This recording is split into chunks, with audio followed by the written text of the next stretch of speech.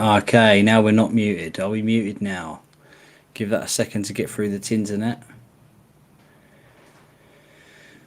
The mic was muted. Is that coming through? Can you hear me? Can you hear me, guys? Okay, now we're not muted. Yes, you can hear me. Great stuff. Good test. It's successful. I'm going to now disappear. And we'll be back in a few minutes with Mel and Steve, hopefully, who are live at their vigil right now. So, guys, stay on, stay with me. I'm just going to put a screen on that's going to maybe play some music, maybe not. I don't know. I'm new to this. We're using a new studio today, so yeah, give us a second. We won't be long. Let's test this new music, see what happens. Right, stay with us, guys. Thanks for stopping by. Don't forget to drop messages in the chat. I'm watching.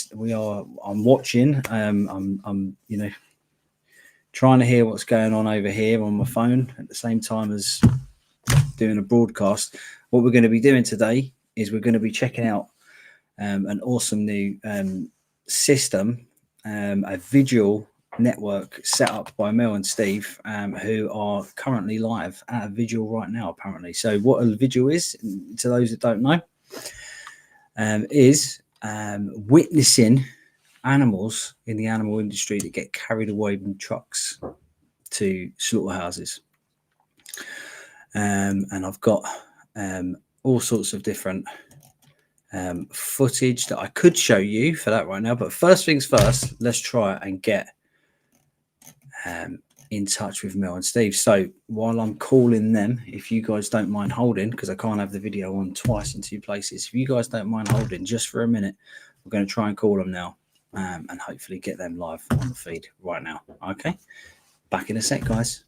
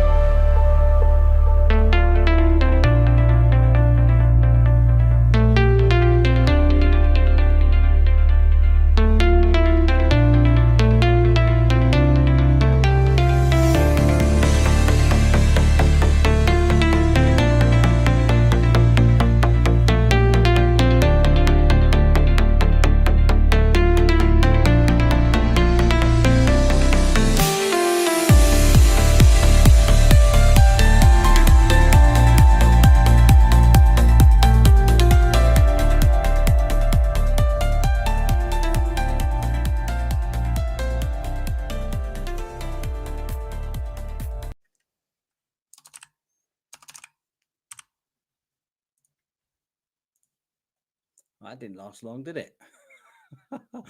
I'm still trying to make the call, guys, so just bear with me.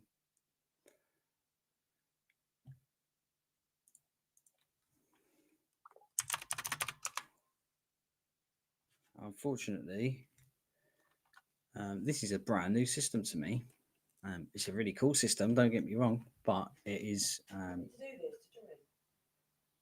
no, it is a new system to me. So we're just trying out new things right now. I used to use OBS Studio and Streamlabs. If some of you know anything about this stuff, you might find it interesting.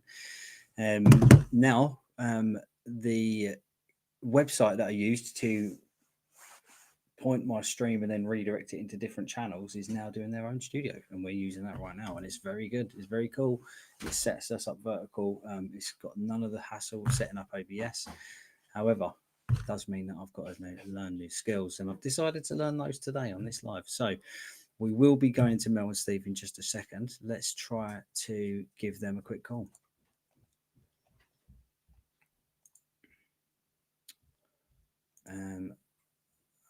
Okay, we're going to attempt to join with camera. Here we go. Let's stream this.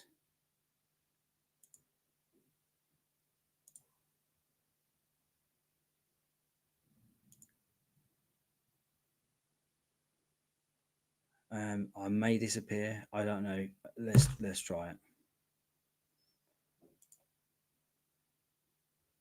Testing. Oh, that's the wrong camera, guys. There we go. All looks good aside from that. Okay, we're going For in. me, every time I see this, it's just absolutely heartbreaking. They get to go home. They get to leave. They can't even look you in the eye when they drive past. The guilt, they're guilty. They know. Yeah, if they were proud, they wouldn't look away. They wouldn't laugh and they wouldn't act the way that they do. Yeah. Okay, I'm just going to get the okay from Chris because I think we have somebody else coming on the stream Cool. now. Bear with us, guys. We've got another awesome activist coming on. We're going to get them on in 2 seconds. Connected. Awesome. We're connected. John, welcome Hello. to Project Livestream. This is your first Project Livestream, right? Hi guys, how we doing? Yes, first project live stream. Thanks for having me. Thanks for for being here, John. John today. He cannot get out because of his car situation. So he is doing a broadcasting from home. So he's basically going to be like a host and you're going to be bringing people's lives on in and out and kind of like letting everyone know what's going on in different places. Is that right? Correct. So I've been growing a moustache to look like Anchorman, and yeah, the plan is to have a look at what you guys are doing, comment on it, give some sort of commentary, and hopefully, if there's other people doing the same streams, which I'm sure they are, from the sounds of you guys, you're all busy already, and we'll be getting those guys in and just looking and watching and seeing what happens on multiple streams at the same time. Amazing. John, thank you for taking the initiative to be like, I can't get there, but you know what? I can do something. And that's incredibly inspirational. And I hope that other activists are inspired by that. If you can't get to a location, doing what John's doing, getting in the chat, being in the comments, we all need to work as a unit, as a team. So, guys, this is a great example of that. And this is what's going to get the animals out of these places with all of us literally pushing at the same time in the same direction. John, thank you for doing this for the animals today. 100%, mate. 100%. No problem. It's the least I can do. You guys know me well, but just going vegan is, in my opinion, the default position. It's a neutral position being vegan.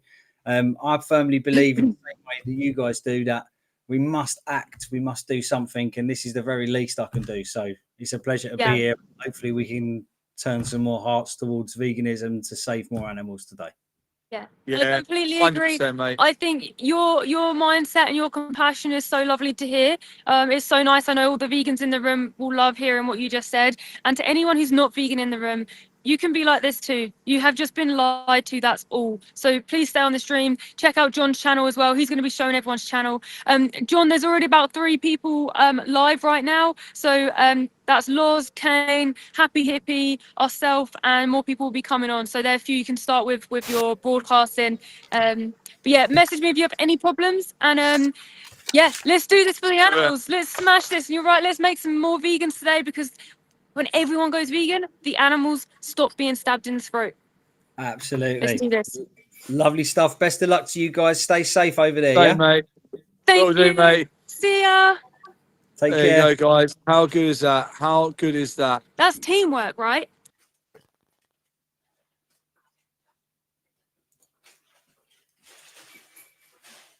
Awesome stuff. I'm not sure whether you guys got to see that or not, but that was Mel and Steve live, and they are sitting right outside of a abattoir right now. So what we're going to do is we're going to try to go over to those guys right now.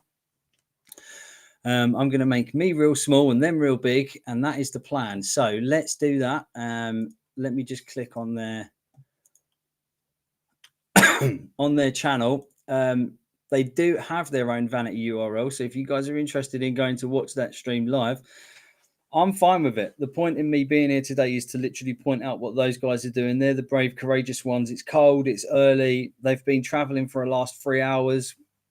I know that they traveled 3 hours to get to their slaughterhouse that they're doing a vigil at today. So, I'm sitting in the warmth and comfort of my own home. Just got up a minute ago, still drinking my coffee.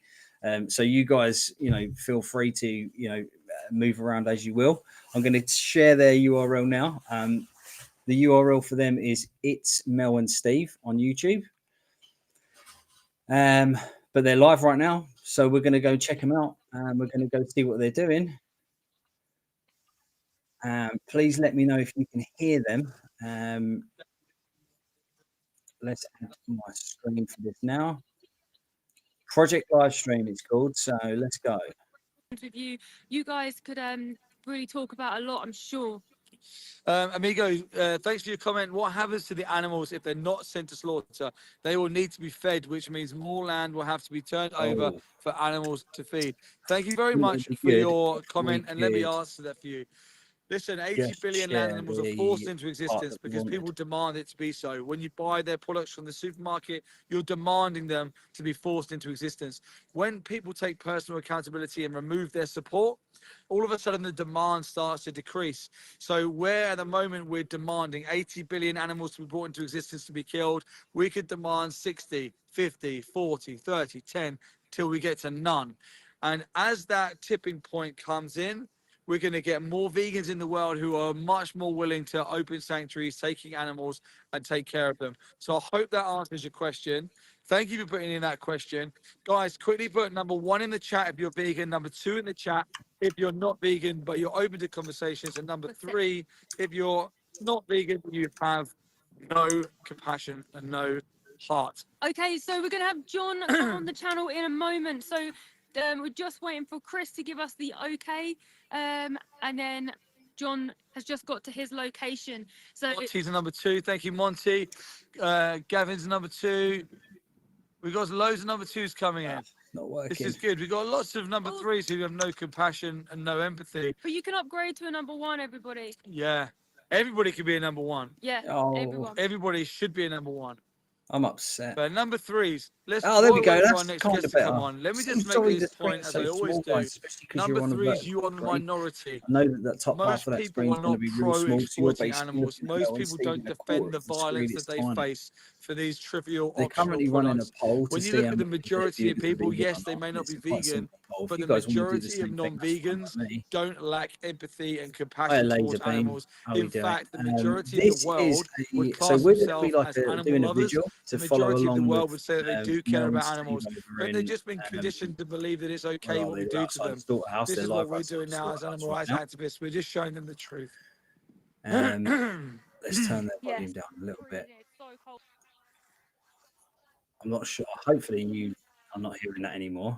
Hi, Alexi. How are we doing? How are we doing today?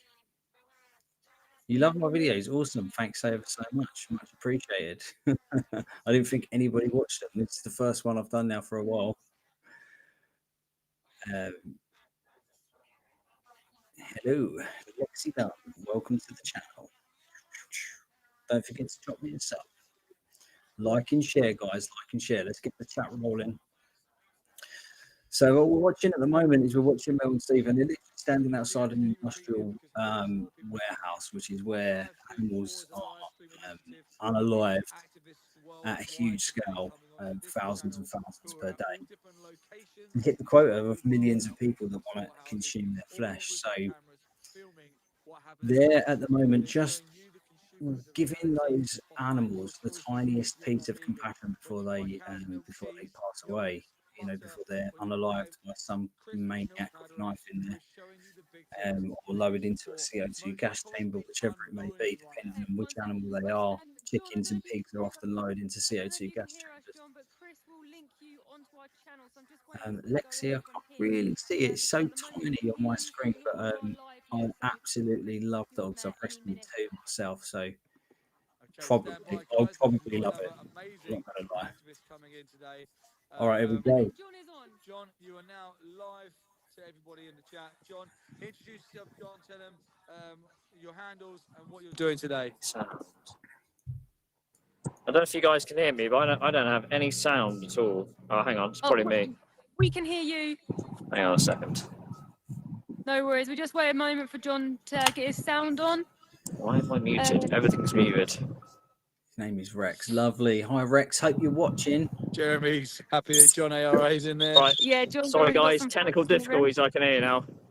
You can hear us? Yeah, sorry. We get it all the time. Don't worry at all. Literally, we've never done anything without technical issues, so we completely feel your pain. You've done great there, John. John, tell everyone in the chat who you are, where you are, what you're doing today. So I'm outside. You probably can't see it. Let me just tilt my camera. Can you guys hear? Can you guys hear these? Can you I'm let me know? outside Can you hear these? Pilgrim's Pride Slaughterhouse in Westerly. You can see the get a bit closer actually. Yeah, I remember that flag flying. The flag. It's just sickening, isn't it? Yeah. So this is a gas chamber facility for pigs. Yeah, they're going to be thousands of killed here today. I actually just stopped off and I didn't film it, but I had a bit of an interaction with a driver. He was stopped in a lay-by. I said, "Have you got pigs in there?" He goes, "Yeah." I said, "Oh, okay, I'm going to just film them." He goes, "No, I'd rather you didn't." I said, "Well, I am. They're going to slaughter in a minute." Yeah, I got some good footage of them in there, so that's something at least. Well done. Yeah, well done. I'm going to speak to the security soon, maybe get a bit closer, but yeah, they. I've never been here before. I've never been to a slaughterhouse before, so this is a bit of a new one for me. Oh, really? Oh, I didn't know. Well done, John, for getting out there and doing this. Guys, how inspirational is this? Yeah, John's well never done, been to a slaughterhouse before, but today he's put himself out there for the animals. How incredible. That's a very commendable job. Thank you for being there for them. That's great. It takes Yeah, real courage. Just seeing all the other activists stepping up, I thought I need to step up as well, you know. Amazing, John. So, And you know, the big question is like what you just had that interaction, right? You just said, "Can I film the animals?" Like, what were you doing? And he said, "No, don't film them." yeah, Why did the industry not want us to see? Like, why does the industry not want the animals filmed? Right? I know. Good question. Yeah, exactly. Yeah, no transparency at all, is there? No. So, John, we have been to this particular place before. On one of the side of the road, there's actually like a little pavement bit with a bench. Sometimes the trucks will go into that lay-by bit. Potentially, if the staff are all right, they might stop the trucks. So you never know, because they don't know you. It might be okay. They don't do it for us, but They might may do. do. They may do. I'm right next to the lay-by now, so Epic. we'll see. Yeah. So make sure you stay safe. Careful of the trucks if they maneuver around, because the drivers really don't care about us whatsoever. So we've got to look after our own safety. If you have any interactions, just make sure your camera faces the other person. Say like if the police come or if the security come out, anyone like that, face the camera to them for your like safety, but it should be all good. Any problems, just message us, and we also have activists who will keep an eye on your live stream, make sure you're okay. And yeah, when you finish, if you push the link that you did to come on to this chat, do that again, and we'll talk to you afterwards and do a debrief and make sure that you're all okay. Yeah. Cool. All right, guys. Well done, John. Thank you for the animals for very being much. there today, John. Any We'll see you in a questions? bit. Any questions Same for to you us? guys. Speak to you later. See you in a bit, John. All right, see ya. Hey guys, how awesome is that? Another activist stepping He into the didn't hear, trenches, he wasn't putting his listening. boots on the ground, getting on the front line, Don't despite forget to drop, anything that he Mel may and be Steve feeling. alike. He's there for the animals. He's doing it. Vegan multitaskers, what's happening, guys? What's up, guys? How Yeah. cool was that from Oh, John? it's I vegan love this. I love multitaskers. seeing activists when he said, "No, we're good, we're good." I thought it was a truck. When he said, "I've seen people stepping up. I have to do it. The animals need me to do it." This is what we're talking about. People who are saying, Thanks, "The Lexi, for the animals need me segment, to. much I'm going appreciated. because they need me to. I'm scared. I'm nervous. I'm anxious. I don't know what I'm going to face. It's not in my character to speak to people. It's not in my character to be in the public eye. This feels so uncomfortable for me to do it. But you know what? The animals need me. So I'm going." That's incredible bravery. People, number 3's in the chat. You anti-vegans in the chat that say vegans are weak. There's an act of bravery right there. That takes strength to do that, to step outside and ostracize yourself for the name of a victim is incredible bravery. It really Well done to is. all the activists. Everyone united for the animals is what we Really need. tried to John get this just to made work me here, feel guys. like the hope, I right? figured out a way So to when get you're the at a bigger. slaughterhouse and you see these animals going in, you're like, oh, You're a it vegetarian. physically You're almost hurts there, like my Lexi. You're heart. almost there. And Just then when drop you out see someone cheese, like John, like, look, milk. it's my you know, first time ever being eggs. at a slaughterhouse. He's on his That's own it. outside quite of a simple. gas chamber. Yeah. It's not an easy thing to do. It takes courage and bravery. There's so many But replacements for John these has things his nowadays. I perspective can imagine like absolutely 20 on years point. ago, it would have He been sees hard the to be a animals vegetarian. are the You would have been victims. He practically sees that they vegan, really you know. need us, and he's stepping up regardless of But how he nowadays, feels. so And many he is out there vegetarian, right now on his vegan own actions. doing that at that particular place. But I've even been though vegan he's on his own, we're all 6 part years of a now. big Find team it here. This so is Project easy. Livestream So 4. easy. We have different people outside slaughterhouses all around the world today, getting eyes on the animals, because when the public see the animals, they change. Apollo, yes, my tattoos are all vegan. Absolutely, of course they are. I'm vegan. Could you imagine if I stood here shouting to everyone about animal rights whilst I literally pay for them to be exploited, but for myself? Of course, my tattoos are vegan. Of course, they're vegan. Somebody Guys, questioning number 1 in the chat if you're Steve's vegan. Number 2 in the credibility there. chat if you're open to Good conversation. on you, Number Lexi. Do you know 3 that? Good on if you. you Well are a done. troll I and you just have no literally empathy and decided just like that as compassion, well. Just took me and one you day are the and most it's selfish done. people on the planet. We want to see the 2s. Yes, Apollo number 2. Excellent. Right, I'm just going to Apollo, attempt. if you got a genuine question about vegan tattoos, I can hook and you if up I with an can do amazing it, vegan tattooist. um, Wow, we got a load of number 2s coming in. Oh, I've seen like 3 or 4 number amazing. 2s. Thank you it'll for just being be here, terrible guys. for Thank you for being Yeah. in the stream. We'll get there. We'll get there. Some We'll people figure are it so number 2s, they put a 4. You're a double number 2. Vincent, number 2. Thank you, Vincent, for being in here. Guys, if we've missed any number 2s, apologies. But number 2s, thank you, right? Listen, to anyone who's putting number 2 in this chat, this is why we're here. And the number 1s in this chat, they're also here for you, number 2s. The number 1s, the vegans, they're here watching animals going to be killed because they know that number 2s are going to be in the opportunity to talk to you and to let you know what's happening. No number 1, no vegan here, I promise you, is looking at you and judging you. No vegan here.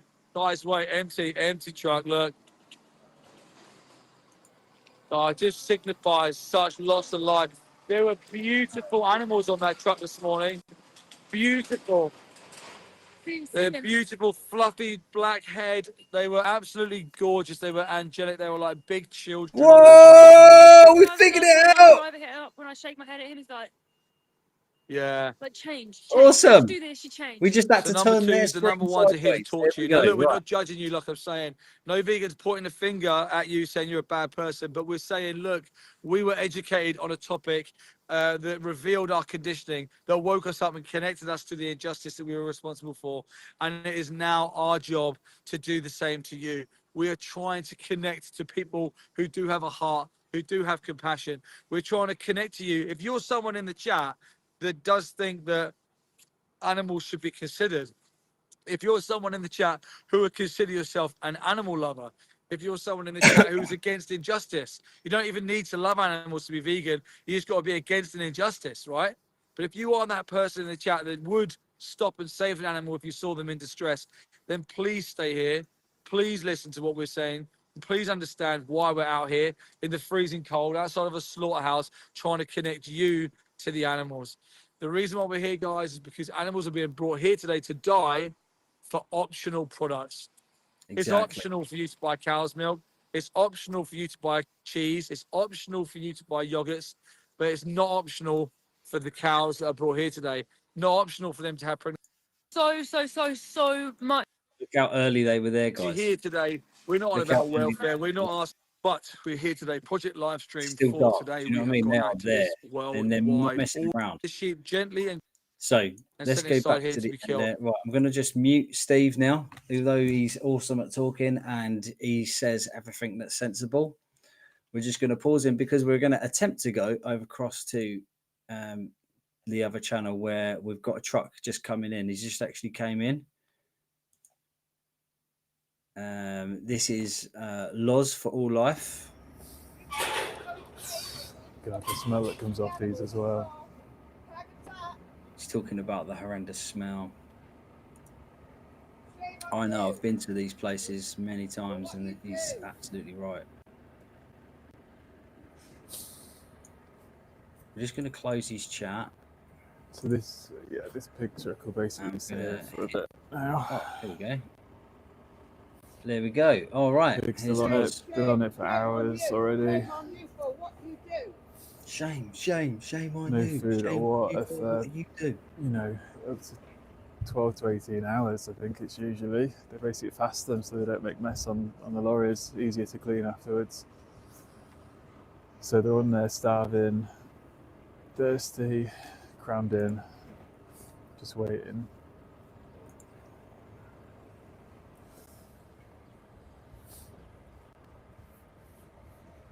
Try taking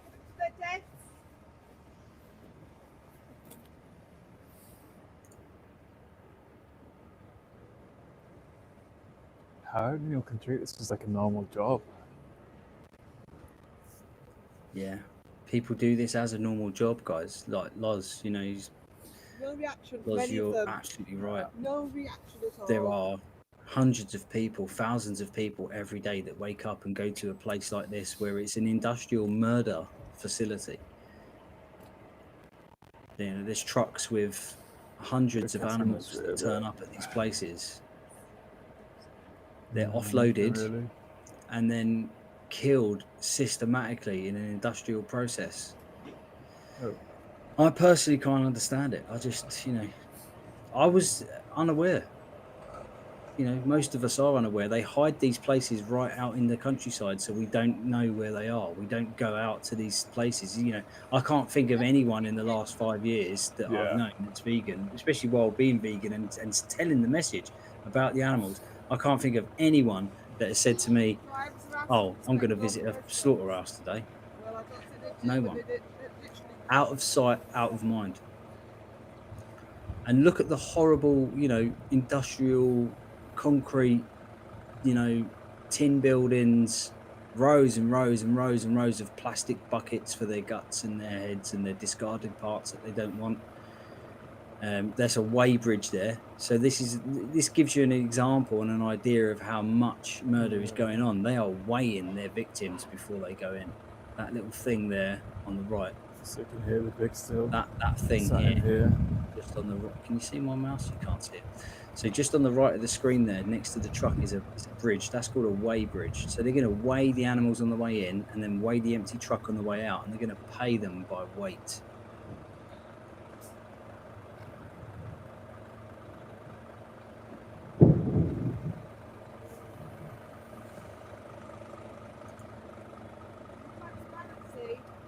Speed that he's not letting that in compared to the speed that he's taking the trucks with the poor animals in, it's completely different because they just don't want you to see it. Yeah, so true. So basically there's this one which is probably packaging and stuff maybe. It's been sat here for, you know, a few minutes now, but for ones that actually have pigs in, they're flying in, so we don't get any time with them. Yeah, they don't want you to see. No. Usually they've got sores for being hit on the backs. Filthy. Covered in their own mess, feces.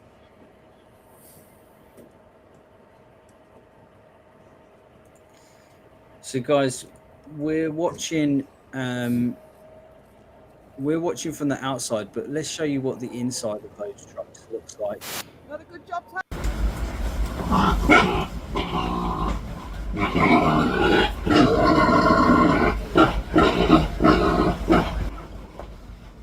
They're absolutely filthy. They're covered in dirt. They absolutely stink. They've never had a wash. Why would they wash them, you know?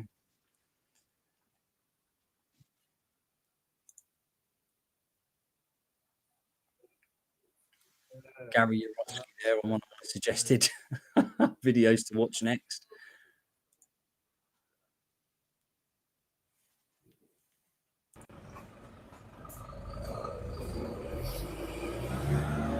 So it's really hard when you go on one of these vigils because you know that these animals, these sentient beings, are about to go in there and have their life taken away from them. So it's a really hard thing to do. It's a really hard thing to you know, it's called bearing witness, and to bear witness to this atrocity is ridiculously difficult.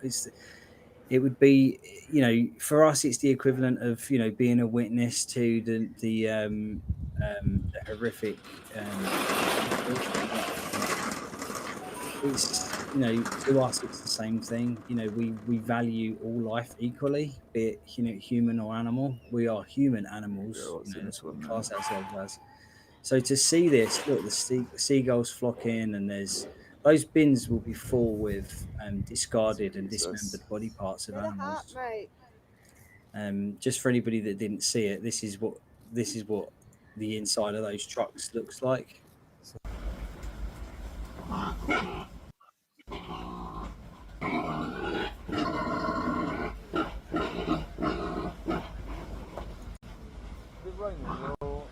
Let's switch back to Mel and Steve. We've got Chris Hines on at the moment, an activist.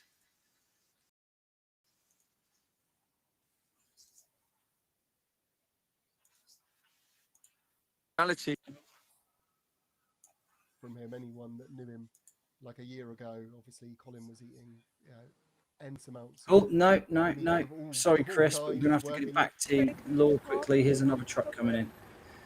So we've got another truck coming into this facility right now.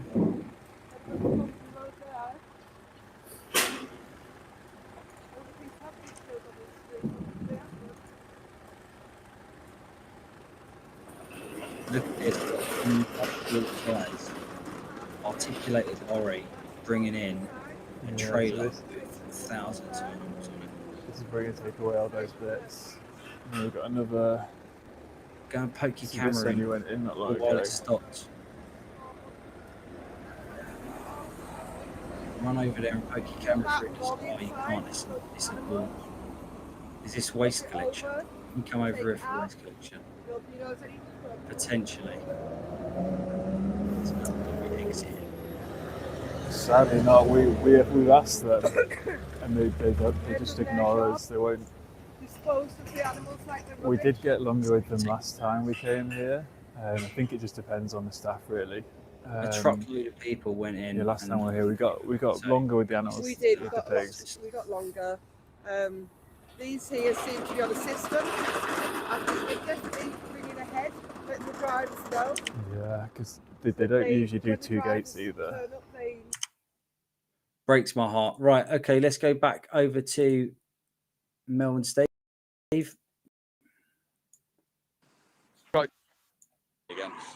So basically, they're feeling quite threatened at the moment, and they're basically trying to push activists further and further away from the sites. So they're putting painting new white lines and putting new signs up, and basically, under the name of safety, they're actually putting activists closer to the road where cars are driving past. So it really doesn't make sense why they're doing that.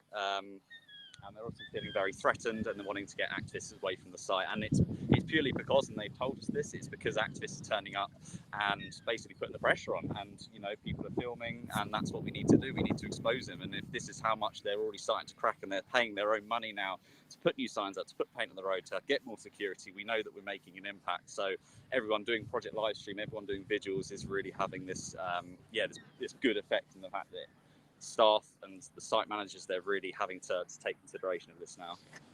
Wow. Yeah, absolutely. Isn't that crazy? Again, guys, all we're doing is filming the animals. That's all we're doing. And no white line and no sign is ever going to stop us from ever doing this. So they can do all they want to try and hide it, but we're always going to be out here filming and exposing. Yeah, to stop us from. You tell them, Mel. So what that activist there, Alex, was just saying is that the site managers to appear to be producing to appear to be providing health and safety, they've drawn white lines in the road where activists must stand.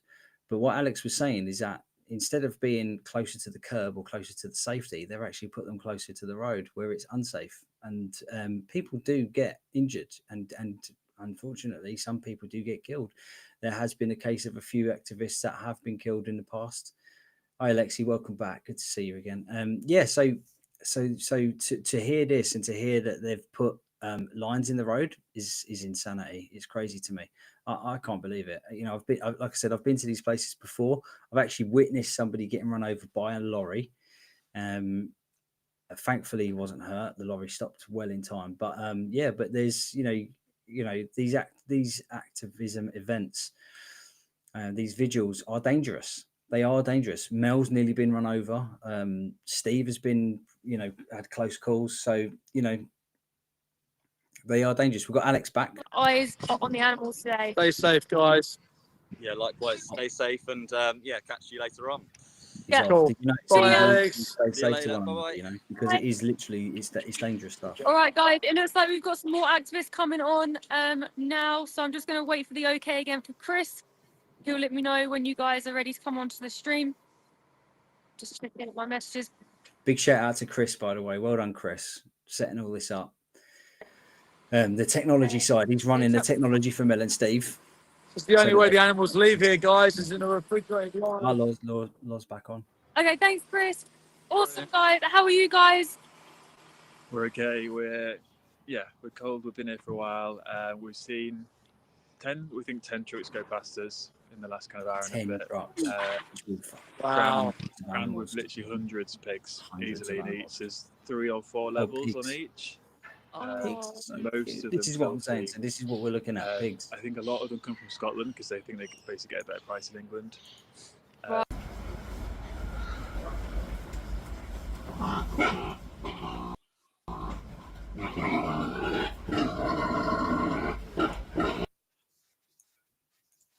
I think the staff, they've been briefed. yeah, the staff have been briefed. We didn't let them know we were coming, but I think they're kind of just quicker to alert drivers now. So we get a few in the morning, and then we get a massive gap where we think they basically told them to kind of stay away. Yeah. We've actually had messages from people, even in Wales, saying they've been called in from their annual leave to come in because of Project Livestream. So we're putting pressure on all the slaughterhouses, which is awesome.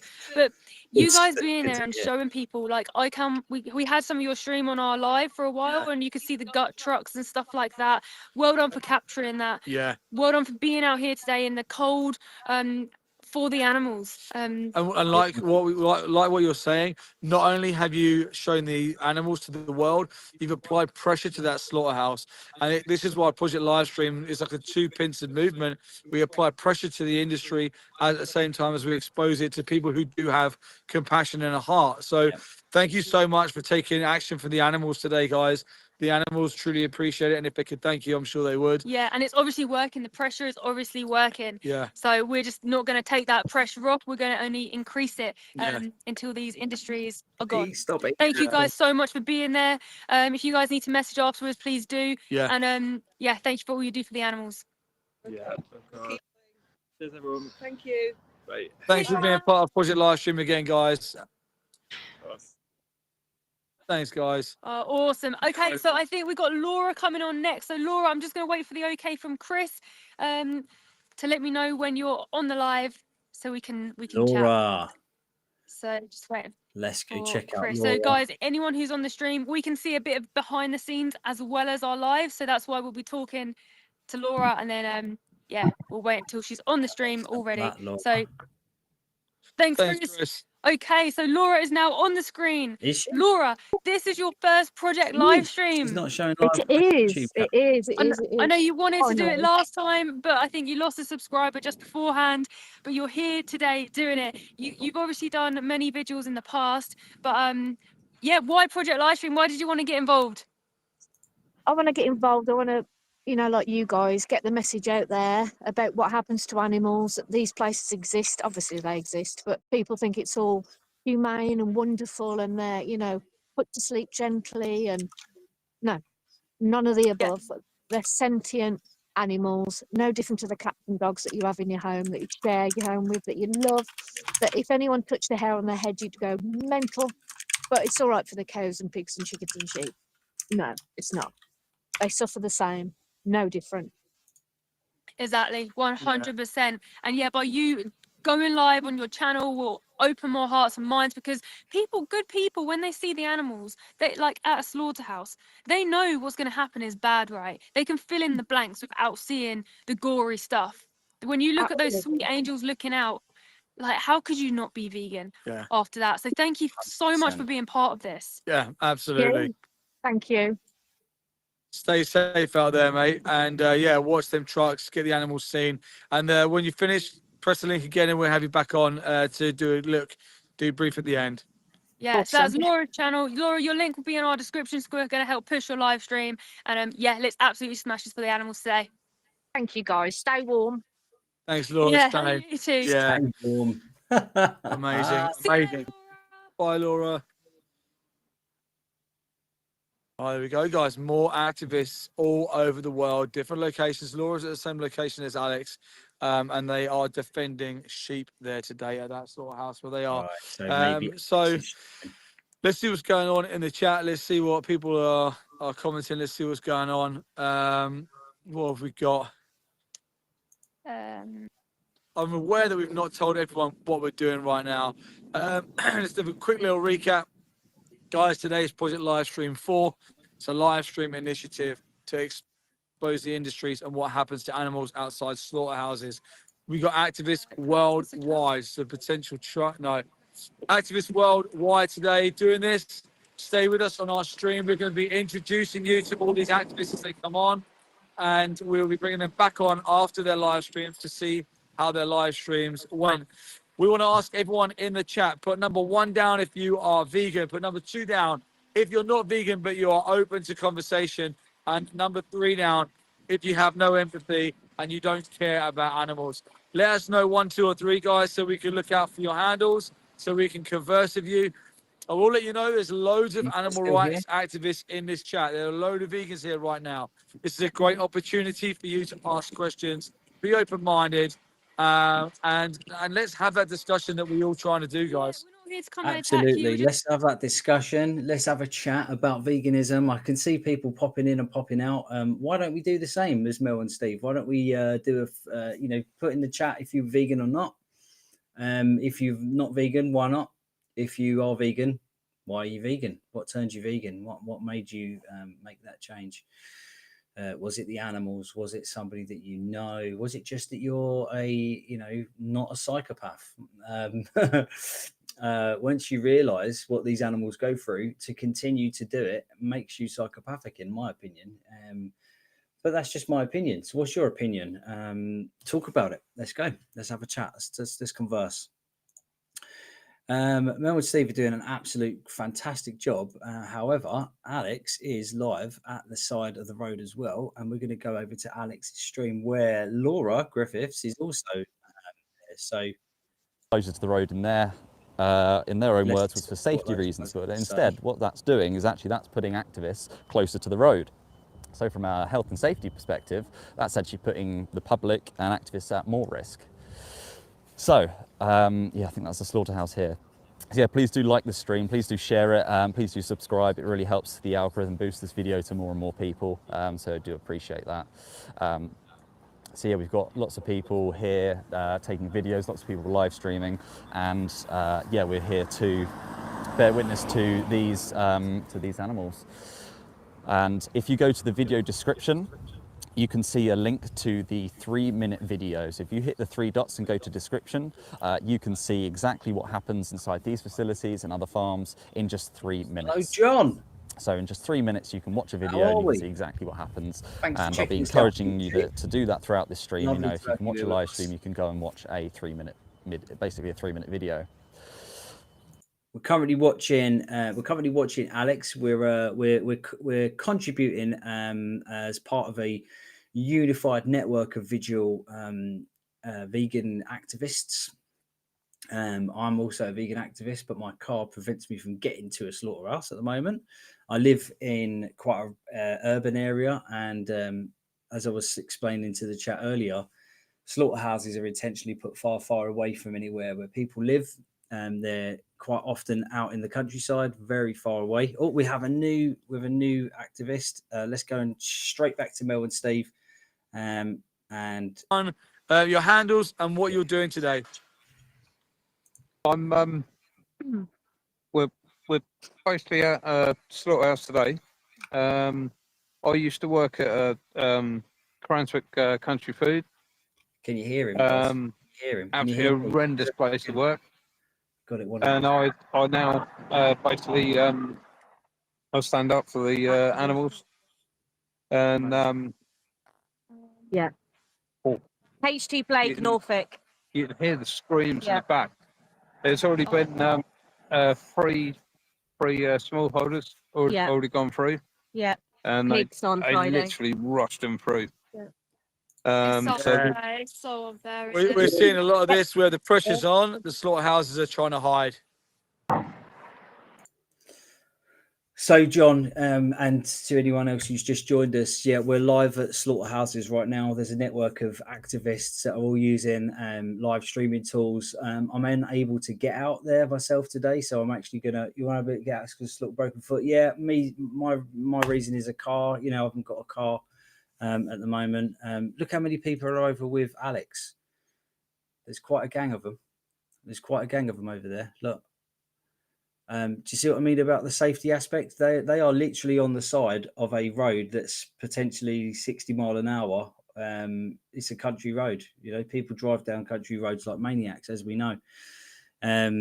Everybody that's doing a live today is putting their life at risk. I've been there myself. I've done it. You know, it's dangerous stuff. So you guys know as well as I do, if you've ever been to a vigil, that it's, you know, these are articulated, big, scary lorries. You know, they're noisy, they're dangerous, they can kill you.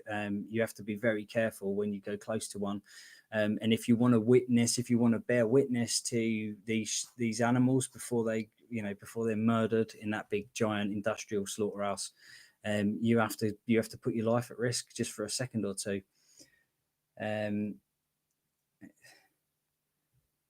Yeah. Oh, I can't see other chats. I'm not sure if you're talking to me there, John. My car's not working. That's what's wrong with my situation. My car's not working. I'm fine. I'm good. I hope you get better soon, mate. With your broken foot, get yourself back on your feet, literally. Let's hear what John has to say. Into Alex. gas chambers, or into basically a conveyor belt of animals that will basically have their throat sliced. So he's explaining the scenario with the slaughterhouses. So yeah, all right. Let's go back to Mel and Steve. What's How going you on? doing? Welcome in. Thank you for being here for the animals during this live stream. In the chat. So we are waiting for Chris. Steve and Alex are both great. We have got a load of activists coming on. Chris is coming back on. Jill now. Phillips, yeah, absolutely, yeah, murdered in similar circumstances, made me absolutely weep when I watched the video about Jill. What an actual wonderful, beautiful person to commit so much time and energy to go to these places and do what she was doing, and yeah, it's heartbreaking stuff. So yeah, I mean, John, if you've ever been to a site like this before, you'll know what it's like. It's horrific, and it's hard stuff. It's hard to watch. It's hard to witness, knowing that those guys are going to have their life ended real soon. And to be honest with you, you know, they're very, very young. You know, like pigs are 9 months old. You know, chickens are only a matter of weeks. 3 months, if that. So yeah, it's hard to see, it's hard to witness, and these guys are all out there doing their best to try to get footage for you guys so you can see it from the comfort of your own home or your own office or on way to the office or whatever. So yeah, it's people like her that make, you know what, John, it's people like her that make me wish that heaven is a real place. I really do. It could be. I know she'd be there. I know that she'd be there if the whole thing was real. I'm currently going for an existential crisis on that whole scenario at the moment. Used to be a believer, and then I'm not, then I'm back again, and I'm anyway.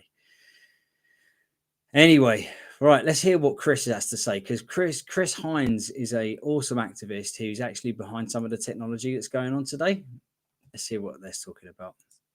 Animal oppression, but to them, why is it any different to a strawberry farm or anything like that? Why are they so desperate to hide these things? And everyone should be Chris, turn your mic up. You can't hear you. Live streams are so important. Yeah, absolutely. So yeah, we were talking about earlier, Colin is going to the same slaughterhouse where he actually became vegan.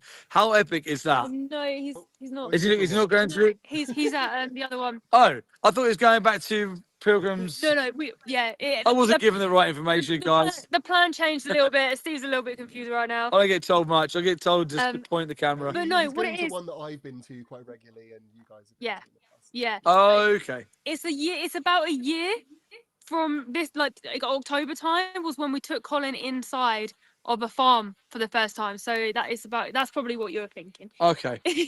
Yeah. Colin, yes.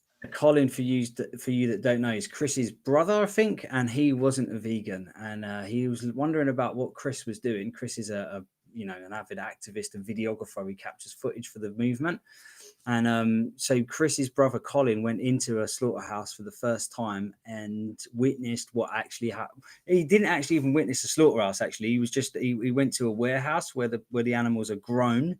I say like grown; they're not cared for or kept. They are literally force-fed and grown as fast as they can so that they can be unalived and chucked onto a supermarket shelf. And Chris's brother Colin went vegan that day. You know, he witnessed what he saw. He didn't like it. He thought it was disgusting, and he went vegan that day. And he's been vegan ever since. And not only is he vegan, he was that disgusted with what he saw. He actually turned into an activist straight away and started making videos and started making footage and stuff like that we're seeing today. So, guys, I'd urge you, if you're not vegan, I think I've left it. Oh yeah, I've left the link. There it is, right there. Look, it's just come up. Let's show this link quickly. That link at the bottom there, www.watchdominion.com. Guys, check it out. Check it out. If you're not vegan already, go and watch that movie, and I'll pin it in the it's pinned it now. Yeah, go watch that. That's what turned me vegan. Watchdominion.com. Absolutely amazing video, so transparent, shows the whole process from beginning to end. It took me 3 goes to watch the whole thing because I just uncontrollably wept. You know, like full. It's making me upset.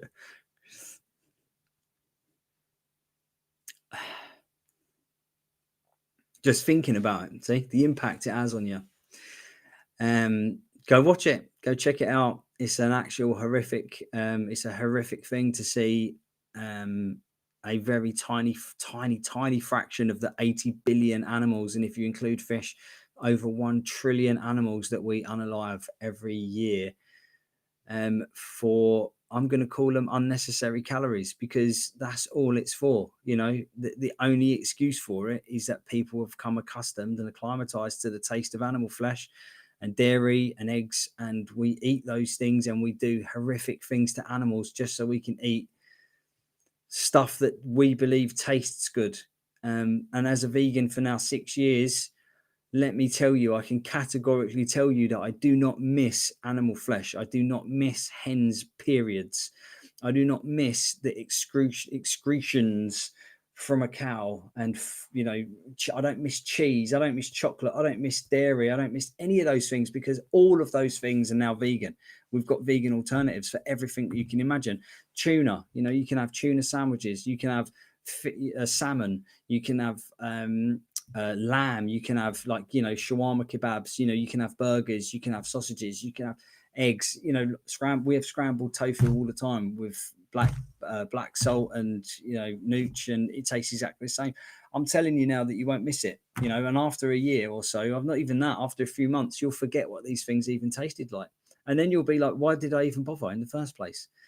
Your kitchen becomes a haven. You know, there's no cross contamination, there's no poison, there's no anything. So, oh, thanks, John, much appreciated for that. That is, bless you, thank you very much. We're going to do this more often. I've been struggling with mental health, with confidence, and I've been out for the last year actually doing live activism on the streets, because that's, you know, although it's a bit insane for me to say that, that's like, I'm not under pressure to perform, as it were. I'm under less pressure to perform to an audience. I'm just performing for one person or maybe a few people, you know, in that sense, and I don't mind doing that. But for those of you that know me, yeah, I've been going through some stuff, and the car's not working either, which means it's bloody difficult for me to do anything. I'm close to London, so I'm in to train on London. Anyway, enough about me. Let's get back to what we're doing here. The point in what that we're doing here is that Mel and Steve, who are 2 awesome activists, let's go back to them in a second, are organising activists all across the world, and they have, with Chris Hines here, who's on the right hand side there with the blue background, have literally decided to make this vegan network where you've got live reporting on a Friday straight out to you guys in the morning, so you can see while you're on the way to work what happens at slaughterhouses. Okay, so let's have a look. And oh, we've lost a feed. Let's have a look and see what's happening. The video's been made private. Okay, so we do have a problem with some of the video streams, but not Mel and Steve. Let's see. Let's check in on them and see what's happening. Hiya, Vivian. How are you? Hope you're well. Lots of thumbs up to you as well. Where's my camera? welcome to the channel. Thank you for joining us. Don't forget to like, sub, and subscribe, and share. Sorry, because we want to get an audience growing. This is not for me. This is for the animals, guys. So, you know, let's check in on them. Try and open your eyes a bit. Like, Yeah. really think about that. Okay, we have no agenda. We're not making I'm not sure. tons of money or anything. I mean, I'm not making anything. I'm just sat, you know, in my office at home, just helping out. I'm not going to get a paycheck from doing this. Mel and Steve aren't getting a paycheck. We have nothing to gain, but just trying to create a better home office and his camera at home there. Yeah, we're running on pure passion. That's why, like, Chris is here. People spending saying his Chris' morning. audio is low. Oh, is Chris' audio low? Maybe we need to turn our phone up. Or does mine need to go up a bit? I can turn it up. Yeah. Cool. Thank you guys for letting us know. Yeah. Yeah, like, we're running on pure passion. We just saw an injustice and we saw that it was wrong, and we saw these animals really need our help. Like, Chris woke up super early this morning to jump on to help us with this live stream. We woke up super early to drive somewhere to go and do a vigil. Someone, like, all these activists have done the same. We're all outside in the cold at a slaughterhouse, which is like the most horrific places on earth. Are slaughterhouses, witnessing innocent individuals going in, knowing that we can't stop them today, but what we can do is educate the public on their plight and what happens to them, in hope that you will change for the animals, not for.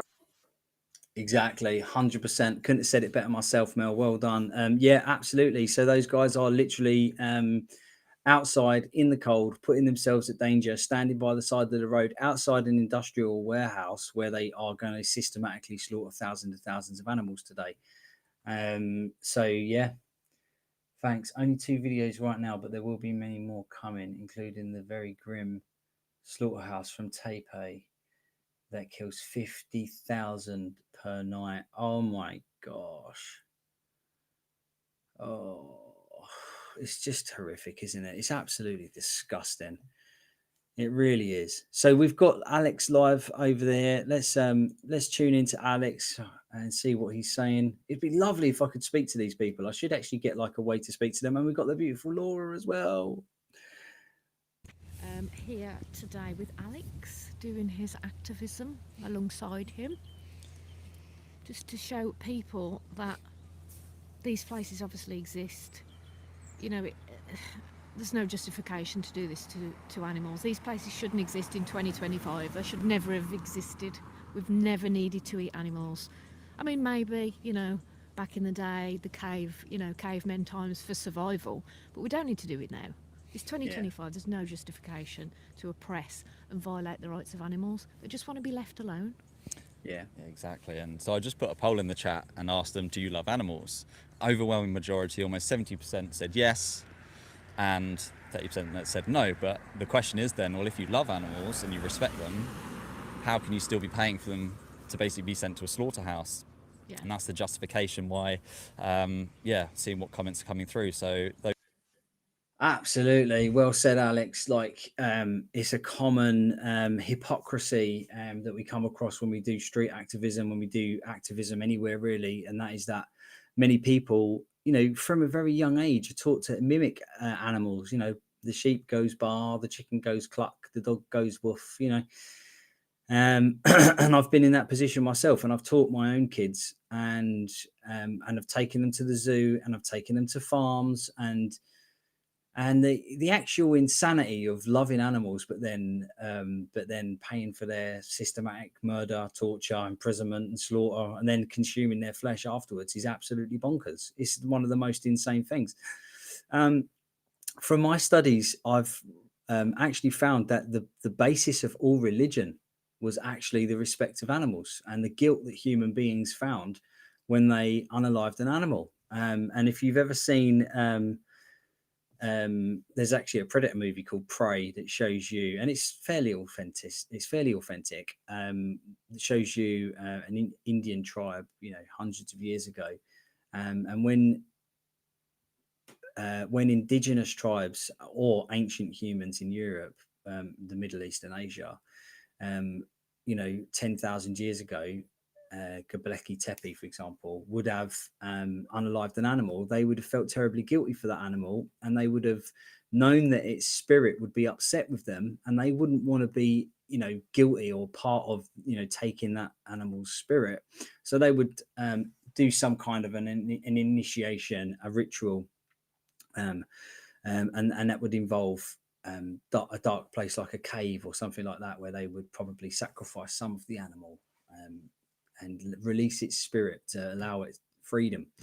And they'd be guilty for that thing, you know. And you know, and granted, this is before we had agriculture, before we had farming. We didn't really know, you know, we hunter gatherers, you know, and I would imagine that during an ice age, it's difficult to find food, and obviously you had to, you know, do what you had to do, you know. And human biology, we're naturally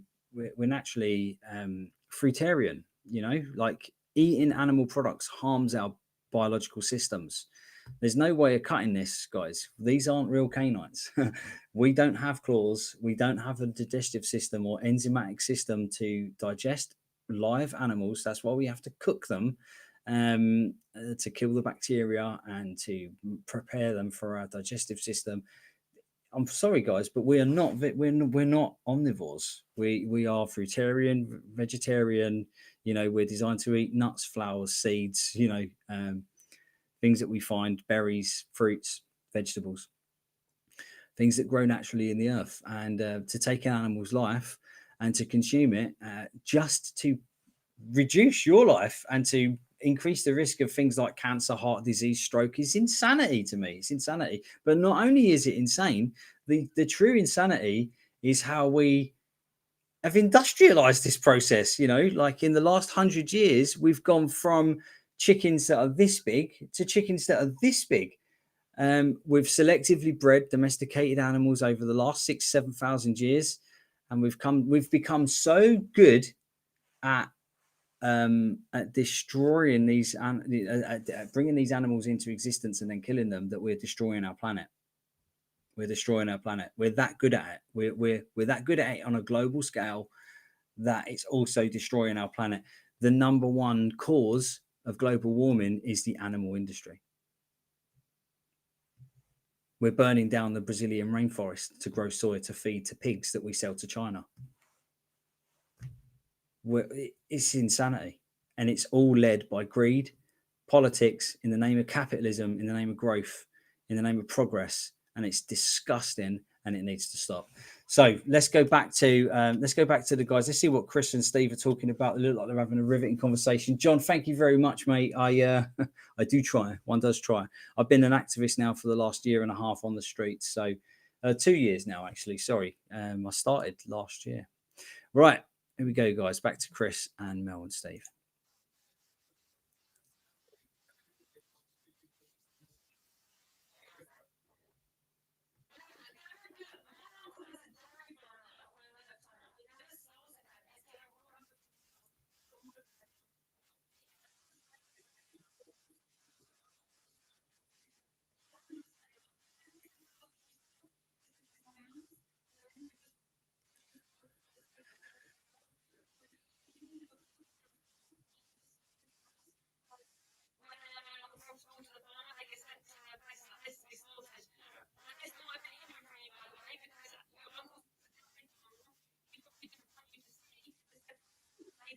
Impregnation that they do to the cows. Go and watch Joey Carbstrong's recent investigation. See for yourself what the dairy industry does. But even if you think it's nice, it's not, because the standard practice of a dairy farm is horrific. The whole time we're seeing animals as a commodity and a use for us is the moment that they are used and abused. Ray's put. Oh, did I just swipe up? Yeah, that's all right. I was just, maybe it's there. I think I can remember it. Don't worry. I go there. Ray's put, can you still eat eggs ethically? I can't see a reason not to eat them. Ray, thank you for your question. No, there is no ethical way to eat eggs. Eggs don't belong to us. When chickens lay eggs, it literally leaks so many nutrients and calcium from their bodies that they need them nutrients and calcium back. People look at backyard eggs, or like, if I get some chickens at home and I really care for my chickens, chickens and I just take their eggs, that's the most ethical way to have eggs. It's still viewing the chickens in your home as a commodity and what comes from them as yours. This is, you know, immoral, it's unethical. So no, to answer your question. And if you do have backyard chickens, please give them their eggs back. They need that calcium and nutrients back so much. Absolutely. Yeah. So what they're talking about is, I've paused it. Don't pause it. This is why their body, they eat them just mute. Right. Yeah. Thank you, John. Yeah, absolutely. Capitalism needs to be torn down as top-down government systems. 100%. It's literally all the wrong way around. I'm so pleased that the Green Party are doing so well right now, because they're a bit echoed, but I think echo can help people remember. Maybe too much echoed from Steve. I think what it is that I'm going to put my headset in next time. I've got the speakers on, so I'll turn the speakers right down. Let's see. Absolutely, they were moral consideration, the basics, bodily autonomy, the right to their bodily autonomy. Could you imagine removing bodily autonomy from humans? We'd all deem that to be such a horrific, unethical thing. But guess what? If you're a cow, a chicken, a pig, sheep, fish, lamb, they have no bodily autonomy. So let's give them basic bodily autonomy and the basic rights to their life. Come on, guys. These are two very super basics. Moral consideration. Yeah, Penelope put all the dairy farms I grew up around have bulls. They didn't use AI, but it breaks my heart what they do to the calves. Yeah, whether they use, they call it artificial insemination, but actually it's forcefully putting your arm inside of the cows. Yeah. Even if they use bulls, it's all forced. It's all forced. It's not like consensual. Yeah, it's not consensual. And then you put, what happens to the calf breaks your heart. Yeah, it breaks my heart too, but you know what? It breaks the mother's hearts the most. They take those babies away We'll dial this in later. in the dairy industry, they want the most profit, right? The farmer wants to make money, so he won't keep those males. He'll send them off or sell them to or send them to a slaughterhouse. We're live outside some vigils right now, so as you can see, here's Alex and Laura. Here is Steve and Mel talking with Chris Hines, another activist. It's a technology expert, and he's helping with the videography today. We are live outside Vigils and have been for the last hour and a half, maybe 2 hours. I've been running this live stream for an hour just to share what they're doing. This is number 4.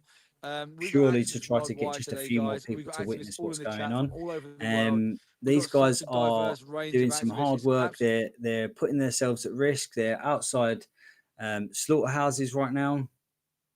As you can see, they're standing in driveways, standing at the side of the road with large trucks filled to the top with animals in there, which are going into that industrial warehouse, and they're being slaughtered right now. So yeah, so we're just bearing witness to that. That's what's happening right now. We're talking about why we've got to this state, why is it necessary? We're talking about the governmental systems and the industries that have been constructed. John, if I'm honest, mate, I've been thinking about this for a little while. And if you think about it, like the whole system of politics and religion, both of those things have actually been constructed around the consumption of animals. We, you know, if you go to look and understand and do some research on, I keep saying, I'm not sure if I say this wrong. Let me know if I'm saying it wrong. Göbekli Tepe. Which is a ancient site. It's one of the most ancient sites ever found. It's a 6,000 to 7,000 year old, maybe older, maybe 10,000 year old temple that was dedicated to animals. And if you research into what happened there, you'll actually find out that not only is it a celestial, it's a celestial temple, you know, to worship the sun, the moon, the stars, just like other sort of ancient Stone Age monoliths like Stonehenge. There's animals carved into the stone.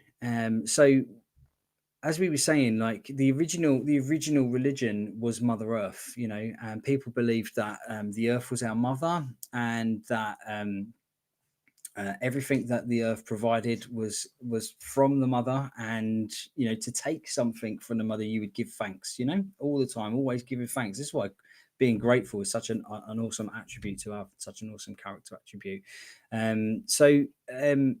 What we were talking about was how we got from there to here. And I think that potentially what's happened is that we've realized that agriculture, you know, raking and ploughing and selecting crops. Not only is it very difficult, it's backbreaking work, but it also could potentially yield no results. Flood, drought, pestilence. Just one failed crop would put your family at risk. We've gone from these hunter-gatherers that went around in small packs, 20, 30, 40 people, to saying, well, if we stay in one place, we can look after our elderly, our sick, our young. We can put a wall around it. We can defend this area. And if you look at, there was a film that I watched, Iceman, maybe, and it shows like these early settlements. And even though there's no words or it's not spoken in any sort of language that's spoken today, you can understand what's going on. And they had a few goats, to give milk, and they looked after some forest fowl, some chickens, at that time would have been forest fowl, not the chickens that we see today. And they'd keep these animals in case they couldn't find any food. They would go hunting, they would do, all those sorts of things. So approximate number of animals that have been killed here since this stream began, 80 animals have been killed in this last hour in this facility. And therefore, you've got to look at the sort of origins of Judaism. We're looking at, people in vast sums making up excuses why they can unalive an animal without thanking the earth for it,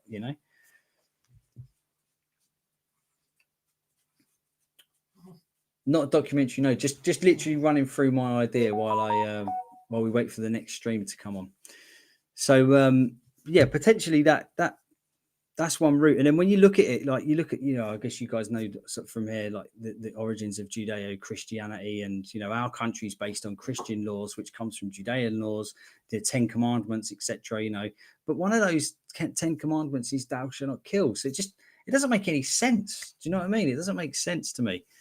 That we should go through this whole process and then we should be taking animals' lives en masse, millions and millions of animal lives. It just doesn't make any sense. And when you think about it, what stemmed up around this? The stock market. What are animals called when they're kept in the animal industry? They're called livestock. They're called livestock, living stock. I mean, it's why you get a bull outside Merrill Lynch, and the stock, these stock control centers, these commodities were all literally extensions of ancient people trading animals for sin, and exchanging an animal's blood for their own sin to be forgiven. It's insane. Just forgive yourself. Don't do stupid things, Have a relationship with God yourself, and by distancing people with, their spirituality, by saying, well, actually, if you want a spiritual relationship with a deity of any kind, you've got to come through us, the priesthood, and you've got to pay us, and you've got to give us an animal. And this is what Jesus was so absolutely disgusted with. This is why he created a free whip cord. He whipped all the money changers. The people that took the money to give them animals so that they would be absolved from sin. It turned into, instead of you taking an animal's life, it turns you just turn up at the temple, pay 20 shekels, and you'd be forgiven for your murder that you did last week, or your rape that you did last week. It's absolutely insane. So this is all a massive extension of that. But we've been desensitized to this animal suffering and this animal murder and what we've been doing to these animals for thousands of years. And now it's normal.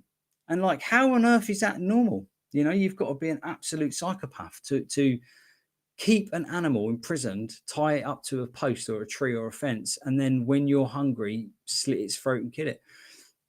Look, I can understand that from a desert island perspective if we were going to go to that scenario. Hi, Alexi, welcome back. Oh, yeah. I can understand from that perspective, but we're not in that scenario. We've got Tesco, Sainsbury's, Aldi. I mean, I live in a place where there's like nearly 10 supermarkets within 2 miles. Like, it's insane the amount of food that's available to me. If we were to do away with the animal industry, we could rewild 80% of all of that land that we've taken. We could reintroduce wildlife. We could, we just need to. Anyway, I rant. Sorry, guys. I go on. Right. We're here today. Just see anyone that's coming that's not really sure what's going on. We're here today to witness and bear witness the animal suffering at slaughterhouses. We're with Mel and Steve. We're with Alex and Laura. I'm not sure who else is on right now, but we're going to go back to Mel and Steve just for a second. Then we're going to go back to Alex and Laura just to hear what they've got to say. If anyone's got any questions or want to continue the discussion that we were talking about just now, just let me know in the chat. I can see the stream. Right, let's go. When you understand the injustice you support, to remove yourself from it instantly is the easiest thing you can do. And then the supplementation and the nutrition that you're talking about secondary comes back to my point of the how. How always comes after the why. How you're going to get your nutrition is easy once you know why. So thank you for your comment. I don't know if Chris can hear me. Chris, there is a box underneath our comment box, which means we can't see the comments particularly well. Is there a way of making our comment box a bit bigger? There's like, while Mel and Steve are suffering with technical issues, let's go to Alex. But what it doesn't have is cholesterol and a horrendous amount of saturated fats. Hormones. Hormonal flesh. And it tastes just as good. It's amazing. You would not know the difference. But the animals, the difference is met there. The difference is the number of animals going into places like here will drastically decrease. Supply and demand. Absolutely.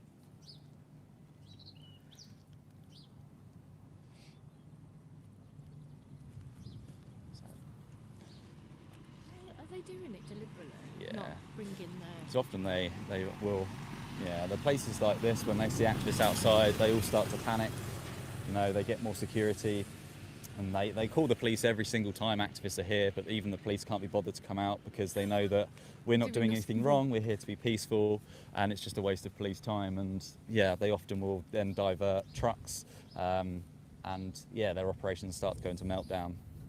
And obviously today, if you don't already know, there's a thing called Project Livestream happening. So if you're on YouTube and you're scrolling through videos, you're probably seeing dozens and dozens of activists right now at slaughterhouses all around the country, and there to expose all the different animals that are being sent into these slaughterhouses. And we're here to expose the lambs and the sheep that are sent to slaughterhouses. But people are outside, cows, places, pigs, chickens. There's even a slaughterhouse not too far away that slaughters horses as well. So horses for consumption that are often exported abroad, but also horses that are slaughtered from the racing industry. What? I did not know that. I did not know the UK slaughtered horses. I've just got goosebumps. So again, I'll encourage you, please do click on the video description and go to the 3-minute video. You can watch. Oh yeah, Jake, thanks ever so much, mate. Exactly why most of us here are vegan. Thanks for coming over, Jake. Jake, how's the sound, mate? I'm just trying to. Just got kicked from that. What did you get kicked from, Jake? What's going on, mate? How's the sound, guys? Oh, we've lost those guys over there. Let's go back to Mel and Steve quick. Outside this exact slaughterhouse next to an ex-troll who used to troll vegans, and he used to troll vegans because he didn't understand it. It's kind of like society norm to kind of mock vegans, but when people know why we're vegan and who we're fighting for, it then makes sense and they change. And then you never know, it makes sense and they change. And then you never know, you could be standing out here with us fighting for the animals as well. Renee, thank you so much for your continued support. Thank you, Renee. And this is a brilliant comment from Renee. I buy my crops from organic vegan farming, where they reduce crop deaths by using no large machinery. The only people who actually care about this are vegans. Trolls use it as an excuse for more harm. Absolutely. Trolls You're use still this crop getting deaths as echo, an guys. Can you excuse let me know? to You're still say, well, getting you're echo. bad, so I'm going to listening continue to to be Mel there. and Steve You while expect also perfection passing the before feed you're through even to you willing to guys. do the And right if I don't thing. mute And like the Renee's mic, saying, you might even well just get we were in um, Tesco's the other the echo, day, the feedback. and I can grow. You can buy greens from vertical farming systems. It's got it on the packaging. I was vertically farmed. So we've got these systems coming into place. But like Renee says, if we can't stop animal farmers smashing piglets' heads on the floor and putting them in gas chambers or forcing pregnancies on dairy cows and taking their babies away, how are we going to tell animal farmers or farmers to consider the other animals that may be running around their field when they harvest it? Animals aren't morally considered by farmers at the moment, right? But when we do morally consider animals and we get veganic farmers and vegan farmers, they're going to consider the animals, just like what Renee's making a point of there. The system is not perfect, but that doesn't mean that you can continue to perpetuate violence. Don't wait for perfection before How's you're the even audio, willing to guys? do Can the you let right me know? thing. Yeah, exactly. It's really easy to point fingers, guys. But if you see something, if you see an injustice, you just change, right? Yeah. Like the happy hippie is gonna come onto our stream soon. Hopefully she can get it working. Get ready. She saw something around in January time, and then she saw more stuff, and she went vegan because she was like, that's just the right thing to do. I saw something terrible in this world, realized I was the reason for it, and I removed myself from it because I'm not an oppressor. It's as easy as that, as simple as that. And now she's out here fighting for the animals, and she's going to be doing a live stream as well today. Right, Grigor Gale says, I have killed animals for food. Personally, factory farming is effed. But until we all move back to the country and grow our own food and raise our own animals, it won't end. Grigor Gale, thank you for your comment, first of all. But look, we're not here to say that there's a better way to do this. We're here to say that it's unethical and immoral to take the lives of animals for optional products. You don't need burgers made of their flesh. We don't need their breast milk. We don't need their eggs. We don't need their bodies. We don't need their feathers. We don't need their wool. So the whole time that you're still viewing animals as a commodity, whether you want to do it in a rural small scale or whether you're thinking of factory farming, both are an injustice to the individual, right? So it comes down to the individual's perspective. When there's a victim, we must Guys, I'm going consider to be their back in a perspective, second. I'm going to not leave you with our Mel and Steve for opinion just a minute. of I their just need to check perspective. something. I've got a delivery coming. It might be my delivery. Back Jake said, in 1 second, guys. go fight abortion. I'm currently busy trying to defend the most innocent animals on the planet. 90 billion of them, 3 trillion, including sea life. I don't pay people to have abortions, but if you're not vegan, you pay people to stab animals in the throat. Yeah. So be vegan and then fight for whatever cause you want to fight for after you're vegan. But the whole time you are not vegan, it's kind of hypocritical, isn't it? If you're fighting for something else and you're not even vegan yourself. Do you want to answer Amigo? If we don't use their feathers or their wool, then how do we get clothing and warmth? There's synthetic materials. It's super easy. Polyester, elastine, it's really easy. You just don't pay for it. We don't need anybody else's skin to keep us warm. We don't need anybody else's fur, feathers, wool. Those industries are horrific to the animals. They need their own fur and feathers to keep themselves warm. That is their body. They have grown that from their body. It is theirs, not ours. We can easily get something else. If ever you've got a grey area and you're not quite sure about an injustice, switch it to a human perspective, right? Let's say that we took a specific group of humans and we enslaved them and we put them inside a controlled area where we had full control of them. And then with them humans, what we did is systematically we took their skin. And when they couldn't produce as much skin anymore, we killed them and replaced them with other humans. And the reason why we were doing that to them humans is because human skin was the warmest skin we could possibly get. It was easy. We could just sell it. We could make money from it. Would we say that that would be okay to do that to a group of humans? Of course, we'd say no. And the reason we'd say no is because we know that humans are having a subjective experience of their life and they're sentient. But then what's the difference morally between humans and animals? I'm talking about the moral difference. Because when you question that and you align the two, you realize that there's no moral difference. So now this is where the term speciesism comes in. This is where we say it's not okay to do it to animals, but it is okay to do it to these animals. Or it's not okay to do it to humans, but it is okay to do it to ducks and geese and sheep. We have to be consistent with ethics and morals, guys. The fact is, like Mel said, that wool and feathers belong to them. We should never commodify animals. We should never view animals as a resource for us to use as entertainment, as fashion, as warmth, as nutrition. We should just leave animals alone. If it was the other way around, you trolls, you'd be the first people jumping up and down screaming injustice. Yeah, yeah. Guys, joining us today in live stream, Project Livestream 4, we have activists all over the world. This is Project Livestream 4 right now, what you're watching. This is a live stream initiative where worldwide we have activists outside slaughterhouses just bringing you, the consumer, the truth. The reason why we don't have to pick up our side of the story is just by putting a camera up and showing you the reality. It's horrific enough. All we need to do is point this in that direction. Look, the big spiked fence, the barriers, the secrecy, the rushing the trucks in. Ask yourself, why, guys? Why? If you're non-vegan, but you have compassion in your heart, thank you for being here. Thank you for being here and questioning what we're talking about. Thank you for asking questions. There's so many vegans and animal rights activists in this chat right now. This is the perfect time to ask these questions. We got David in here, the 40-year-old vegan. He's an ex-slaughterhouse inspector. If you want to know anything about what happens on the inside of these places, ask away. His wealth of knowledge is so incredible, guys. What an opportunity. What an opportunity. Yeah, he's amazing. So he used to work in the industry himself. He now is an animal rights activist, and he is relentless. He is out there every single day doing something for the animals. He is out there at slaughterhouses on his own, fighting this awful injustice. And he has a very powerful voice because he can speak to these people working in these places on a different level, because he can be like, I used to be in there as well, and I used to do this, but there is a way out. Someone's saying if you don't shear sheep, it's bad for them.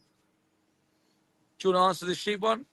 Yeah, can you hold that? Because I've got Oh, I'll do the sheep one. Yeah. You're better at that sort of stuff. Someone's having issues with coming onto the just trying to All sort right. out the problem. Let me talk to you about sheep, because someone said if you don't shear the wool, it's bad for the sheep. This could be a genuine question, so I'm gonna answer that. Thank you for that question. Now let me tell you, sheep have been genetically modified to produce so much wool that they need to be shorn.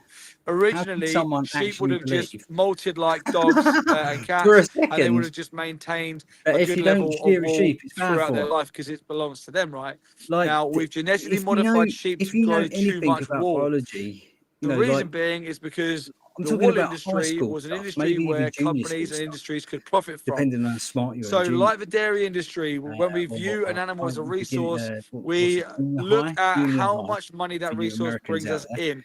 When the sheep wool production starts to decline, when they start to produce less wool and it starts to slow down, all of a sudden the profit margins are affected for that sheep farmer. So they get killed and they get sent off, and then they get used for like mutton.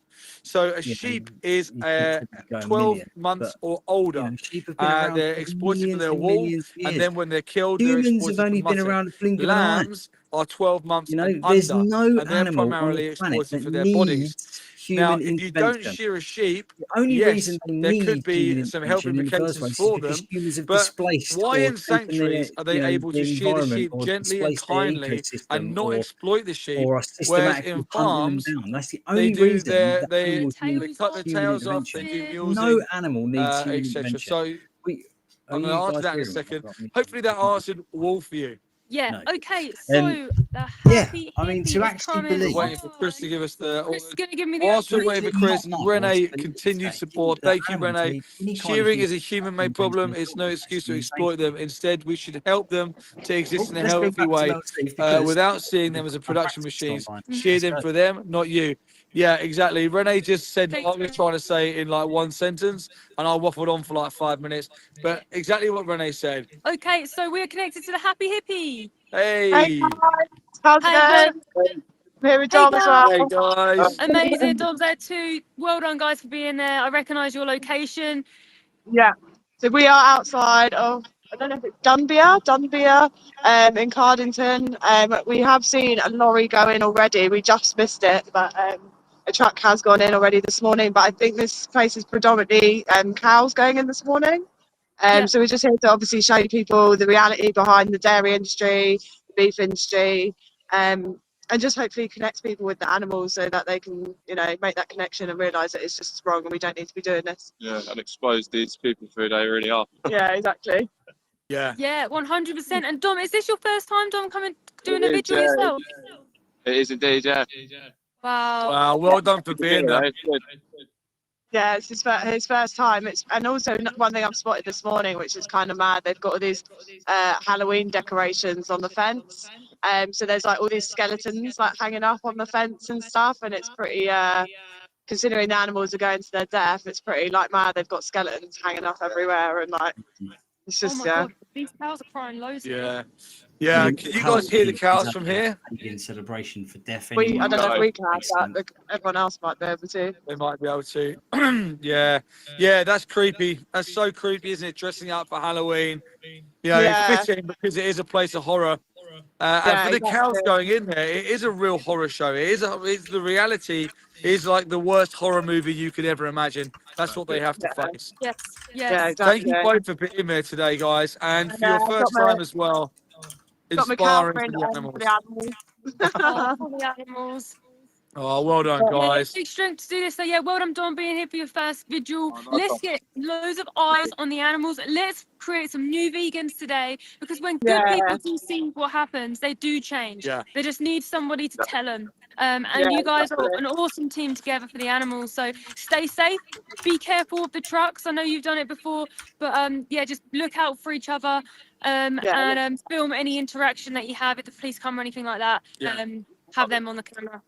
Yeah, Nice let's one, do this. guys. When you finish up, push that link again, jump onto the stream for a debrief, and yeah, let's do this, guys. Well done, guys. Nice one. Hope it goes well. Bye. Bye, guys. So, guys, you've seen a few people come on the screen now. Pig gas chamber, trucks already going in and out constantly. At that particular slaughterhouse, they've had trucks go in already. This one, trucks are going in. This is urgent. This is why we said this is a massive war. This is a massive war our species have put upon the animals, and it's happening every single day. You're in bed right now, and animals are going and being stabbed in the throat. The cows here are crying out the most horrific cries. You might have seen myself and Steve turn around because it was like really like Desperational cries, wasn't it? There was bellowing of fear. There's a difference between a moo and a cry and a scream. Yeah. When you're around, like, animal rights activists are around cows a lot more than the general public, trust me. And you get to hear and see and know mannerisms of cows. And when you hear what they're going through there, you know that these are cries of help. Guys, here comes the empty truck. This empty truck just signifies the loss of life for me. Every time I see this, it's just absolutely heartbreaking. They get to go home. They get to leave. They can't even look you in the eye when they drive past. The guilt, you know, they're guilty. They know. Yeah, if they were proud, they wouldn't look away. They wouldn't laugh, and they wouldn't act the way that they do. Yeah. Okay, I'm just going to get the okay from Chris, because I think we have somebody else coming on the stream now. Us guys, we've got another activist coming on. We're going to get them on in 2 seconds. Connected, awesome. We're connected. John, welcome Hello. to Project Livestream. This is your first Project Livestream, right? Hi guys, how we doing? Yes, first Project Livestream. Let's see what's going on.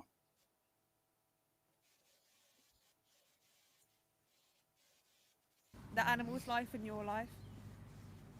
You're destroying your own life. Yeah. It's like... So there's a comment that keeps coming in. Are you against hunting? Absolutely. What do you think of hunting? They're doing it for the same reason. You're eating flesh for pleasure. Yeah. Their pleasure is seeing an animal, either a stag, a hare, a pheasant, fox, being ripped to shreds and seeing the blood. They're doing that for pleasure. And the same with eating meat. You're doing it for pleasure. You might think it's a more acceptable reason, but it still comes down to taste, pleasure, or seeing something being exploited, someone being exploited. Yeah, sensory pleasure. Whether it's like, you know, taste or watching an animal being ripped apart, or it's all just for pleasure, which is completely unnecessary. You can get pleasure from... What about hunting to control the wild? 100%, guys. 100%. If you guys are just leave them. Just leave them. Man. Yeah, foxes, they're able to populate themselves, and they will only breed when they've got food nearby, and they've got land that they can have as their territory. You do not need to cull them. You do not need to hunt Look them. how many people are at And this hunts vigil. themselves will have Loads. artificial sets, as a lot of us know, and they will purposely breed foxes, feed them, encourage them to stay in one location so that they can then hunt them at a further date. So yeah, it's all exploitation. Foxes that are chased, animals which end up in here, all unnecessary, and it's all just completely cruel and unjustifiable. And also with fox hunting, like often there'll be these guys on quad fox in a bag, which they will then release for the hounds to chase, or they'll have a little terrier dog in the front of their quad bike, and they will send the terrier down into a badger set to basically flush out a fox who is in there hiding, all in the name of their sport and fun. And it's literally just the most cruel blood sport that's just, yeah, it's horrendous. And for these old people that are just going out on these horses for fun, like, they are the scum of the earth. And it's all linked with dairy. A lot of them will meet on dairy farms, other farms, and the two are very intertwined as well. And the badger cull, it's all valuing animals as nothing more than a product. They're all intertwined. Hunting, the dairy industry, the badger cull, it's all linked. It's all interlinked, isn't it? Yeah. And the badger cull, I mean, 100%, there's so much evidence that shows that, you know, the biggest portion of like TB is from cow to cow. It's nothing to do with the badgers. You know, the hundreds of thousands of badgers that have been killed, or culled as they call it, has had no effect on the difference with the TB being transferred. So we know it's absolutely ridiculous, and yeah, just leave the badgers alone. We love steak and we love meat as well, but we didn't go vegan because we were against taste. We went vegan because we saw the individuals behind our unethical choices, and we didn't need to. You don't need to eat animals to survive and thrive. We can live happily and healthily on a plant-based diet. We don't need to exploit them. So can you explain how tofu is better, as you have to kill all animals that enter the field? Can you tell me exactly the precise number of how many animals have to die for tofu? Yeah. And, Once you and put show that me in that the source. chat, we will then, once you've found the research for that, which doesn't exist, then you can come back and answer the question. Does that sound fair? Sorry, I didn't get your name. I think it was the farmer from earlier. Okay. Well, when it comes to animals in the field, people, do you really think mice and voles and, you know, animals are just going to stand there when the combine harvesters come in going, oh, what's that noise? As soon as they hear any movement on the ground, they're gone. That's why you can never calculate it. But vegan... That is called bycatch fallacy, or I can't remember the name of it now. It's a fallacy. It's not true. The animal sector, the animal industries grow the most amount of food. Like literally half of all cereals and it is cereals. Half of all crops are grown for the animal industry. Half. We only get to eat or consume 18% of our calories from those 50% of those crops. Now, if we were growing 100%, this is the scenario. If we were growing 100% of crops and we were all vegan, then we would have 100% from our crops. But we only get 18% of our calories if you're eating animal products. It might even be less than that, from 50% of the land. So if you're that worried about bycatch, if you're that worried about animals, why is it paused? It keeps pausing, and I pressed the wrong button. It's my own fault.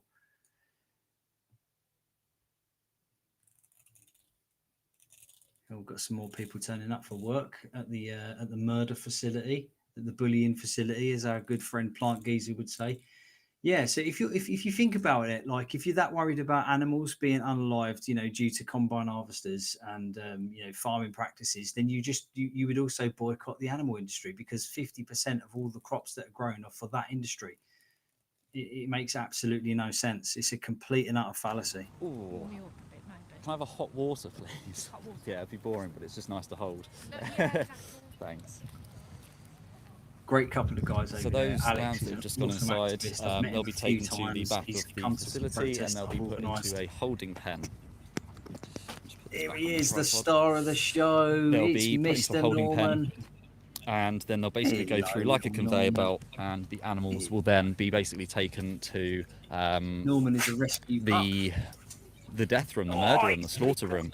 Those animals will basically be pronged, electrically pronged to stun them in the head, and then they will have their throats sliced. Yeah. And this is all for the sake, because people are purchasing lamb products. He's come to see me. Yes, give him kisses. Oh, thank you for the kisses.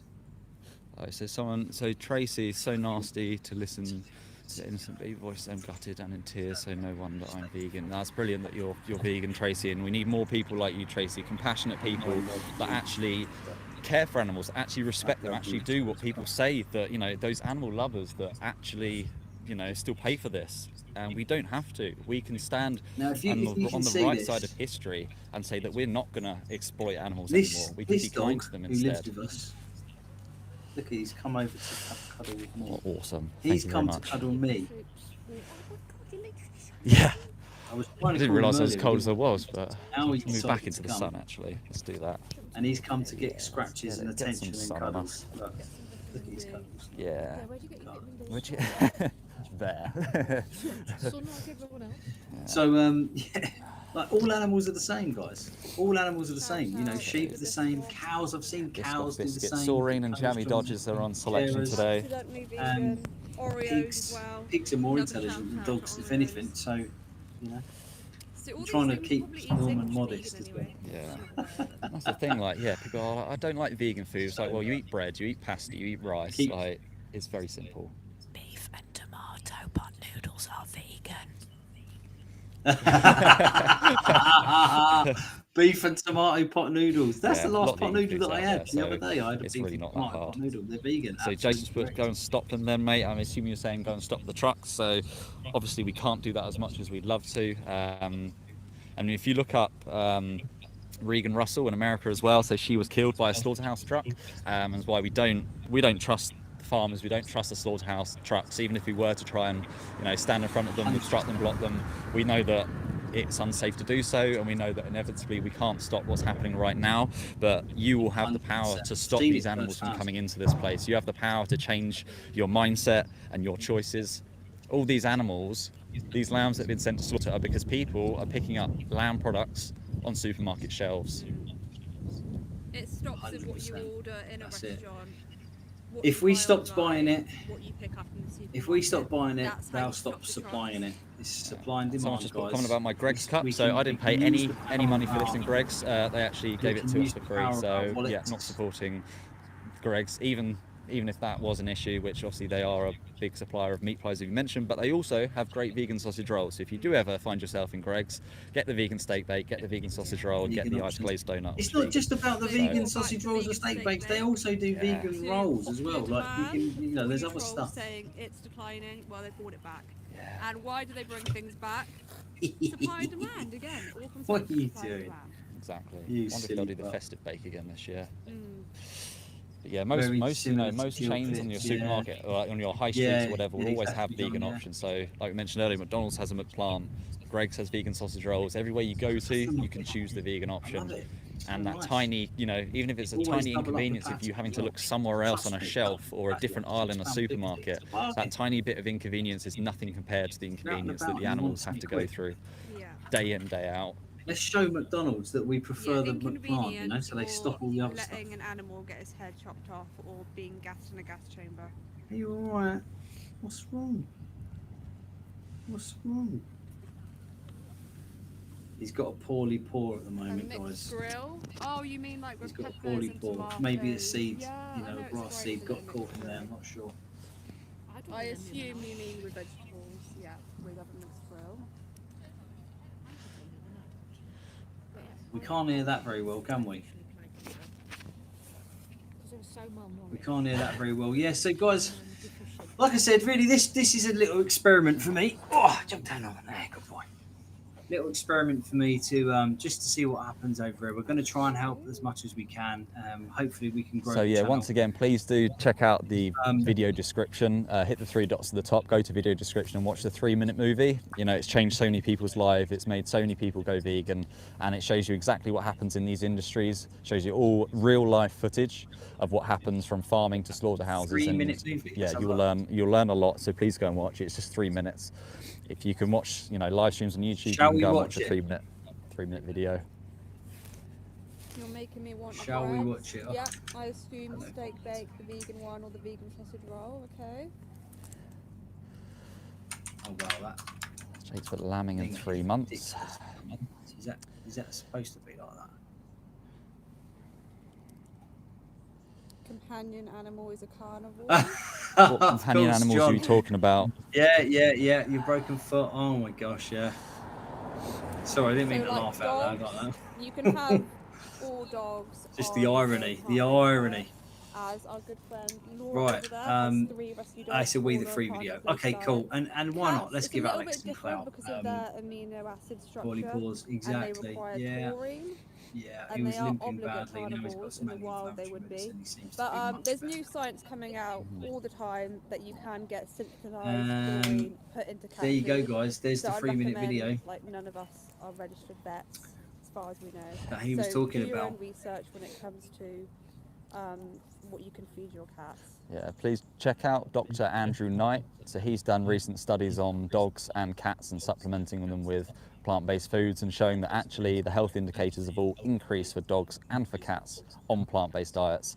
So yeah, there are brands out there, you know, Omni, Benevo, some other ones that are purely for plant-based foods for dogs and for cats. Yeah, Benevo's a good one to check out. But dogs, the evidence is undoubtedly you can feed them on a plant-based diet. Yeah, and actually improve health conditions. There's so many, you know, examples of dogs that were struggling with health and they put them on a plant-based diet and actually are so much healthier now.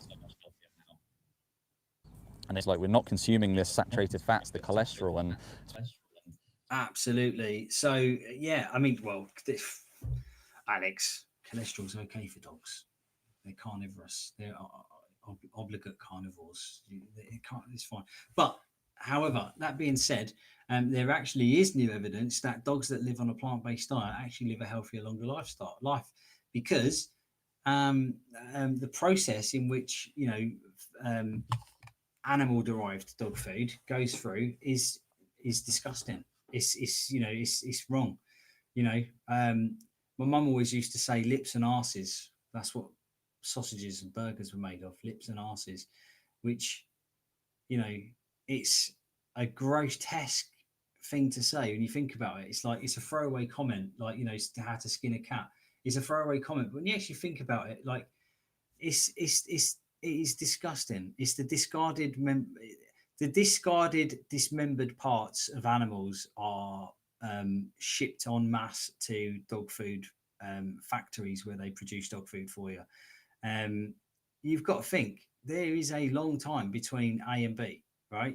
The slaughterhouse does its stuff, and then you get the best cuts for human beings, and then the rest of the animal goes to a dog food factory, and then we're feeding that to our beloved pets. Our apparently beloved pets. If you love your pet, you wouldn't call them a pet. Norman is my companion in life, mate. He is my bestie. Me and Norman do everything together. We have the best time. We're going to go camping soon. Hopefully we'll bring that to you on the YouTube video at some time in the future. Promoting PBD for cats and dogs, plant-based diet. 100%. How can people say that? What is going on? What is wrong with some people that they would even think about? Like, if you love your animal and you feed it the best food that you can, or the best food that you can afford, at least you're doing more than what most people do, which is, just buy any old crap without thinking about it. They're led by marketing. Oh, I'm going to watch this video. I'm going to watch this video about Win-A-Lot Prime or bloody whatever else. And they don't even take a second thought and think to themselves, is this the best diet for my dog? I know vegans that make their own dog food using lentils and tins of tomatoes and rice, and You can make your own dog food. You can make it 100% fresh if you want. It's not really difficult. It's super easy. And you can make a big tray of it, stick it in the fridge and give them a big dollop every day. And they absolutely love it, especially older dogs that have got soft teeth and can't really chew like the biscuits and kibble anymore. Without a shadow of a doubt, John, mate, you're a legend. You know, you're not eating animals and you're doing the best for your companion animals that you can. What's not to like about that, mate? You know what I mean? What's not to like? Anyway, right, let's get back to. There's so many sanctuaries out there that rescue these animals. Project, you know, the main sheep reason that would for have been being destined here for a today. slaughterhouse, Mel and instead Steve are actually being interviewing some able more to live out activists. their We're gonna go back lives to Mel and in a Steve now, sanctuary. so, And again, it's that. Here we go. Quiet for a second, Alex. We need audio over here. As to why the animals are in there, and this is provoking so much change. Oh, we didn't. It's all right. Animals out, guys. The trucks are backed up. Look at this back here. All these animals in this truck here are waiting to die, guys. They're waiting to die for cheese, yogurts, and milk in your tea. Waiting to die for cheese. I guess you can. So sad. Look at the front of this truck. He's got cow horns on the front of his truck. Salvador Blair. 100%, mate. Yeah, of course. Yeah, cats actually do need a little bit of assistance with their diet, I believe. But Omni actually inject those supplements into their food for cats. So go to Omni, guys. It's a little bit more expensive than normal dog food than dog. Oh look, they're actually in. They're in. Ah, they didn't get it.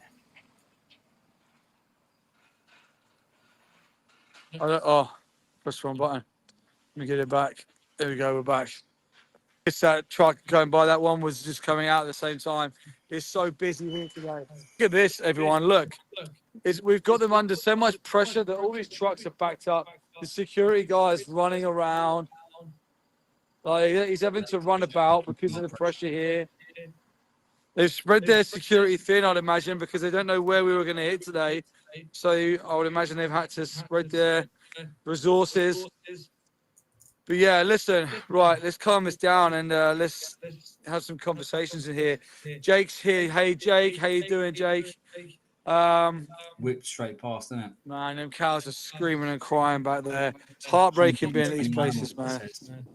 Guys, today's Project Livestream 4. We're working as a unit, as a team, activists coming together to defend the animals.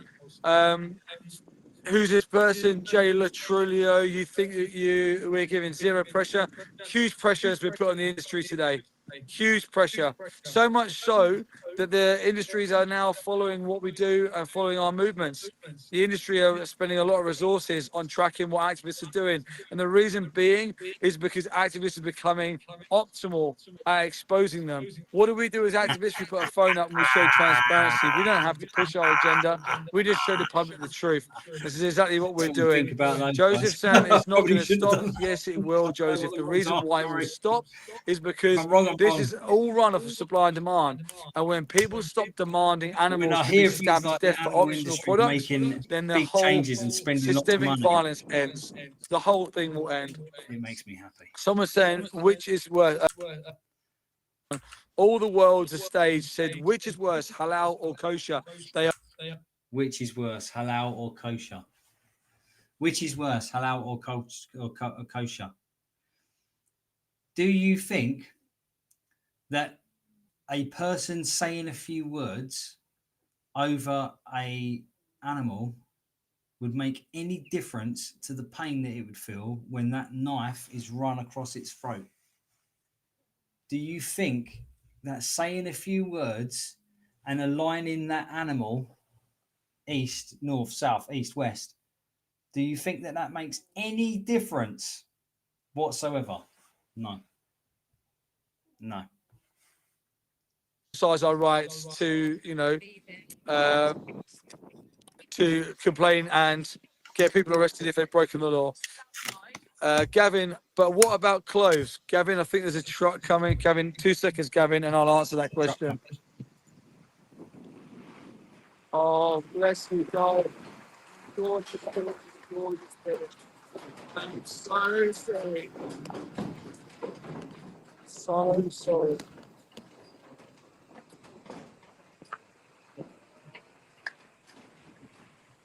Can you have a word with your drivers? They're driving so bad that the animals are falling over inside the trucks.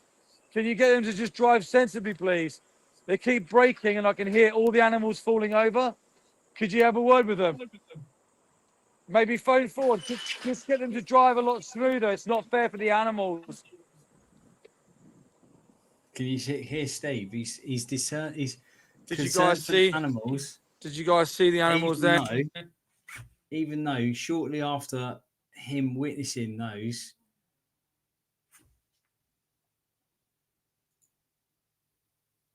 they're going to be murdered.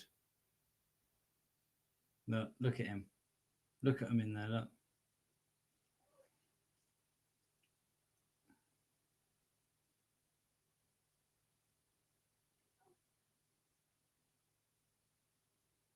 I'm silent. You're not hearing a problem.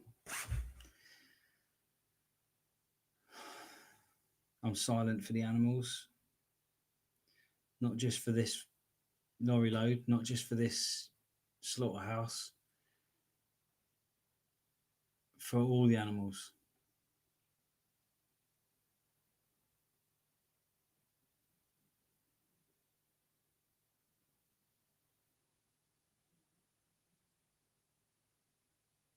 Absolutely. Absolutely, John. So John has said, I said, do we think that there's any difference in the suffering if a human says a few words over an animal before it's slaughtered? And John said he doesn't know, but they both die halal or kosher. Possibly the lack of stunning might make it worse, but no evidence the stunning process resolves the pain issue. No evidence at all. Absolutely. Yeah. Absolutely, yeah, they did. They looked absolutely petrified. You could see the whites in their eyes. They didn't know what was going on. They've been taken away from their herd, their friends, their family. Most animals on farms are related because they're all interbred.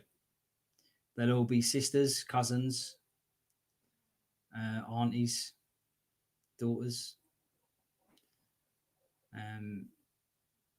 They're all related, and they've been taken away from their family. They've been shoved into a truck. They've been driven at high speed down motorways, 60 miles an hour, to this random location in the middle of nowhere, and then they're going to be slaughtered.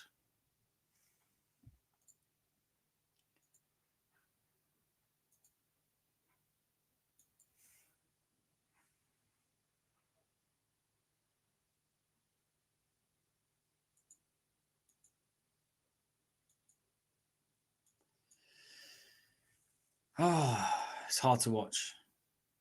It's really hard to watch. Say 100% cotton, 80% cotton, 20% polyester. Just make sure there's no leather, wool, silk, or animal products. If you're unsure, just quickly Google. You know, if there's like a word like, if you think it's elastane vegan, I'm not sure. Stick it in Google, stick it in ChatGPT. Is elastane vegan? Is this vegan? And just have a look. For us, right, it may be a slight inconvenience to just do a little bit of research, but you quickly become used to like what you can buy. A little bit of inconvenience for us to begin with literally can save the lives of animals, so we don't have it as bad as they do. Vegans kill 100 times more animals. Stephen, how do vegans kill 100 times more animals? Gavin, okay, awesome. Thank you. Gavin, no worries at all. Gavin, there's some cool apps you can get as well. Gavin, you can get Chronometer for food. You can get Cruelty Cutter for products like, what's it called, shower gels and things like this. So, and download ChatGPT or just use Google. Always put it into there to find out. And it's easy for us to research, right? And if you were just put yourself in these animals' positions, if you were in their position, would you want someone to research, or would you want someone just to say, 100%. Imagine if it was your children that were being used to clothe other animals, you know? Imagine if it was your children. Imagine if it was you, your auntie, your sister, your cousin that was going to be next on the chopping block so that you could have a rug from IKEA. You know, the cow's hide rug that they said in IKEA. Absolutely disgusting.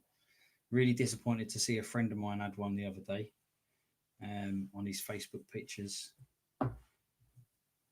Somebody that I've tried to talk to about this subject before, works in the fishing industry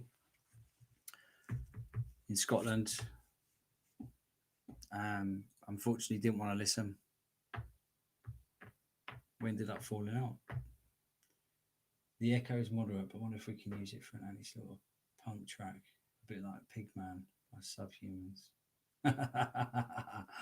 Sorry, John, about the echo. I'm getting there. I'm trying to figure it out. What it is, I'm listening to it as well at the same time. And if I had my headset on, my earbuds, I'd be able to listen to it and you wouldn't have to listen to it again. So the mic and the speakers are right next to each other. Right.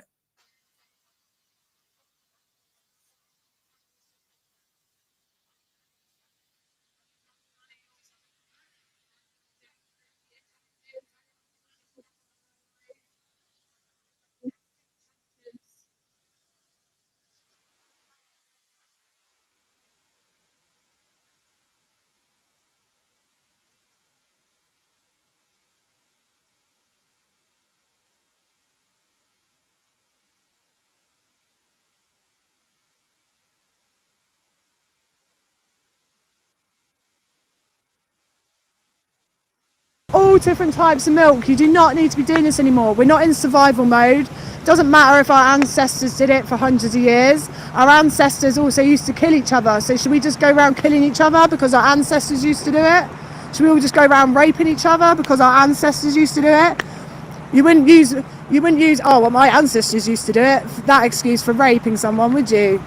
You wouldn't kill someone and go, well, our ancestors used to kill people, so I thought it'd be okay. No. People like to make every excuse under the sun to not make a change in their life. People don't want to look closely. They don't want to look deeply. They don't want to make change. Change is too difficult. Buying a different milk is too difficult. No, it's not. Being difficult is being in there, having your life taken from you when you didn't ask for it. It's not difficult to be vegan. It's really not. Like when you buy a packet of crisps, you look at the back and it says milk. You don't even have to look for the ingredients. It's written in bold. So it will say milk in it and you go, no, I'm not going to buy that. I'll buy the other.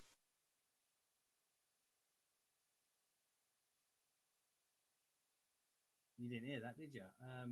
Yeah, we don't condone smoking, guys, but you know, stressful times. This is the Happy Hippie, guys. If you are interested in finding out a bit more about the Happy Hippie, I think you guys can have this list. I'm going to share this list with you. This is all of the vigils that are going on right now. I'm pretty sure you can. I hope. Yeah, click the links to tune in, share and expose. Yeah, exactly. There we go. There we go. So that the link I've just sent in the chat. Hopefully you guys can hear me. Can you hear me? Now you can probably hear me better. I've just shared a link in the chat showing you all the Vigil links in case anybody wanted to move around. The idea of my involvement today is to share the other activists doing their thing. My sound is a bit low. Yeah, hopefully I've just turned it up. So yeah, we should be back to normal now. Happy Hippie here is outside another slaughterhouse. So we've got 3 activists live streaming now, maybe 4, maybe 5. I'm not sure who else is live streaming. Yeah, John. Let's see what John said. Do you know what? I was really, I'm not going to say I was concerned, but my family, I spoke to them all really mean as well. You know, like I didn't hold back at all. I let them have it, and none of them have actually done anything like this. Although I have had some, and I put this in quotation marks, I have had some friends that have sent me pictures of animals being cooked and stuff like that, and they're not friends anymore. Quite simple. If your values don't align with mine, we're not going to get on, are we? Really? So as much as I hate to do it, you know, I have lost friends over going vegan. However, that being said, I've gained a lot more than I've lost, and also jumped out of my seat. Sorry, John. I've gained more friends, and the friends that I've gained are frigging much better than the friends that I lost. So I don't care. I don't care, mate. You know, like, yeah, I've lost members of, I might have, you know, lost being in touch with members of my family, lost being in touch with friends. So what, mate? You know, you get so much more from going vegan than you do, especially if you're active. If you're an active vegan and you're going out there and you're actually doing stuff, you get back so much more than what you give. Not allowed to talk to us. They're all under the thumb.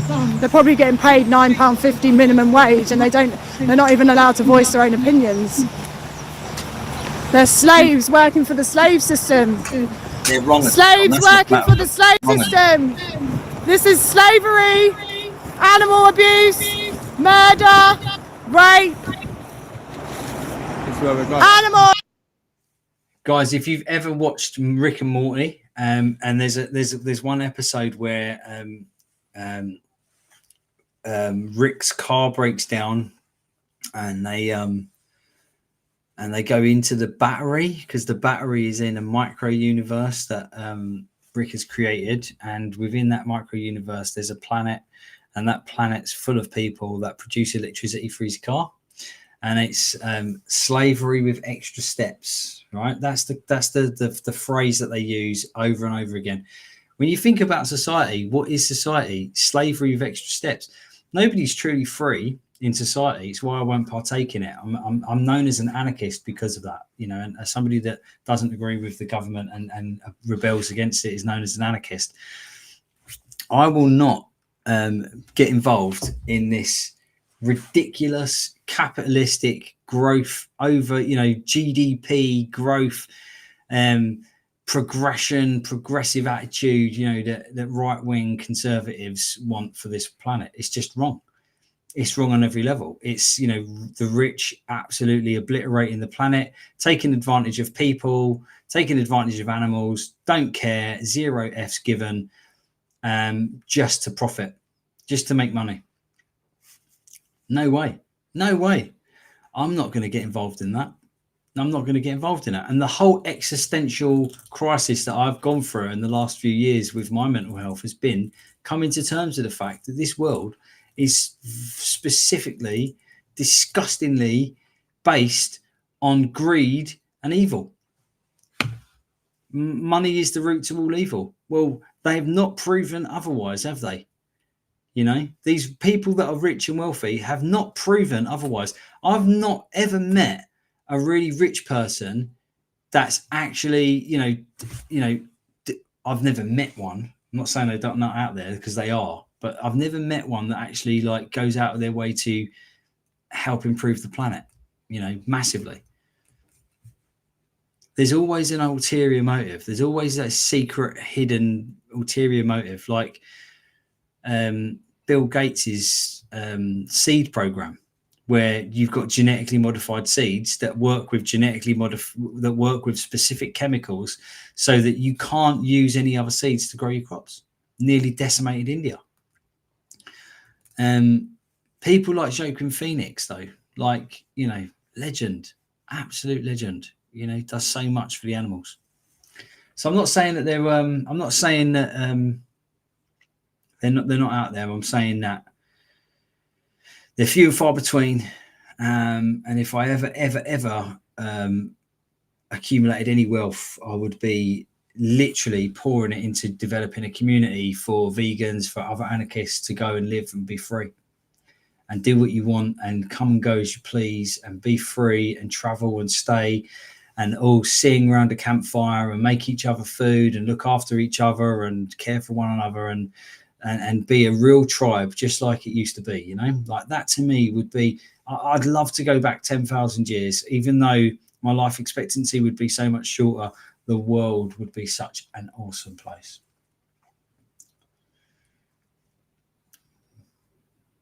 Yeah.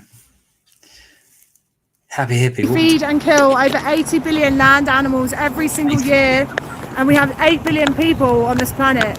So we feed 10 times more animals than there are people on this planet to eat them. Think about how much food a cow eats. How much food a cow eats over its lifetime, and then you only get one cow out the end of it. Think about what you're doing, man. And not only the Mate, don't do this. They're innocent animals. Quit your job. Quit your job. Go get a decent job. Go do something fulfilling. So yeah, these. I'm gonna have to put that like that, maybe. Job working at a murder factory.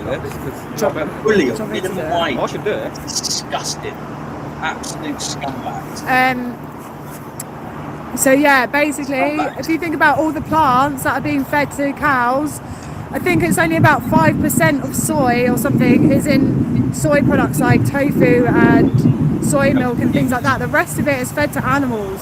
So think about the amount of crops that are being fed to animals. A cow eats a hell of a lot of food. So if you sit there and you think, oh, plants feel pain and plants have feelings, then by your own logic, the way you could, because we all have to survive on something, right? You don't have to kill an animal. Killing an animal and cutting a carrot up is not the same. It's nowhere near the same. And if you want to try and make that comparison, you might as well go back to primary school because you're playing fucking school ground stupidness. Yeah. So we literally, by your own logic, less plants would be killed if we ate plant-based. If we ate vegan and lived off of plants, less plants would get killed. So by your own logic, guys, you should fucking be vegan. These are innocent animals in here, mate.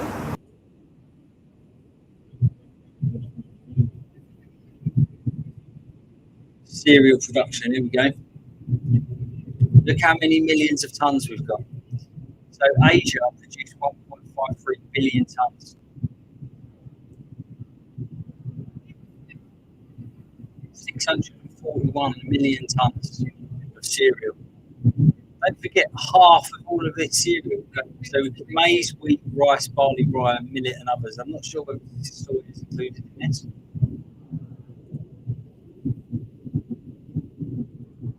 Just going to turn Happy Hippie down because she's giving us a lot of feedback. Yeah. There was something here. If I can, maybe it's in my links.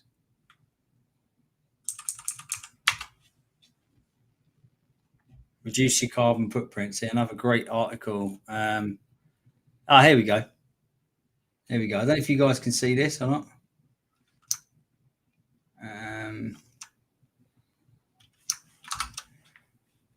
I don't know if you guys can see this, but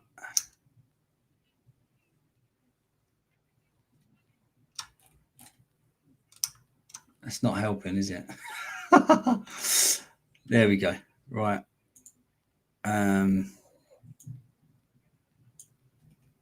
That's not helping either. And I don't know how to move this in the frame. We're gonna have to figure this out. Okay, I'm gonna read it off to you. Okay, so no, I've got to figure this out. Let me try and get this.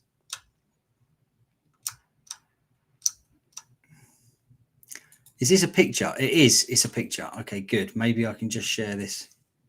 Just a picture instead. Can we do that?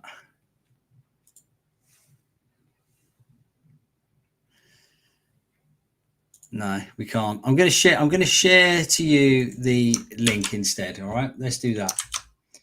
Here's the link. Okay, to the data.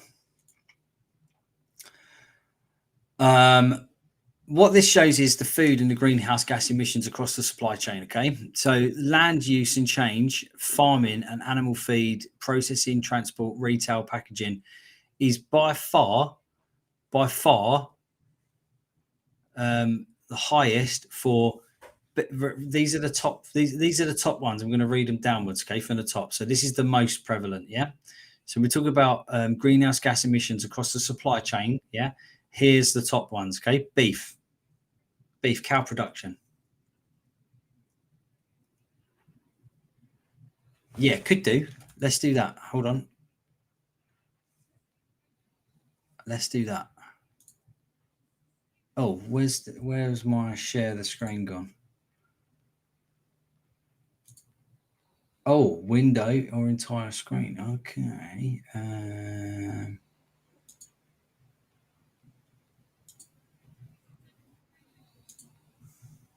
Let's do entire screen. Because that way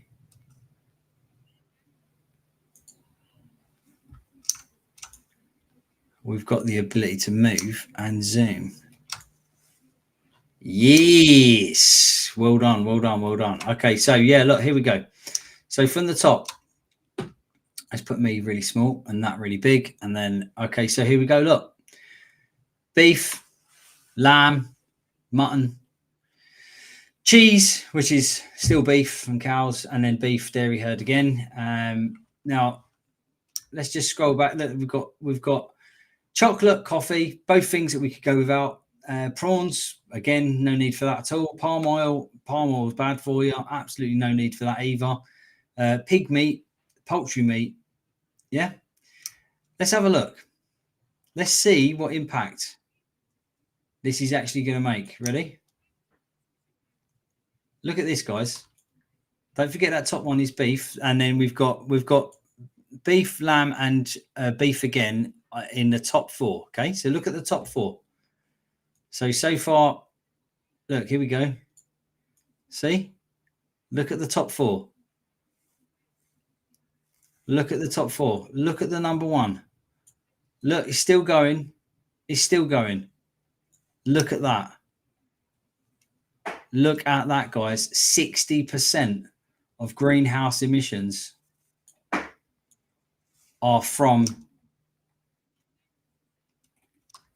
Is he going to let me scroll? Let me scroll out. 60%, guys. It's not letting me. Kind of. There you go. Look, can you see it briefly? There we go. 60%, guys. 60%. It's absolutely disgusting and shocking.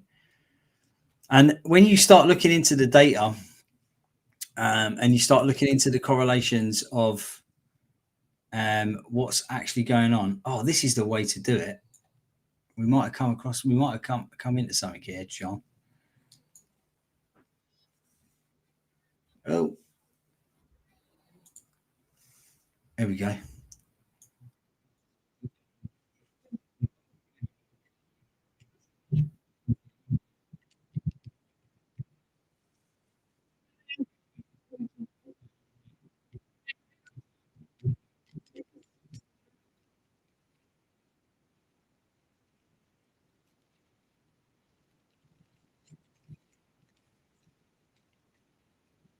Absolutely crazy.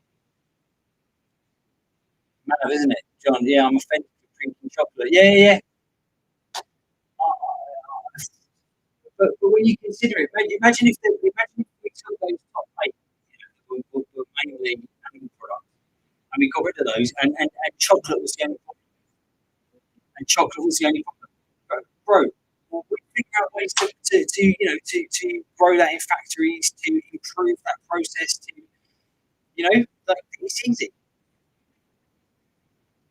We could easily do that. We could find sustainable ways to grow chocolate. But there's nothing sustainable in animal products, in animal industry. Nothing.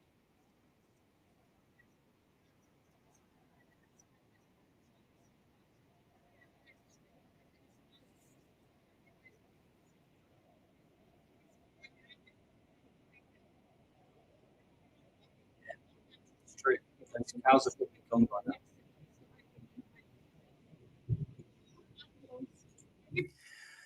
Poor animals abused by humans.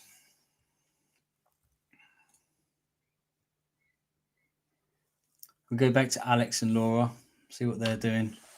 Ah, videos. We've got a problem with their video. Mel and Steve are still there, though. Good stuff. We don't need to do this anymore because we figured out a way to see Mel and Steve. Let's see if we can hear them.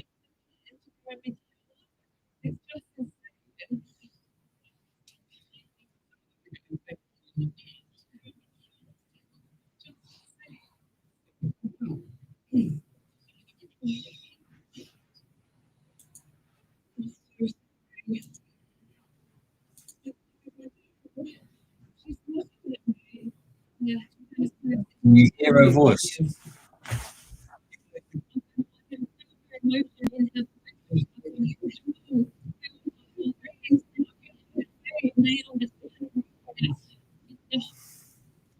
Victims. In a moment, I'm going to talk about the Facebook pages.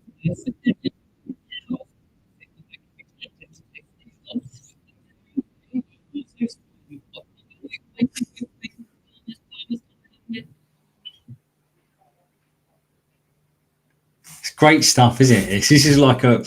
I feel like we're like on a real news network where like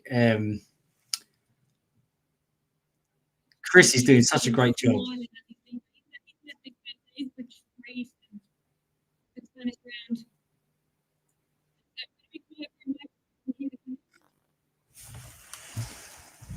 This has re-inspired me as to do this sort of stuff again. I'm gonna we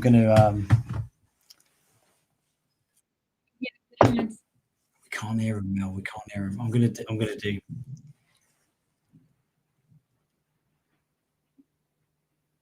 Can't really hear him, can we?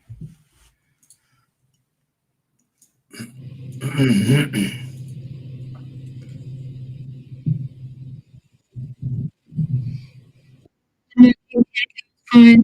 This is a guys.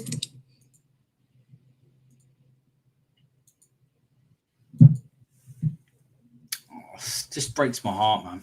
Breaks my heart. This has inspired me though to do. Yeah, do hunting any animal. You need to. There's no justification. No justification to do this to animals.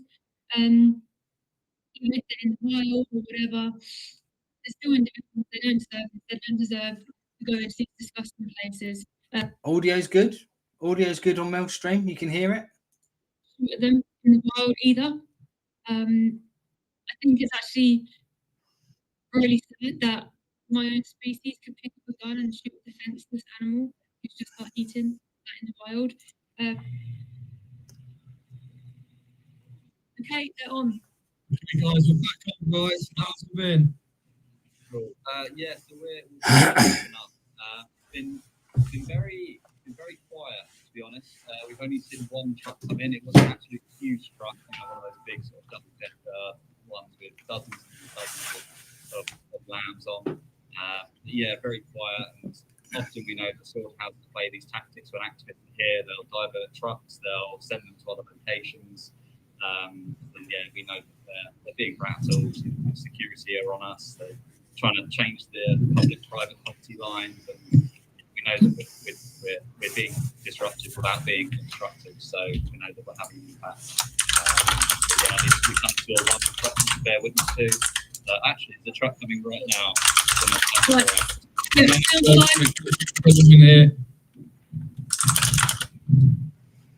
Hearts in the comments, guys, for the animals. Got hearts in the comments. It's a huge truck again, like a double. Wow. Wow.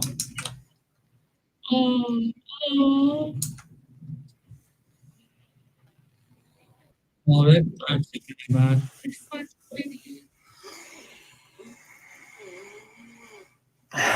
You see all those victims.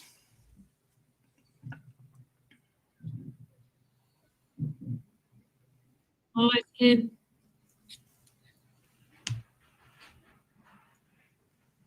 Who's this meat? Well, you got a really good. You got a great shot, Alex. Yeah, I don't know if you're able to look back or screen record that, but yeah, hopefully you saw what was going on in that truck. I couldn't see much, just shoved my phone in there. But... Yeah, so many little babies crammed in. It's like looking at angels. It really is. Yeah. I saw Chris probably screen right now to play it back because you've got a really good shot in there. Yeah, hopefully Chris has managed to screen record that. I didn't have time to get the camera out, so. Oh, are you guys okay? Yeah. Oh, just sitting here watching it, it's making me tear up. Responding to comments. Yeah, I think we got about 13,000 views in 90 minutes. So. Wow. 13,000 views. Amazing. Amazing. Great job, mate.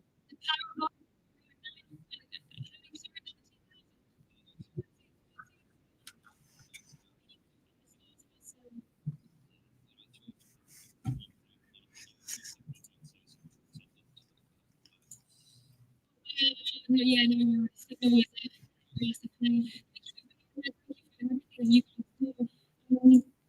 want to say to anyone else who hasn't live streamed yet but is thinking about it, what would you say to them?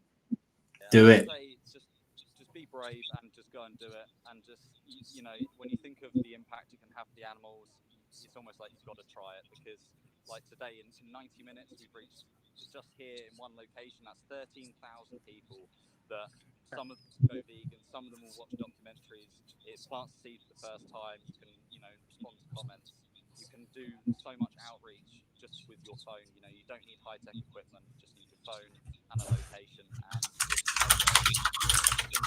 like if you can visualize 13,000 people, I imagine a football stadium full of people that you're talking to. Yeah. So, yeah, please be brave. You know, we're all here to support. You know, Mel and Steve are absolutely incredible with Project Livestream, and there's so many of us live streamers now that are gaining more experience and can help other people. So, highly recommend it. Absolutely, I'd second that. The team have stepped up, and like you said, we've got so many of us now doing this. The help is there. So please reach out to any of these activists. Everyone would be more than happy to help anyone get involved. Thank you guys so much. And on the screen right now is screenshots of the sheep that Alex just filmed. Chris managed to pop them on the screen for us. Oh yeah. Thank you so much for capturing them. And it was Laura all okay as well? Her live stream was all right?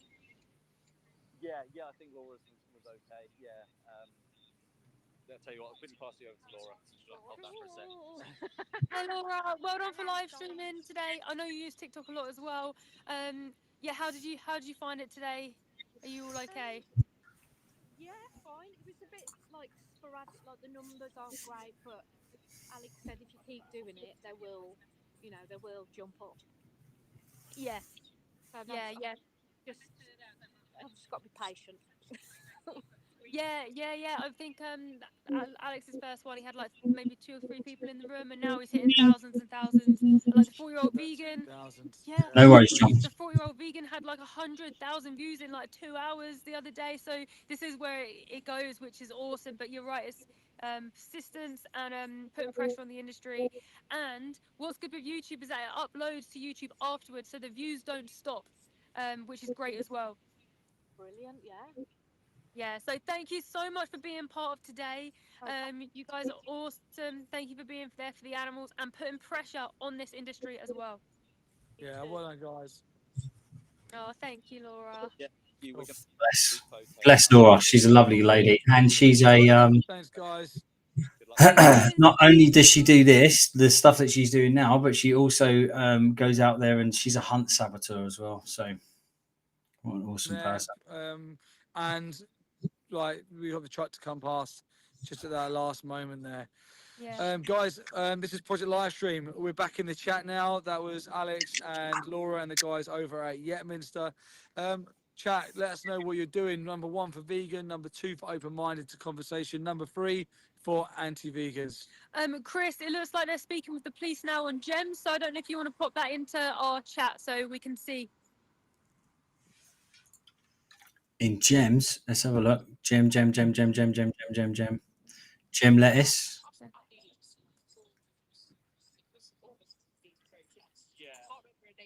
Gem lettuce, guys. If you want to share, if you want to go and have a look at that, gem lettuce.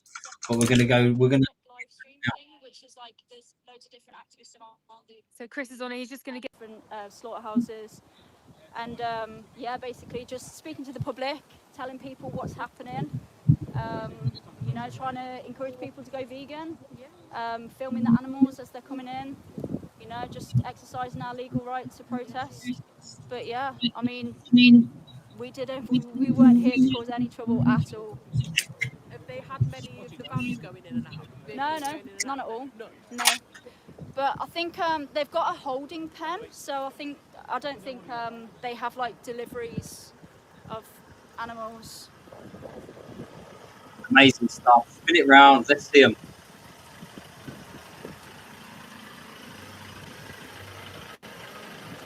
Big truck going past. Take a Have a look break, at them.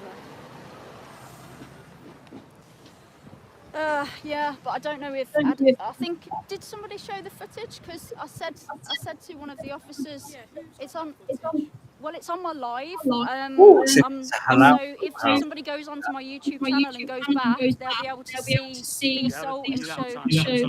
Assault. Just at the Assaulted. start, yeah. Have you got your phone? Okay. Because yeah, I don't know if he wants to press charges. They took his phone.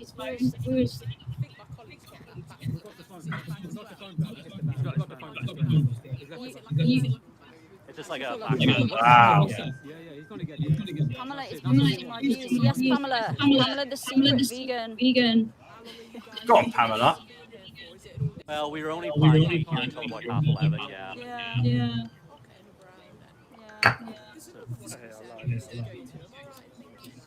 I'm not sure. I am fairly local, but I don't usually come and do this. Yeah. No, I'm a Brummie. I'm a Brummie. Yeah.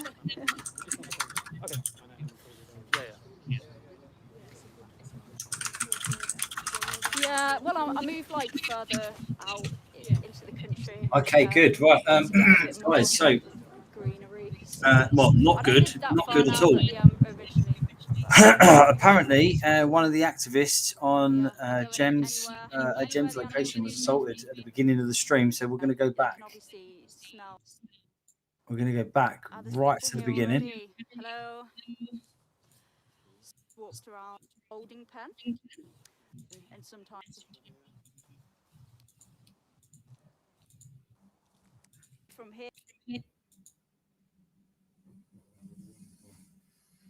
We're going to see if we can find the assault. I'm here right now. It absolutely stinks. Absolutely stinks. They know what that smell is because they're prey animals. You only have to ask. Oh, here we go.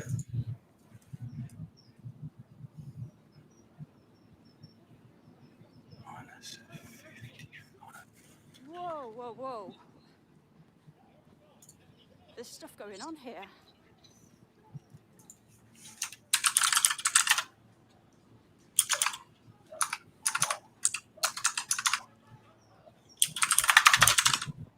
He just got assaulted.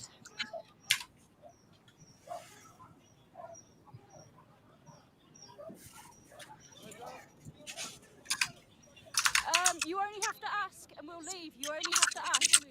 You only have to ask. I was just going to talk to someone. Get off. I am going. I am going. You only have to ask and I'll leave. Give us the phone back. Give us the phone back. Hey, Adam.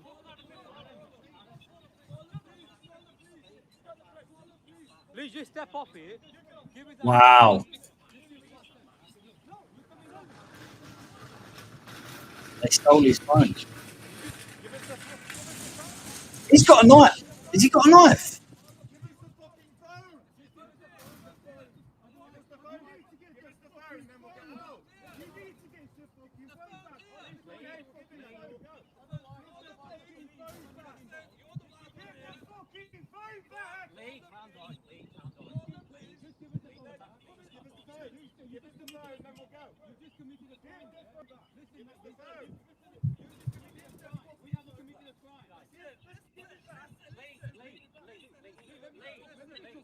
Well, I hope he got to lock his phone before they stole it from him, because obviously in that phone he's going to have all of his contact information and emails and personal and sensitive information that he probably doesn't want these scumbags to look at. You know, like what on earth is going on? I can be on public land.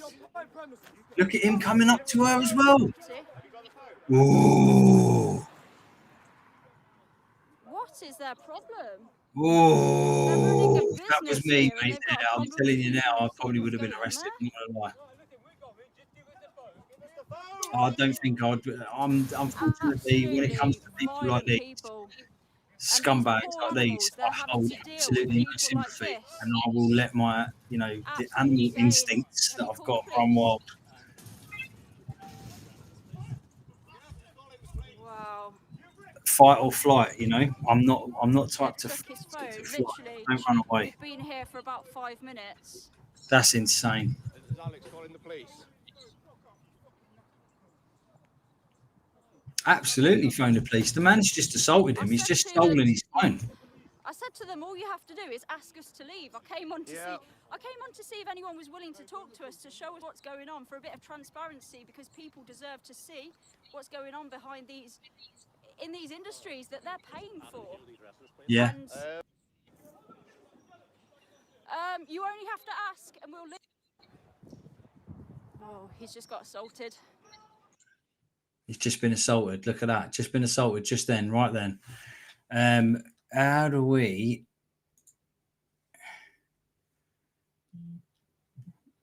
Well, I don't think we can zoom. Can we zoom in? No. Maybe we can if we do the settings, maybe. No. No. But we do get a clear picture of somebody that I think was the person who was assaulting him.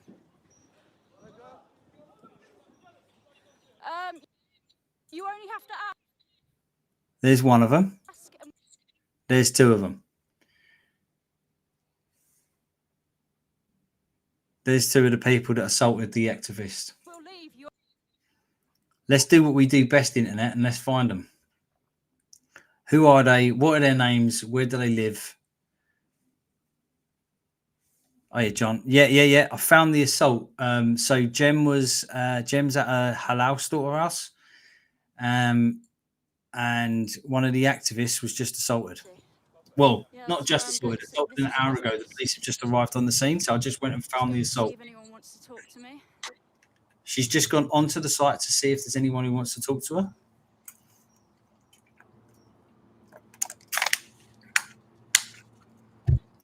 There's a holding pen over here. There we go. Oh, he's just got assaulted. Is that John Tottenham, by the way? Are you in? Is it John Tottenham? You only have to ask and we'll leave. You only have to ask. You only have to ask. I was just going to talk to someone. Get off.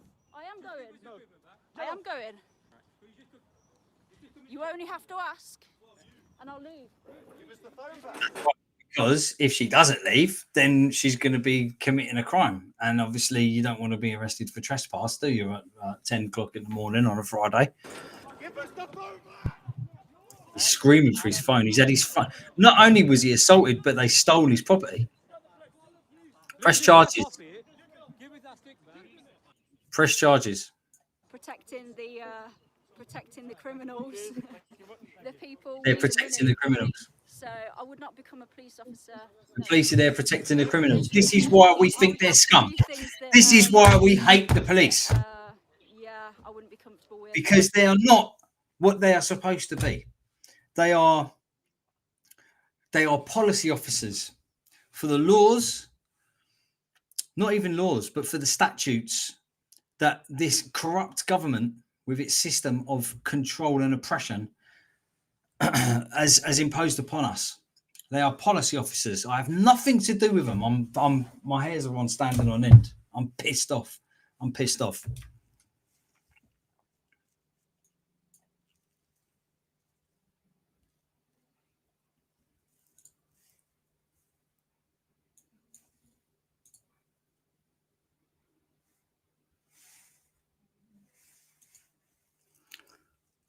what's it? Blue.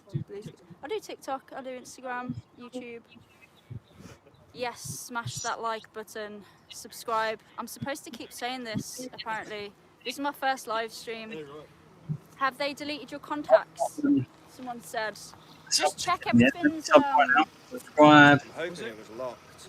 Okay, yeah, if they couldn't get into it. Have they damaged it? Was it like this before? Yeah. Okay. His phone case is a bit old. You need to donate to Adam to get him a new phone case. Congrats on 2K, thank you, Jake. Me when I'm live too. It's a lot at once.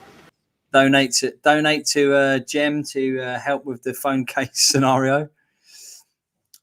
Right, Mel's back online. What are we saying, You Mel? were part of a system that was murdering the most innocent beings. Or do you want to leave your legacy behind, knowing that even if you were born into this system, you stood up and left because you saw the injustice against the animals and you left. You can defend them. And I also want you to know that you will be really powerful for the animals. You'll be powerful because you've been the other side of those gates. You have a responsibility and a duty to do what is right. Okay? 100%. Leave that job now. Leave it. Nothing is worth blood on your hands. Nothing is worth stabbing these animals in the throat. Even if you're not the one physically with the knife, you're still part of the system. Like Steve said, you're a cog in the machine. Yeah. Remove the cogs, the machine doesn't work. You are a vital part. This is why I absolutely abstain from society in totality. I want nothing to do with any of it. I want nothing to do with the whole thing. The system is corrupt from the ground upwards, from the top to the bottom, from the bottom to the top. The whole thing's corrupt. They've used marketing tactics that the tobacco industry figured out in the 1960s to trick everyone into eating meat, to trick everyone into eating processed foods. The tobacco industries then went and bought out loads of the other food companies like Kraft and all the others. The tobacco industries are, the tobacco industry surely is one of the most evil and corrupt industries that there is. They've bought into and buy into pharmaceuticals. They lobby the government. You know, like, are we mad? Are we mental? Have we lost the plot here? What is going on?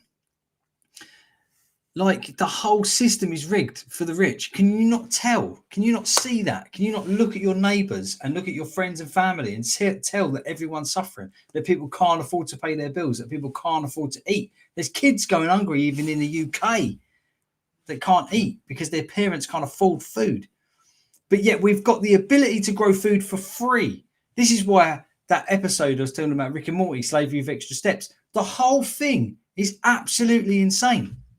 If we had community spirit, if we all lived together and worked together, we could eat and feed each other for free.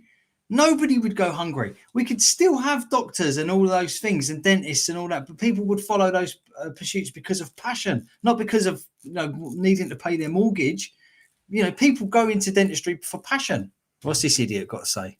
Do you enjoy your job?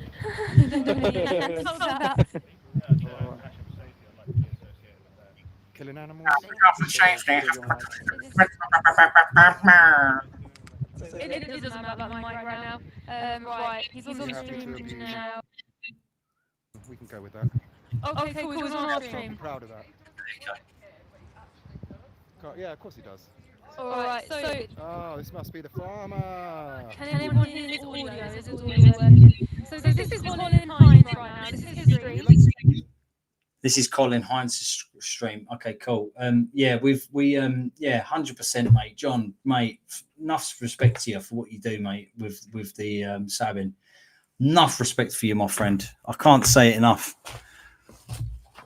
I can't have more respect for anyone than Hunt Saboteurs. They're absolutely legends. Look how dusty this cap is. They're super brave people. Steve, work. What are we talking about, Steve? What do you mean? What does that mean? Work. What does that mean? It's not needed. We all know it's needed. It's not needed. That's been proven time and time again. Steve. Can we get Steve's? Oh, Colin. There we go.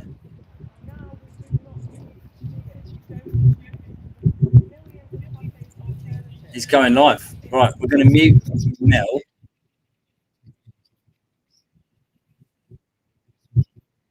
He don't give a shit, no fucks given. He thinks Double it's check funny. everyone's muted. You know, Yeah, making a living off of muted. killing innocent beings.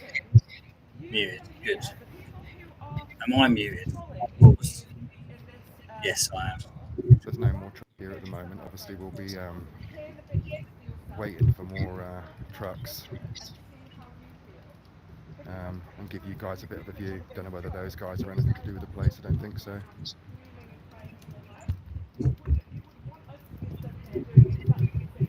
Can we see Steve's stream? So just to give you a bit of context, guys, guys. for anyone on the live stream at the moment. Oh, I like what he's done with his beard. Bit of a somber one. I think I might have to do. I might have to do something similar. Got a little beard going, you know. Might have to do something similar. That looks cool. Love that. You may be able to see. So let's pause this a second. So Steve, to give you guys context, Chris Hines, who's an activist, been a super activist for years now, works on loads of projects with big YouTubers and stuff. He's been a vegan activist for a while now, and his older brother, not a vegan, they challenged him, Mel, Steve, and a few others. They challenged his brother and said, "Why don't you, come to a slaughterhouse with us and get some footage and with us, and like we'll see what you think." So Steve went along, bawled his eyes out, as I could imagine anyone would if they were like a normal person and not a psychopath, and went vegan then and there that day. And now he's a vegan activist, and it's only been a year or so for him. I think it might even be less than a year. I think he's been. Oh, done here. No, don't reload. Just cleaning my keyboard while I'm waffling. So Chris's brother Steve. This is Steve's stream that we can see here now. Has only been a vegan for a little while. Let's listen into what Steve has to say.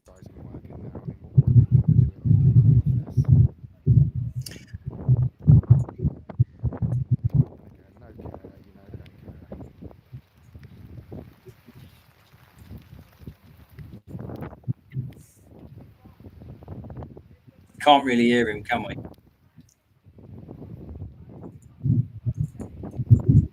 I tried to mess with the equalizer to get rid of the bass, but because the wind is really bassy. But yeah, so this is another example of another. Look at that picture. Look at that picture. Yeah, what do you notice about that picture? It looks like it looks like an industrial plant of some kind, doesn't it? It looks like an industrial plant. Look at it. Forklift, lorry, large vat, some large ugly looking buildings, big fence with razor wire at the top, in a crappy industrial state somewhere. It looks like an absolute crap hole. Just step away for a minute there, just get myself covered up a little bit. The rain is coming in thick and fast. Absolute legend, standing in the rain. In the way of movement at the moment.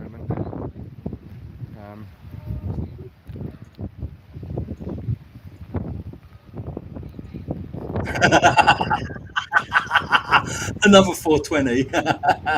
Oh man, I'll be exactly the same, mate. I'll tell you. Honestly, you need that when you realise the existential crisis that the world's in and what actually is happening, how much evil and destruction and death, blood is spilled from the greed to these big waiting to murder the animals that you love so much. Essentially the whole How of do you like your job society here, mate? almost. Do you enjoy working in the slaughterhouse? You need the odd ciggy to take the edge off. You like killing sentient beings? Like killing sentient beings, see? It looks like the scene. It looks like a set of a horror movie. No comment in the window.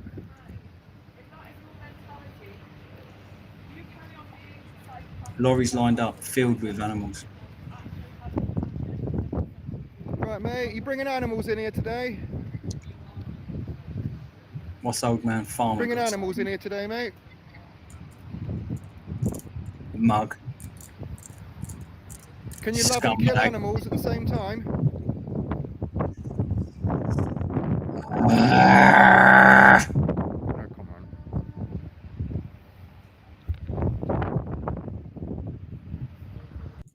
Absolute legends. Standing in the rain, doing the hard work. Going on day in, day out. You know, these trucks will come in.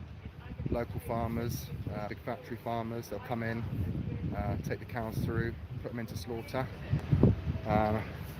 stun them, as they say. Obviously, that doesn't always work. Slit their throats, gut them, and then they'll be sent out for us to consume on the market for money. Just so you can eat a piece of flesh, a slice of an animal that wanted to live, a slice of an animal that had family, a slice of an animal that had emotions, a slice of an animal that wanted to live, a slice of a living creature created in God's image. You know, it's absolutely savage. What is wrong with people? Once you put those two things together, once you sort of look and see and say to yourself, oh, that animal's no different to a dog, you know, look, you know, that animal's no different to a dog. Can you see that? You can make it bigger. That cow is no different to that dog, you know, like what's the difference really? There's like 1% difference, 99% exactly the same. Once you've seen that and you've made that connection and you know, and then you carry on eating animals, in my opinion, you're just scum. There's no two ways about it.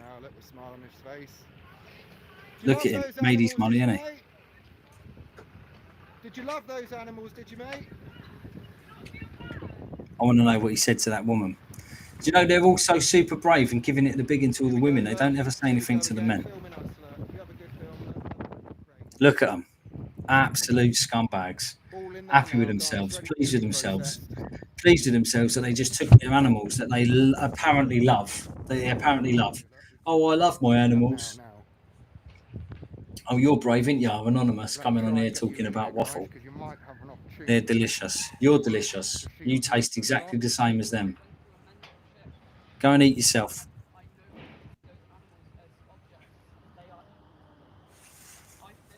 Look at it. Look how dirty and scummy it is. Do you know what I mean? Like, these are not meant to be like food facilities. This is why animals aren't food. They're not food. What is the definition of food?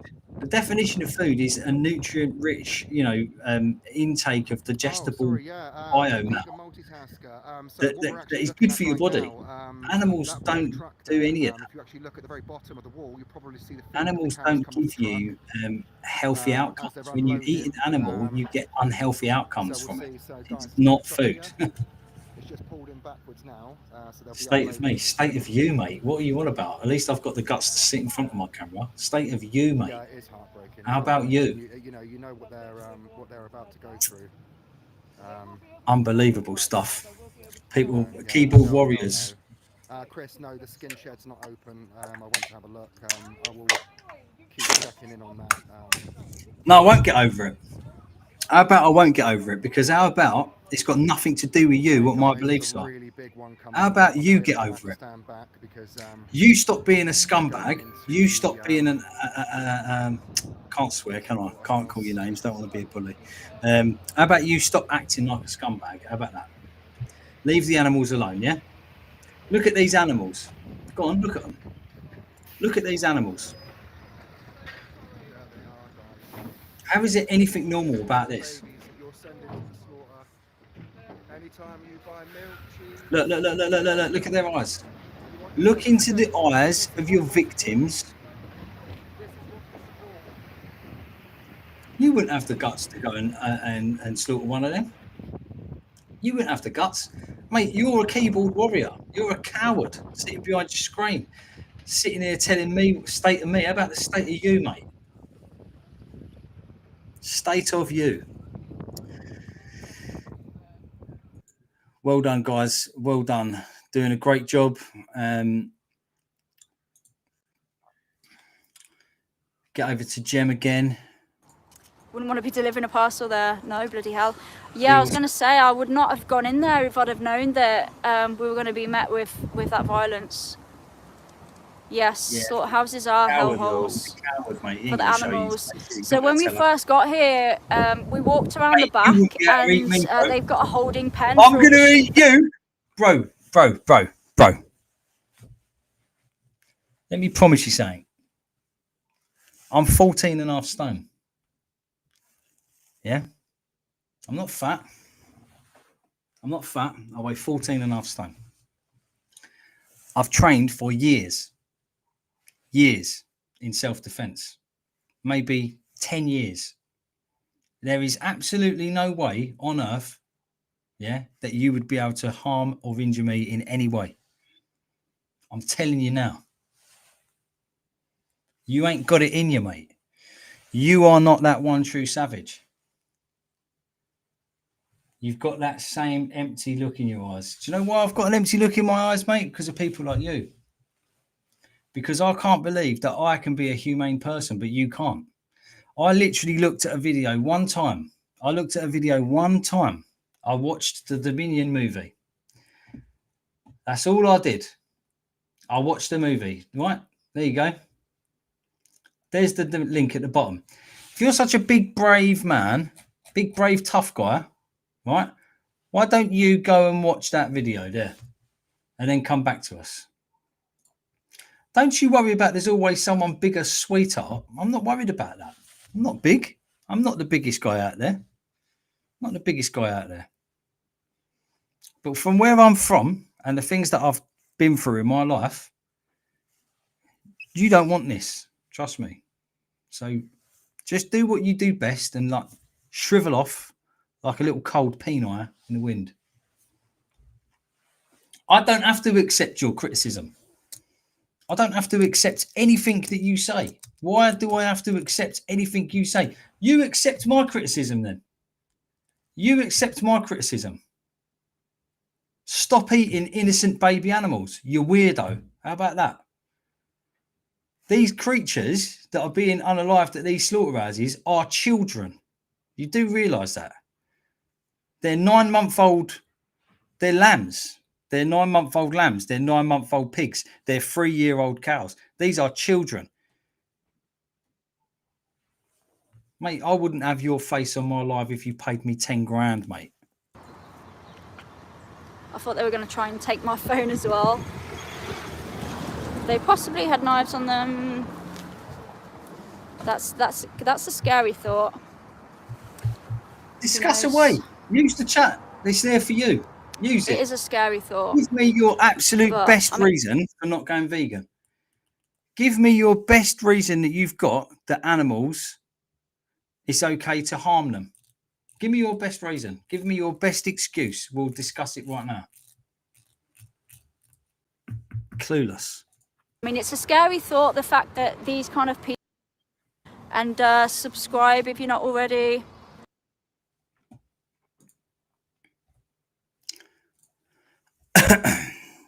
Okay, you wouldn't think that that's okay for you. You wouldn't want to get killed. This is a long time ago. Let's go to the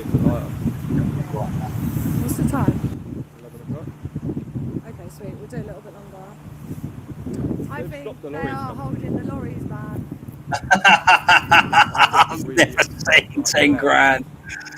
Yeah, all right, son. Yeah, all right. Maybe you've never seen 10 grand. You're predicting it. You've never seen 10 grand. When it comes in, you can get the drone up. Wait, I'm sitting at 10 grand. grand. Unload the cows and shit. This table, this computer, this whole thing.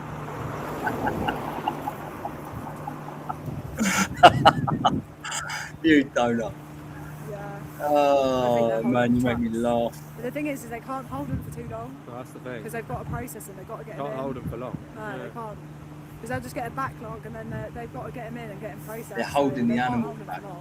We're on. And also, I don't know whether we're not the police spoke to them after. Obligate means yeah, they did speak to them. They spoke to them and then they spoke to us and then they went to the car. Yeah, so they didn't, after we said we're We're staying not off at all. No, they did. After we said that, they went back and In smoked. fact, if we were obligate They might be omnivores, holding some off now. then why is it that the consumption of animal products gives us coronary heart disease, cancer, But there'll be another break soon. Break at 12. Everyone will etc., come back out again. diabetes, Yeah. etc.? You explain that then. Why is it that vegans live longer, have less problems with their mental health, with their life, with their physical ailments? They heal quicker. They're stronger. They're faster. In their old age, they're more active. You explain that to me. Research it yourself. Go and search on Google blue zones. Go and look online, blue zones, and you go tell me why the studies, the long-term, double-blind, tested super studies that they've done, all point to the fact that vegans live longer, healthier lifestyles. You explain that then. We're obligate omnivores. Mate, you haven't got a clue what you're talking about. Is that actually meant to be a joke? Just because we can do something, it doesn't mean that we should. I bought one. Fucking, I'm not even going to reply because You can't support a vegan person buying a drink. How does that make sense? What are you going on about? Fucking... Are you on pharmaceuticals? We don't know. Are you taking your tablet? Have you taken your tablets Today, Emma? Jesus. Right, let's go back to Mel and Steve. What are they talking about? Because it's normal to you. These cows are crying behind you. Yeah. Oh, it's so sad. Yeah. They're doing that cry. That's like really like. It's that bellow of help, isn't it? They're bellowing for help out there, guys. For us right now, where the So cows. listen, if anyone doesn't know what we're doing, please go and watch Dominion. Go and watch these documentaries. Understand what we saw, what made us vegan. Go and see. Go and subscribe to our YouTube channel. Go and look at the investigations that we do. We're not just talking, from a place where we may have seen a video. We've investigated these farms, guys. We've been inside them. We go to slaughterhouses every single week. We go and see this injustice first.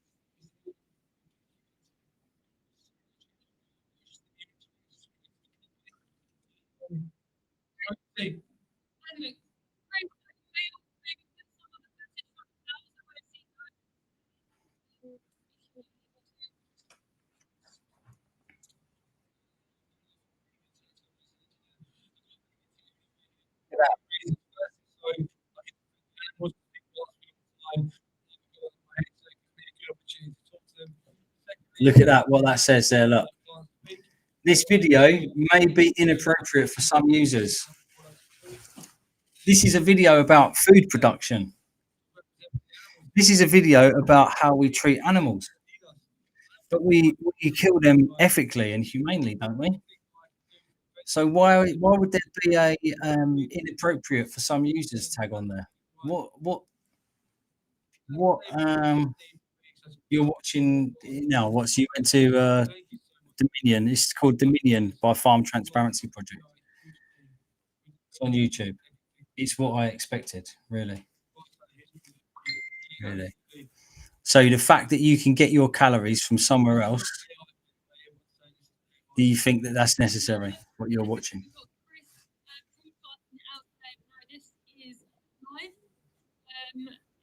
I wish it was AI. I wish this was not happening. Look at the fear in their eyes. Look at the desperate way that they stare at the person with the camera. Oh, and you guys are amazing. Look at the desperation. Thank you so much, Hannah. So kind of you. Thank you for being in here supporting us.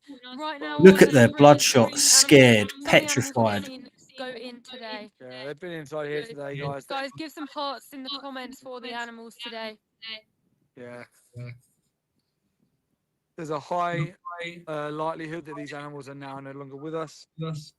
Or they're crying. Or they're crying behind there, yeah.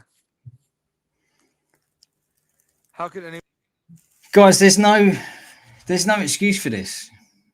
There's no excuse for it. You're okay with what? You're okay with what?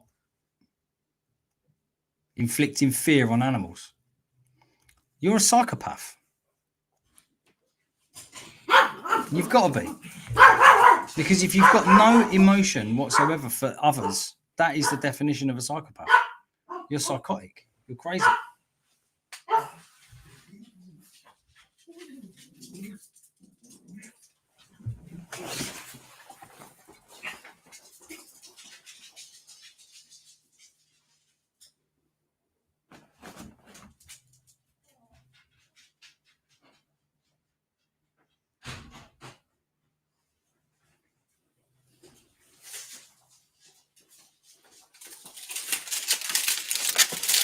Had to dart off there, guys. Just heard the door going. Sorry about that. I should have left you with some.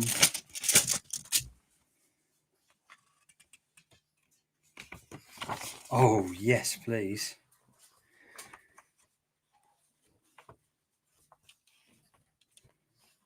Oh, please send. Please, I'll make a lovely video about this. I just got a letter from the TV licensing people. Come and see me. I dare you. Come and see me.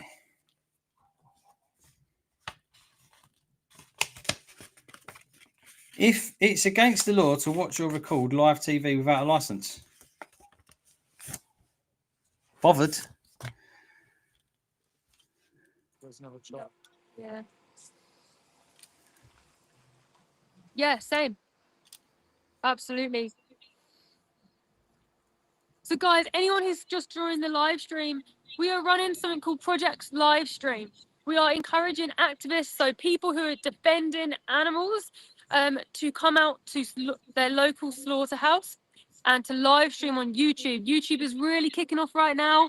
We're getting hundreds of thousands of views on the lives.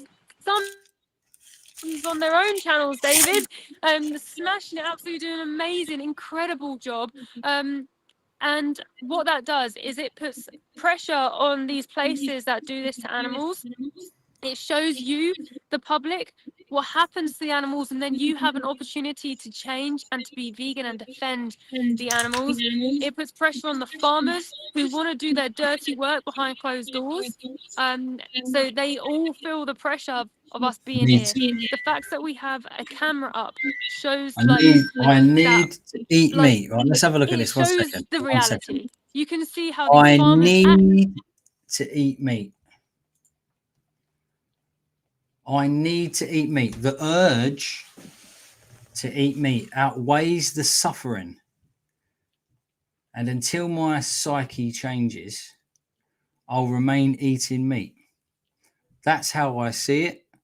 That's how many others see it. I need to eat meat. You don't need to eat meat.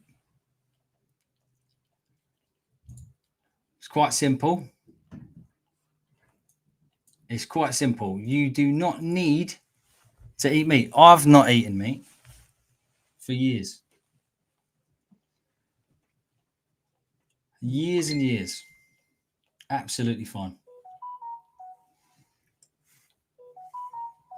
Why are you vegans? Why are vegans' skin always without life? You people look half dead. Well, we're not eating dead things, are we? So how are we the ones that look dead? You're the one that's eating dead things. You're eating decaying corpses of animals. No, they don't. That's an absolute lie. All animal products, all meat, dairy, and eggs, all meat, dairy, and eggs cause the human body harm. Every single one. Heme iron, unnecessary, causes heart disease. Most animals in the animal industry are injected with animal antibiotics, causing superbugs. Most of them are given growth hormones, which you ingest afterwards. They're also given supplement injections, which you ingest afterwards. They have animal. You do know that animals have different medicines because they've got different biology, correct? They have a foot infection, they're given an injection. They have any other problem, they're given an injection, and then you eat it. How does that make any sense?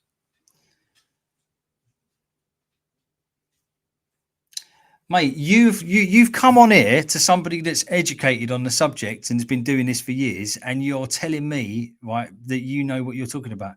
You've come and made 2 statements that are completely false, absolutely backed up with zero evidence. Cite your sources. Send me the evidence that you've got. I couldn't give a fuck what you think I look like either, whether you think I look sickly or not. I don't care. Your opinion means so little to me. I don't care. Like a piece of dust falling off my top. I could not care less about your opinion.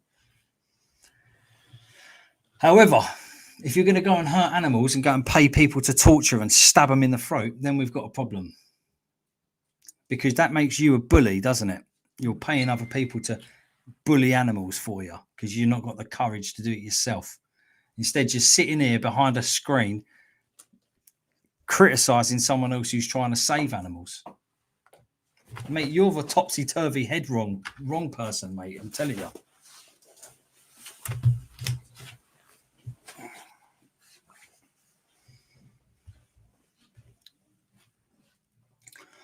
I went and done my injections the other day, John, and I've got absolutely zero deficiencies in anything.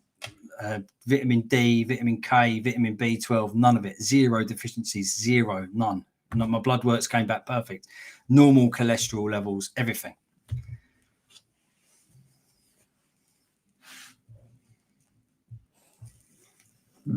I don't have the time because I'm working for. Don't have the time to do what? Going unalive an animal. Instead, you're working for the system, are you? Working for the system. Good for you. I hope you and your system are very happy with each other. What do we think of the system? Load of shit, innit?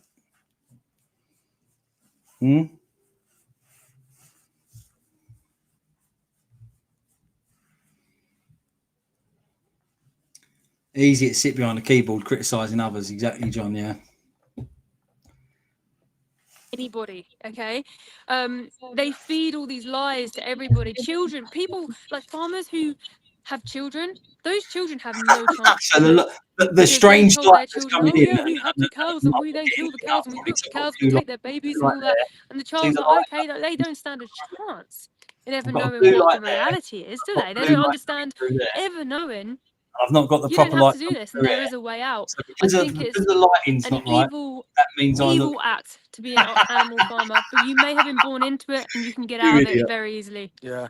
Imagine taking an animal who literally looks at you with trust in their eyes, with companionship, with like that look of you look after me. Imagine taking them round to wherever you kill them and then taking their life from them. And they've willingly followed you to that area because they believe that you're someone who cares for them. Yes, Sharon, we've been undercover inside Yeah. small family farm, it's a family murder house. It's a family slave camp, in my opinion. Yeah. What I It's all saw unethical. is the worst thing I've ever seen, ever. Yeah. It is disgusting. All those animals are Yeah, used and abused normal and they're eats plant-based commodified. food. The Easy moment love. you see animals as a resource for Absolutely. you, they're just a slave. Yeah. They're just a slave. If you have a dog or companion animal, or Absolute if you have fallacy, mate. family, do you Anonymous think it's user, that's okay to do what you do absolute to animals and then kill them when you could have just not? How do you justify that? How does that make you feel? Hemo? What's hemo? B12, iron, Absolutely. Just told you that I get all of those things. So tell me when You do think 1, 2, 3 and tell you everyone think where. it's evil, others don't. No, the animals think it's evil. And the Okay. majority of people think it's evil. They just don't know about it. Secretly They've never been facts. connected to it. They've been told that it's all okay. Too When you've afraid got to the come red out. tractor So certification he's stamp, when you've got the RSPCA projecting Assured logo, when you've got all the indoctrination and the humane washing that the industry pump out there, people never question it. They don't even think about it. They go and buy their animal products and think nothing of it. They think that everything's all okay because they're taught to not critically think. The industry don't want people critically There you thinking. go. If you critically think and challenge, what happens? You don't need heme iron. Exactly what happens today. And activists get thrown on the Bad floor, they for you, get their yeah. stuff That's what I'm ripped. The saying. industry push people back. They paint lines to hold activists further away from the animals. They rush the clocks and they don't want the public to see. People don't care about the children who die in the process of making your phone. Is that right? Is that right? Do you know me? Do you know that I don't care about the children that make that mine cobalt? Do you think that? Or do you think that maybe I went down to the protests in London and was protesting against it? How do you know? You don't know me. But yet you're labeling me and you're giving your excuse. You don't care about animals. You don't care about children. You don't care about anything but yourself. You're on a phone. Do you care about the children? How dare you criticize me? You don't know me. You don't know anything about me. And then you come on here with your blanket criticisms because really what it is you feel guilty for what you're doing. You feel guilty for committing the murders that you're committing. Thou shalt not kill, my friend. It's a deep spiritual thing. It's been around for 6,000 years. The Jews had it right in the Torah, you know, thou shalt not kill. And before that, we weren't even eating animals. There's evidence that we didn't even eat animals. There's scientific evidence that they used poo from paleo humans from hundreds of thousands of years ago, that we didn't even eat animals. What are you talking about? And even if we did, you know, it's a survival situation. Bro, you ain't got Tesco's. You know, cavemen didn't have Tesco's. What are you talking about? Oh, there we go. Look, see, let's go straight to the default. Oh, you're retarded. Oh, because you're a vegan. I haven't got a coherent argument against what you're saying. So you're mentally retarded. I'm not saying that they have. I'm telling you that the Jews wrote down in a book 6,000 years ago, thou shalt not kill. This is a common, this is like thou shalt not kill. It's quite an important thing, really, isn't it? You know, lifetime. It is the most important commodity that we have. Life is the only commodity, really, that we have. Time, the time that there's the short little amount of time that you've got on this earth. What are you going to do with your time? Sit on the YouTube channel of a guy that's trying to help animals and criticize him.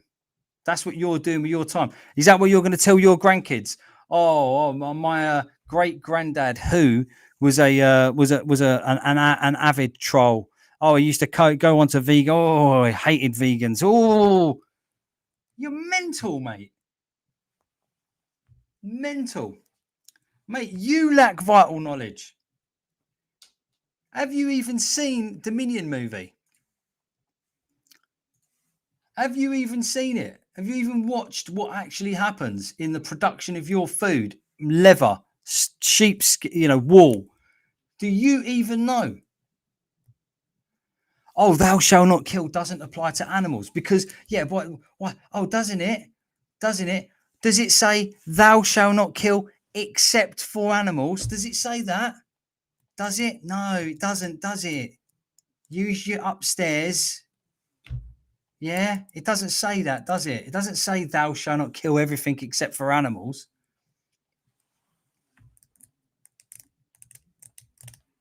Well, why? Why? In the beginning of Genesis, it says, here I give you every herb and every plant that grows, and this is your food. Why did all of a sudden why did that change? At what stage what stage do you think this absolute definitive rule, here is all the plants that grow and the herbs that give us fruits or whatever, I can't even remember the exact statement, but here's all the plants that you can eat, this is your food. When does it change? When does it change? Do you know when it changes? It changes when they sin. It changes when they're evil. It changes when they act evil, because evil begets evil. I'm not interested in the Bible. I'm not interested in the Bible. You said a stupid thing, and I told you that for thousands of years we have had it in our mind that we shouldn't kill. At the end of the day, there's a very, very, very strong argument that Jesus came to abolish the act of eating animals. He was a vegan activist 2,000 years ago. If you don't believe me, go watch Christspiracy. Christspiracy. Activism.com. Go watch this. If you don't believe me, go watch this. Find out for yourself. That's correct, Who. Yeah, that's right. Yeah. You look at the brain power of Who. Look, this is the brain power that we have to deal with. This is the level of intelligence of your average meat eater. Absolutely stinks. I wish I could put this smell through the phone for you guys to smell. The gates of hell. These are the gates of hell. Are you on, Chris? Now, Who, mind your language. Awesome. So Chris is back in Did the I trigger you, room. mate? Are you triggered? Are you a little meat flake? Oh, he's a little meat flake. Yeah, Look. cool. Turn it back around. Oh, bless him. He can't take Awesome. it. So I've been keeping an eye on everyone's live streams. Bless him. Yes, so it looks like where Colin is, they're very, very busy. Yeah, I've just been watching his stream for a bit. I think, is this another one coming? Do you think society works if everyone's allowed to kill everyone? Coming now, and that's Do you think the society would be a good place if everyone was allowed to kill everyone? Well, yeah, look, I've got it up here. It makes no sense. If you want to, if you want to live happily, there. if you want to live in a society where you feel safe to bring up your kids, then obviously you have to maintain control over violence. The forklifts and stuff. It's quite simple. But the problem is that we stem violence in our food, in our dinner. Our plate contains violence. Very, very active today. We can't have, on one hand, a society that thrives on the lack of violence, but on the other hand, it's literally funded and fueled and controlled and pivoted. This is the thing, guys. This is happening constantly. It's like a conveyor belt of a killing machine. It's wasting my breath. Whether you can see it or not, I walk up to people face to face and have these conversations with them face to face. Not once has anyone ever the little tried angel to faces looking out Not like once. along the motorway. They shouldn't be on the motorway. They shouldn't be 'Cause it inside proves these my point, awful hell holes. Like Don't they be should violent. be left to do what they want to do. They should have the right to their own body and never ever Look face at the that prison. slaughterhouse. Mel was saying that they should have the right to be free and do what they want. Look at that prison that they're in. Look at the state of it. Oh, I'll forget. He's got a poorly paw at the moment. Poor little man.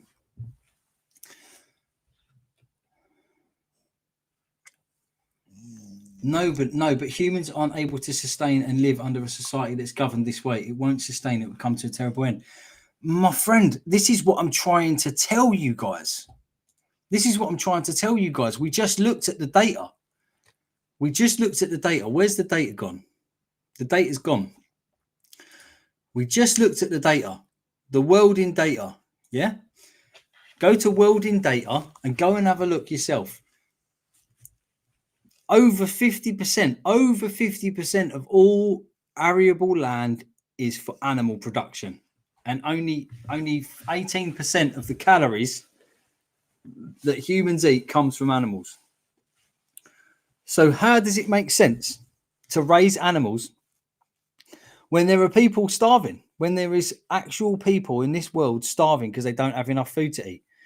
We could literally stop bringing into existence 80 billion animals that we unalive every year for food, and we could literally eat that food instead. Can you imagine how much cereal or soya a cow eats every day? Like that would feed 10 humans.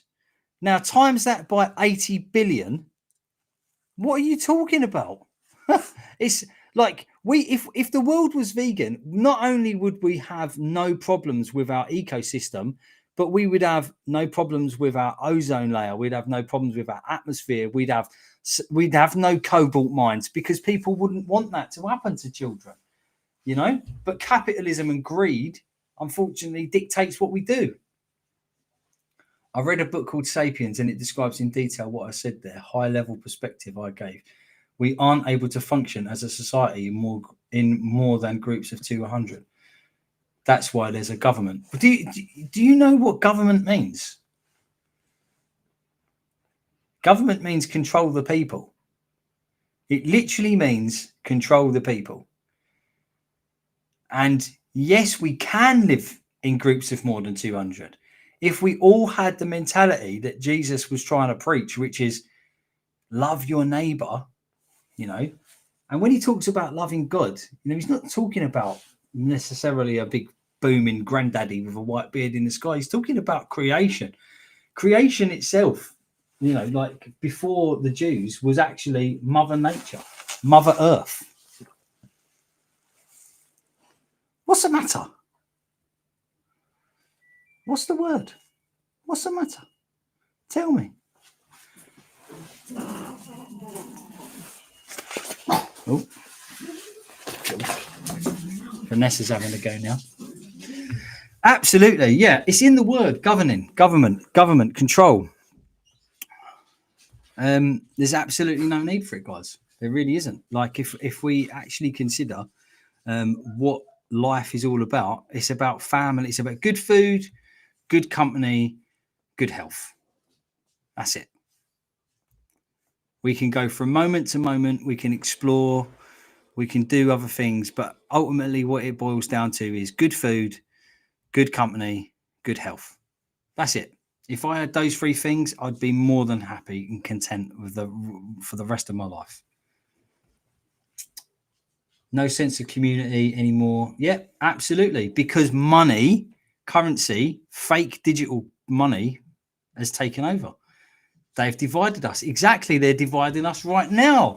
They're dividing us right now. You came on and started having a go at me being a troll because you didn't agree with what I was saying. And all I was trying to say to you, and all I'm trying to say to everybody, is maybe we shouldn't be horrible to animals. I'm not really, am I telling you what to do in your life other than not do something nasty? If you were punching a dog in the street, I'd stop you. If you were hitting a child in the street, I would stop you.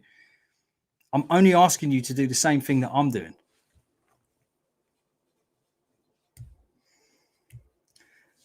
Go and follow my TikTok. It's called Vegan Hub. I'll start streaming again. We can have a conversation on TikTok. I've also got Vegan Hub on here as well. I may well bring in random guests at some point in the future, but on YouTube, I think I'm going to keep things strict. On TikTok, I have conversations with my followers.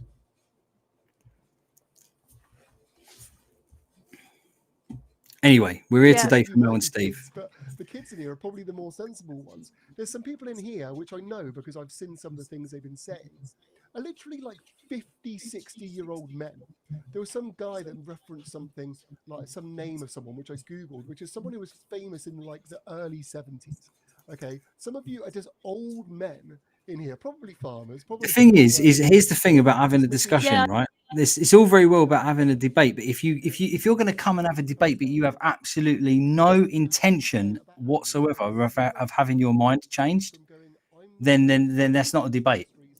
That's called an argument, and I'm not down for arguments. I don't care about arguments. I'm not interested in letting some psychopathic meat flake vent off on my network. My network is about helping people and about helping the animals. It's not about having a meat flake on to moan and bitch about how he can't do what he wants to animals. 100%, John. John, add me up on TikTok, mate. You know, when I start going live again, when I start doing my stuff, come on and have a chat. We'll have 3, 4, 5 of us on one go, whatever. I don't mind. Now, like Chris said, you can message us, you can watch Dominion on YouTube to see the reality for yourself. Chris, I was wondering if sorry to be like, can you get this on the investigation we took Colin in, if we could just get a snippet of what the pigs had to endure potentially. Sure, yeah, I can. No worries if you can't. Did you read the sign on the door? I can make it happen. That's all good. Cool. And then I think we've got someone coming on about 11:30. We just checked. Okay, well, what I'll do, I'll jump off so I can sort that, and then we can show people. Oh yeah, cool. John's gonna come back on. He's just finished up. Okay, cool. Right. I'll hop off now then, and then I'll get the pig footage lined up. Right, Amazing, guys. thank you. It has been 3 Alright, hours. yeah, I'm so going to leave you with Mel I'll and see you in a Steve's minute. I'm just going to turn it around because it's bright that way. And I'm just All right, gonna so run through John has these. just finished up where he is. He's going to come back onto our live stream today Back in a for a sec, guys. debrief. So John was at the gas chamber where we took Colin, Chris's brother, to show him that this is not a welfare issue. This is a rights violation. And that's kind of why we do like these slaughterhouse live streams, because it cuts out all the crap basically from the welfare stuff, like small holding, big farm, whatever. The fact is they all go to a slaughterhouse and they're all used and commodified, and they shouldn't be. Haven't looked at the chat for a while, guys. Sorry, keep putting your comments in the chat, guys. We are at a slaughterhouse right now here in the UK, running a big event called Project Livestream, where other people are outside slaughterhouses around the world as well.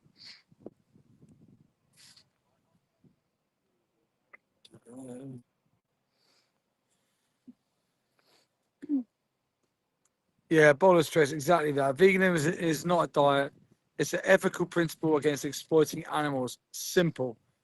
We've been discussing veganism as a diet quite predominantly today, but yeah, exactly that, bolus stress. Veganism is against exploiting animals, whether that's a zoo, whether that is an aquarium, a racetrack, a testing laboratory, a fashion item, wherever it may be.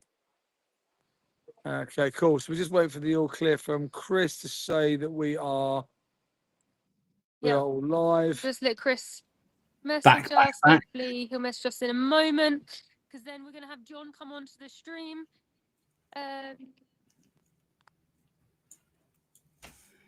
John, me?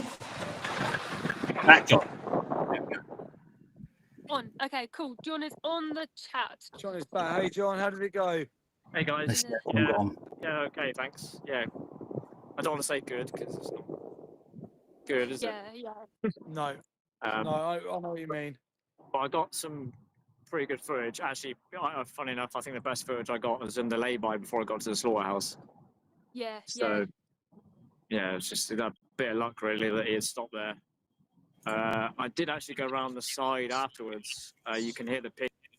With all due respect, anonymous user, you came on toxic. I didn't start on you. Let's get it right. You started on me. Yeah. You came on toxic. I didn't. I reacted. And yes, I am a reactor. I will react. And I am animated. And I am very passionate.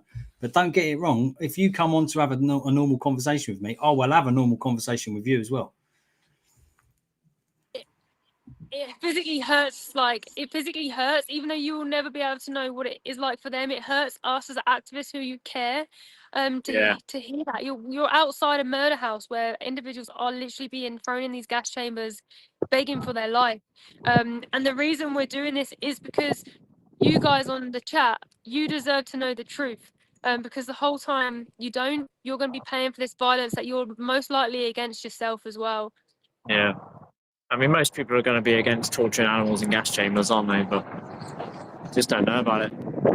How many trucks come past today, John? I think there was probably 7. I think 7, 6 or 7. They started to slow down. I think they were like every half an hour, maybe 40 minutes. I don't know, maybe half an hour, maybe. Yeah. They seem to be a bit more frequent earlier, so. Yeah. Yeah, And you can actually, this slaughterhouse, you can actually see them being unloaded as well. I reckon if I've got like a better tripod, you can see them being unloaded. So, yeah. Yeah. Well done for having the initiative to go around to the back as well. Yeah. Have like a bit of an explore around there as well. Yeah. It's because I viewed it on Google Maps. I thought, well, it's worth trying to look at it. Yeah. Yeah. Anyway, I hope your guys' stream went well. So. Yeah. We're talking to a lot of people. Hopefully people are changing. But well done for being out there today. Well done for doing this. Your first one today and the first one at a slaughterhouse as well. I didn't know that until you said earlier. So yeah, absolute legend for the animals. Thank you for defending them. Yeah, thanks for being part of Project Livestream, Thank you John. guys. Thank you. Yeah, get home safe, and yeah, I'll message you later on when we're back. Yeah. Cool. Cheers, guys. Thanks, guys. John. See You go ya. and jump in. So that was John. ARA, I think his handle is. Yeah. Make sure you follow him, give him support. First time to a slaughterhouse on his own. Brave. Guys, I'm gonna quickly say this once because it shouldn't really need to even be said. But just because I am an advocate for animals, it doesn't mean I don't advocate for anything else. Like people have talked about all sorts of different things. Yeah, I'm not going to mention any of them in particular, but people have talked to here on this chat about all sorts of different things. You don't know that I don't protest those things too, like, or don't feel any sort of empathy for those people. You have no idea. Of course I do. Of course I do. Yeah. I live in this society alongside you. I worry about these things all the time. Okay. I actually just care for animals and speak out for them because they don't have a voice to speak out for themselves.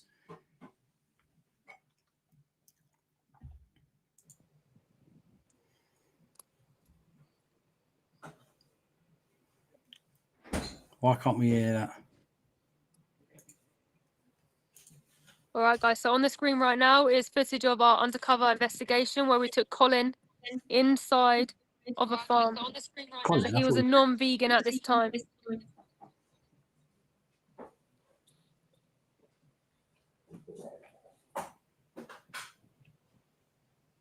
Oh, look.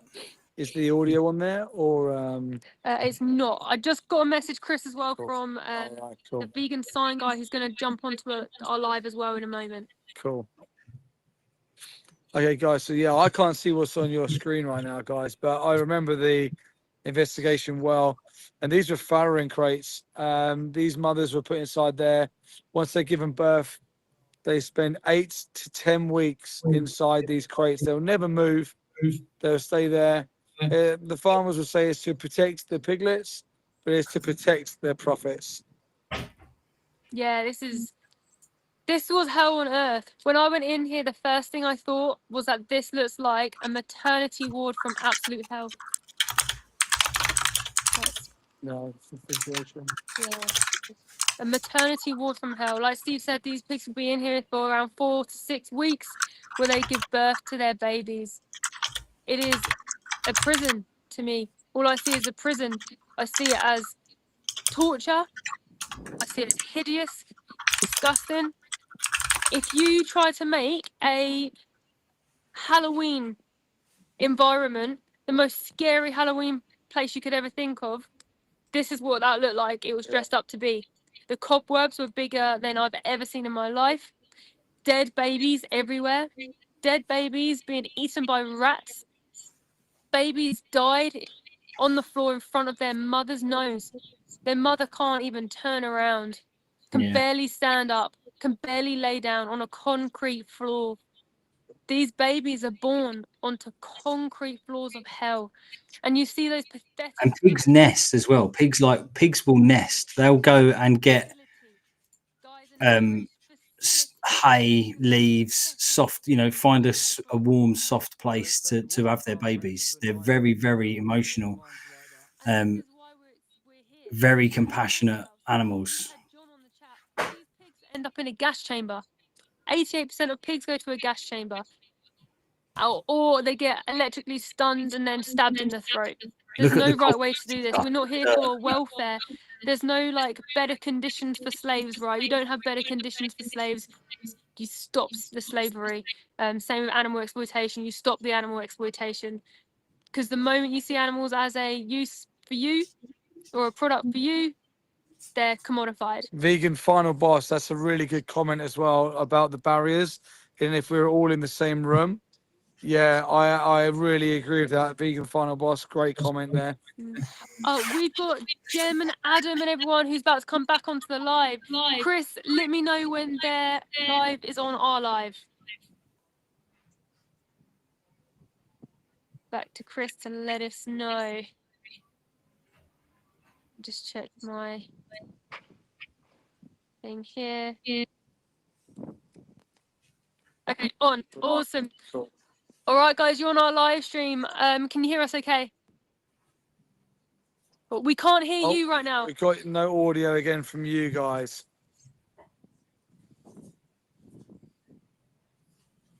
Still can't hear yet. Still can't hear. Can lip read though. She just said, "Can you hear me now?" Not yet. We'll let you know when we can hear you. Chris, maybe is Chris? Let's turn their volume up, maybe. Oh, there there you we go. Yep. We got you. All right, guys. So it's been an eventful one for you guys. First of all, are you all okay? Yep. You guys are legends for the animals, for going through what you just went through and then continuing and still going for the animals. Incredible work. Absolutely. Did you want to explain to everyone what happened? Legends. Yeah, we'll just move this side. That guy was assaulted earlier. A couple of hours ago, while you were eating cornflakes, that guy there was assaulted outside a halal slaughterhouse. Reception, the gates were wide open. But then about, I don't know, 7, 8 workers saw me filming, ran at me, grabbed my phone off me. Eventually, one of them managed to get me to the ground. And so, yeah, and they stole my phone, broke the tripod. Yeah, we had to call the police, and they eventually came back, got my phone back. But yeah, those are the people we're dealing with here. I don't think they're Gates were open, not closed. Gates were open. There's no lack of implied access. When gates are open, that's it. Because I was actually going in to let them know that we were going to be outside. We were going to be, filming. We weren't there to disrupt their business in any way. We're just exercising our legal right to protest. They're a business. I thought they would have a visitor centre or reception or something. Go, Kyle. You're pathetic. You're a pathetic little man who's come on here claiming that immigrants are the big problem. Why don't you look at the plate that you eat of dinner tonight and see if there's a victim on it? Because you yourself are guilty of victimizing innocent creatures. And then you come on here and claim that we don't care about victimized humans. You're insane. Your attitude is insane. You're backwards. You clearly have no idea what you're talking about. Why don't you, if you want to stop violence in the world, why don't you stop the violence that you're paying for, that you're causing, that you're committing? You can start with yourself. Don't you start coming on here talking about splinters and wood while our planet, our country's on fire. What on earth are you talking about? What country are you from? Is your country not on fire? Because of animal industry. Mate, wake up and smell the shit you're shoveling.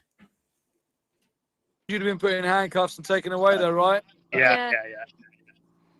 It's, it's absolutely ridiculous how peaceful protests of people trying to defend animals we're seen as criminals, and all you're doing is you're just being transparent and showing the world what they won't do themselves. But so brave. Thank you for being there today to expose this industry and to get them animals seen. Like, full respect, absolutely incredible, commendable work for the animals. You should be really proud of what you've done today. Yeah. Thank you. Yeah, we were saying as well, they've got a dog in there as well. The dog who's barking. We're not sure because this is a halal slaughterhouse.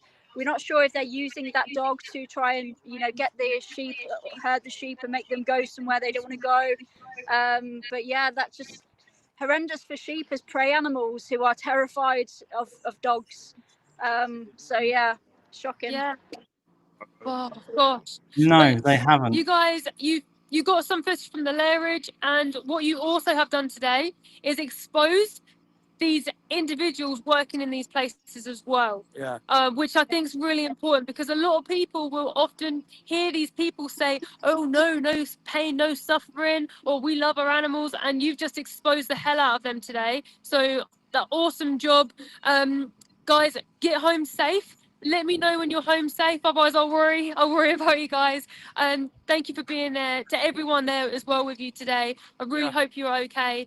And I'll take on the men, thanks for mate. being epic I'll take and on amazing you. for the animals. Have you got a problem? Have you got an issue that you want to talk about? We'll take it on Well now. done, guys. Well done, guys. See you on the next What's one. going on now?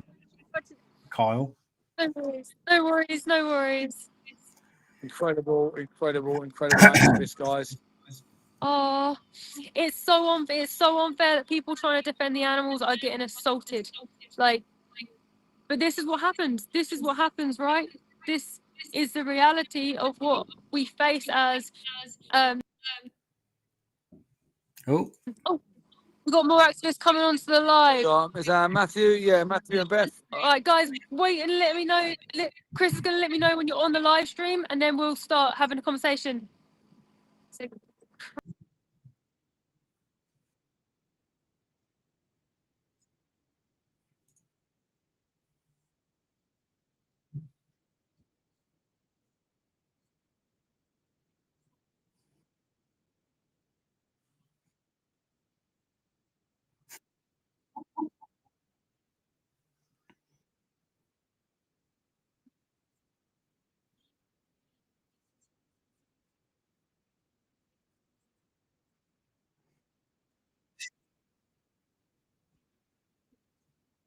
Mate, you're obsessed with the R word.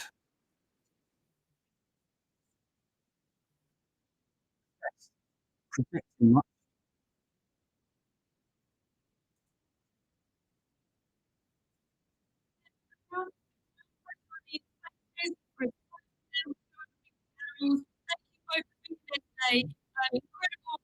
incredible activists. Legends. Matt, Absolutely. Steph and Matt. make sure you guys support them. They've been live stream guys having so yeah. Yeah. Steph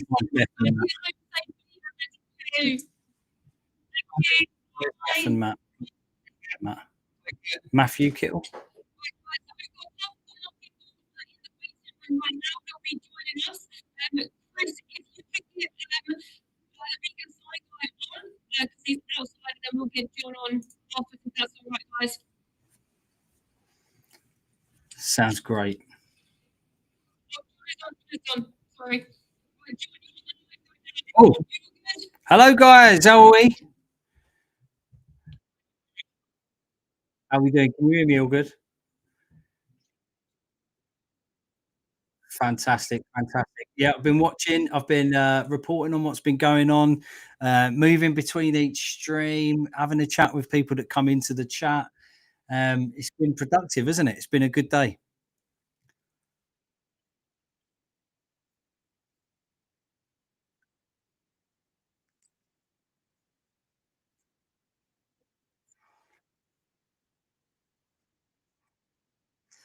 No worries. Yeah, we had a few teething issues. Yeah, we've got some trolls, you know, as everyone I would imagine has.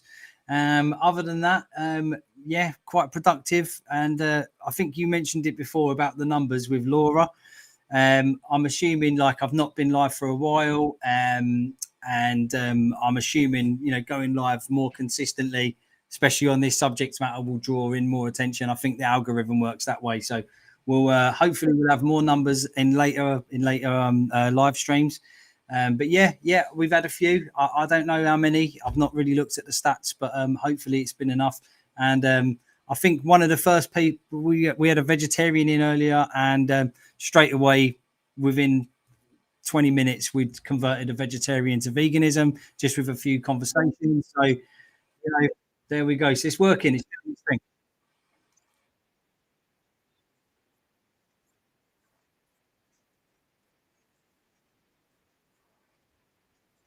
Yeah. Good stuff. Thanks to you guys as well, and everybody, all the activists that are out there in the field, putting their lives in danger, putting themselves in harm's way, just to report back for these animals who don't have a voice. Thank you for all of you. You know, you're all legends, all of you.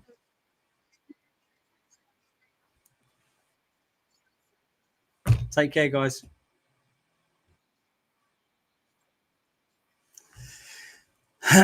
Just wanted to report back in.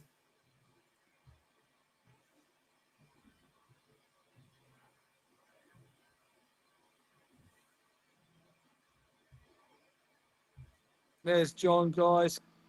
All right, so we've got the vegan sign guy coming on now, and then Yeah. Happy Hippie will be afterwards. All right. Awesome. Should be on, mate. He's on. Hey, how are you? Stronger than you. Guys, how's it going? Can you hear me okay? I've got the strength and courage to stand in my own conviction and say that I don't agree with harming innocent, defenseless animals, and I'll do something about it. At least I've got the strength to stand up to what I think is right. At least I've got the strength to do something about it. At least I've got the strength to stand here and argue with the likes of you about why I'm doing the right thing and about why I'm morally correct and why I'm morally consistent. I've got strength of character, my friend. I've got much more strength of character than you'll ever have. Grow up, look at yourself in the mirror, and honestly say to yourself, am I doing what I truly believe is right? And then go watch the documentary. Go watch the documentary, Dominion movie. And if once you've seen that, you still believe that you're doing the right thing, then maybe you will have the same sort of level of, but you're still not morally superior. You'll still be morally inferior because you're still inflicting pain and suffering and torture on a prey animal that can't defend itself, that is looking up to humans for help and support, and the stewardship that even ancient people, thousands and thousands of years ago, like the original writers of the Torah, Genesis, Exodus, these people knew that they should be looking after animals. They knew it. And you're sitting here talking to me about people that are fleeing war-torn countries, immigrants that want to come and live here and live in, maybe we shouldn't be what's the word? We shouldn't be constructing society the way that it's constructed at all. Anyway, enough of you. Let's listen to this stream because I'm interested in this stream, not what you've got to say. The happy hippie. Chris, let me know when she is on the screen. And you know nothing I've also about got the me live either. up as What are we well. talking about? Okay, awesome. You're on the screen. Thank you so much for being patient and What are you waiting talking for a about moment. children? That's all right. No worries. How's it going? Yeah, how did your stream go? Oh, Yeah, so we done really well. We've we missed reached, I that think it whole was over 11,000 people Amazing. on the stream. They started to, whether they're holding trucks back or not, like from about 11 o'clock, like we haven't seen any other trucks go in. But what was interesting with is it Matt, sorry, and Amy, they were saying like no one would talk to us. Like everyone's under the thumb and being told to not speak to us, don't say anything. And like everyone put their hoods up. No one was proud to kind of be like, yeah, this is what I do.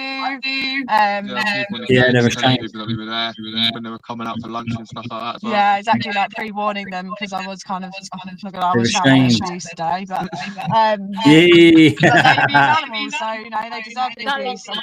They They're deserve the the oppressors, abuse. not us. Exactly. Exactly. So They yeah, it's deserve gone really verbal well. abuse. We've seen The abuse we in sent animals. the drone over, yeah, and there was a It's the least mixture. we We can had do. lorries turn up. There was one small holding. There was a couple of small holding, like smaller lorries, and there was one farmer that turned up with his son.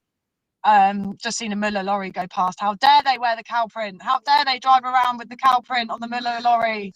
Bastards. Yeah, there was one cow in their trailer. And it's like, the farmers always say we love our animals, but I love Pabs. I don't take Pabs in to turn them into a burger. You wouldn't. They didn't take the cow in. They just dropped it off and drove out. And it was just one little cow on their own. Beautiful, beautiful baby. And yeah, so it's gone really well. We saw people. I think during their break time, we had like everybody came out, so we got to stand there and be like, karma's a bitch. You need to be held accountable. Think about what you're doing. I was saying to the women that it's exploitation of the female reproductive system. Like, how can you do this as a woman? They're mothers, and so yeah, it went pretty Amazing well. job, guys. Amazing job. You put pressure on them. You put pressure on the workers. Dom, how was it? Your first time being there? Are you okay? How are you feeling? Yeah, I'm feeling all right. It was obviously we didn't see many cows like in the trucks or anything, but I thought it was just.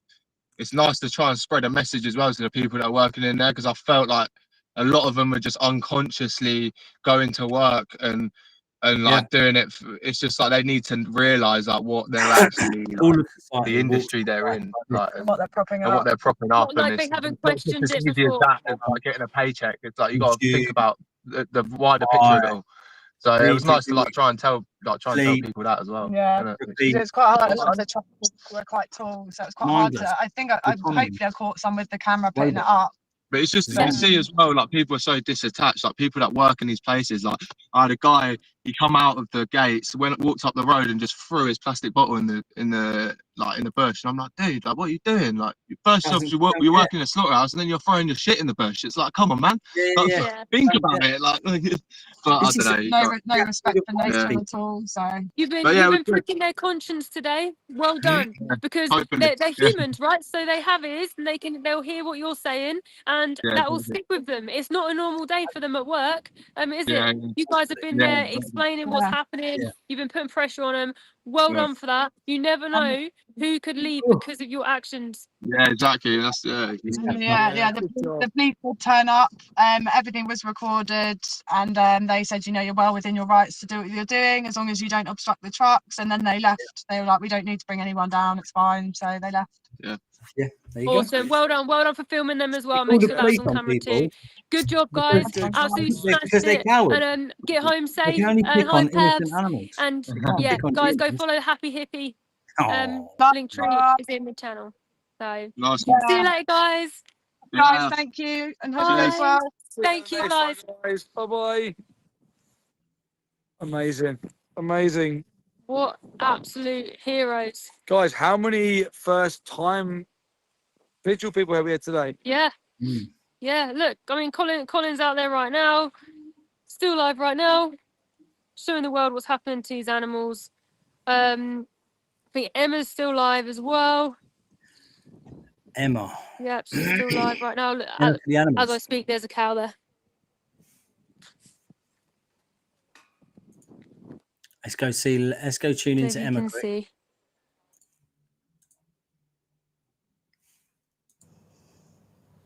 There you go. There you go. Take a look at your victim. Poor thing.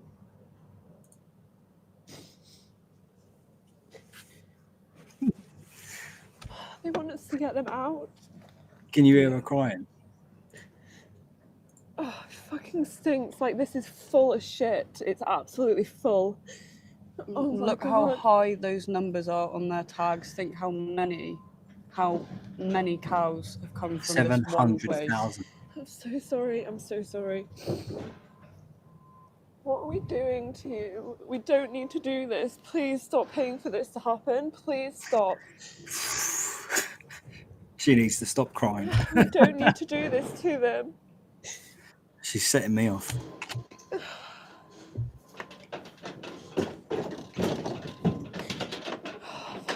I'm trying to get Look at out the so shit on the much. wall.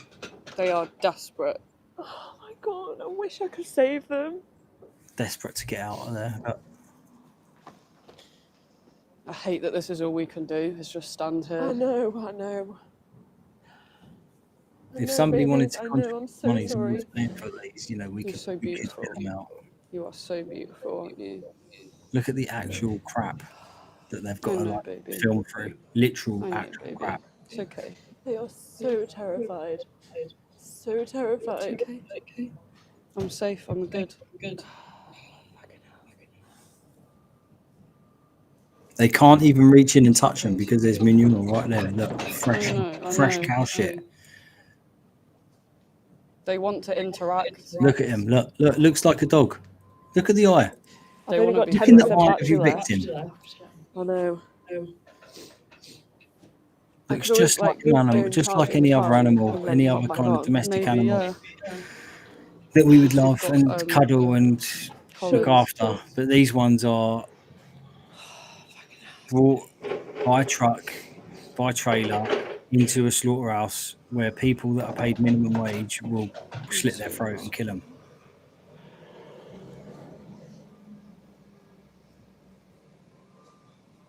We've been online now for 4 hours, guys. In those 4 hours across the world, millions Hi of Mel, my battery is about to run out, so I might not.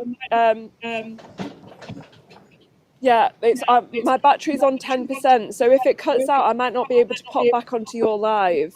I'm gonna try and charge it in the car and then come back, but I need to leave in about half an hour anyway.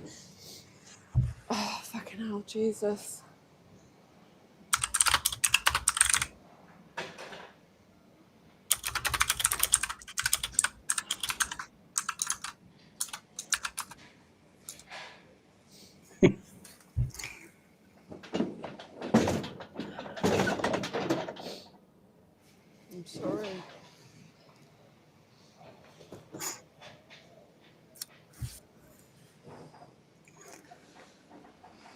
Can you hear her apologising for someone else's actions? Sorry, baby.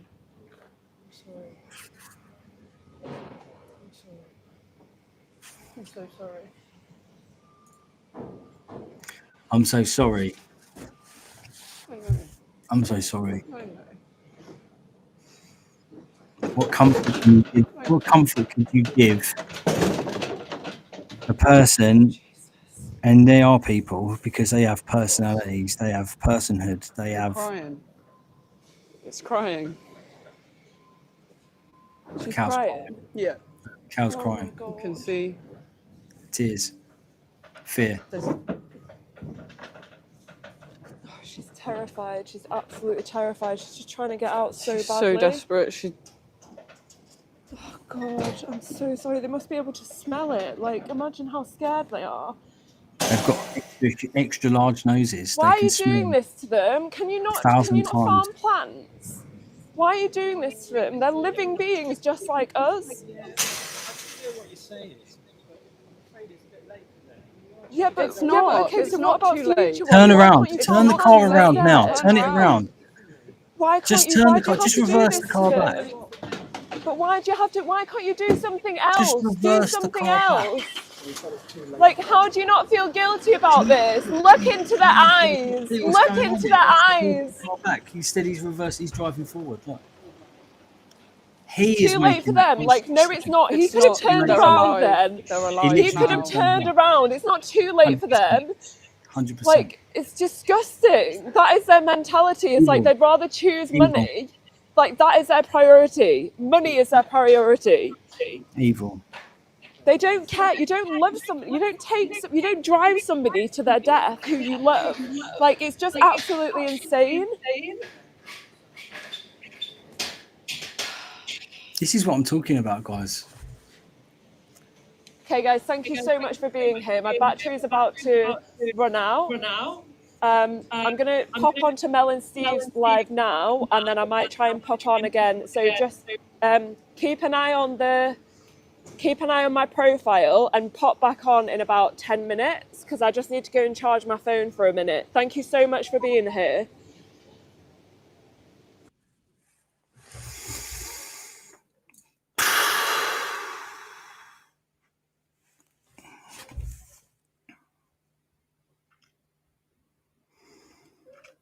We just witnessed a man that helped bring some cows into the world. He then fed them, medicated them.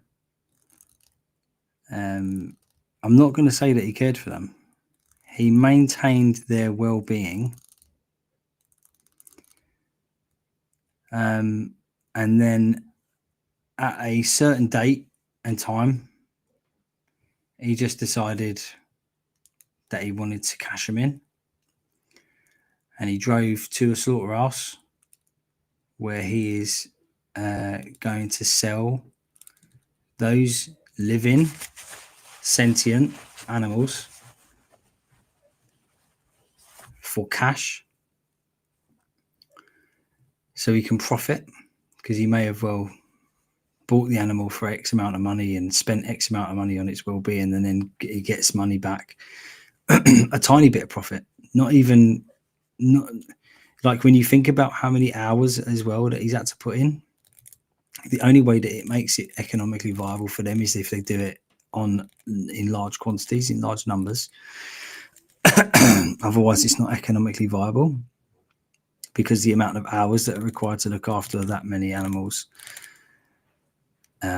is more than what he economically would be viable to want to use, because obviously he needs to, you need to account for your time.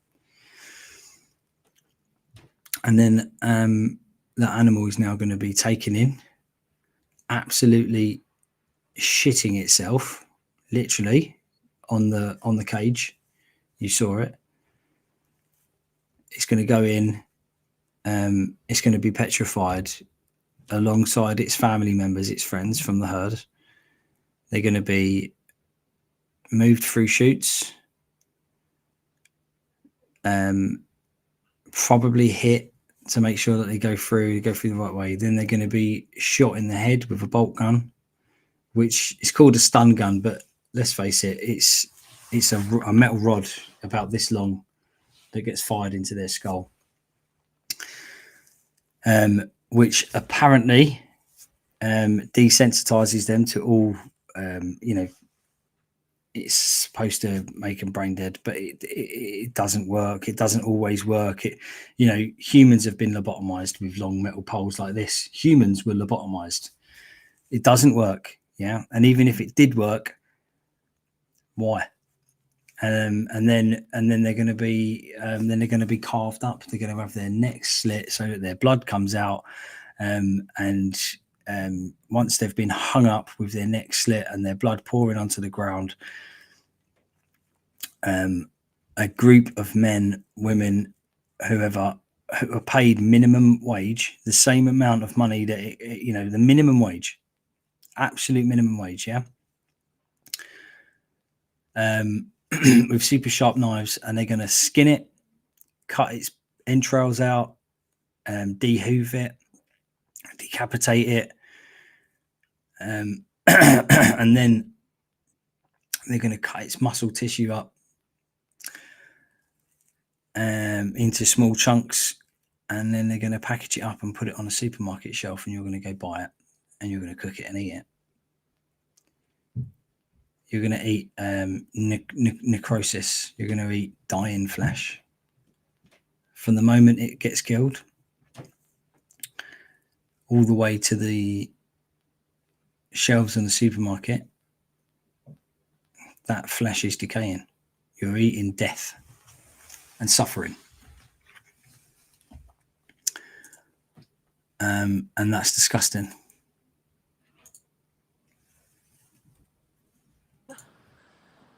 Fucking hell, yeah, it's just been constant. Like, this is hell on earth. Like, seriously, It's hell on earth. If you were to be able to write in a book what you would imagine hell on earth to be, it would literally be this. I've never seen something so barbaric in my whole life. It's disgusting. People, please stop paying for this. We don't need to do this anymore. The fact is that we don't need to do it. Look, she's going in. She's going in and she's never coming out. This is what you're paying for if you're not vegan. Please stop paying for this, please. Like, oh my God. People mistake vegan sense of urgency for some kind of erratic mentality. No, thank you for having the bravery to go out. Yeah, I mean, at the end of the day, guys, go and do your research. Looking. We've lost him. What he's about to say is do your research. We don't need to do this to these animals.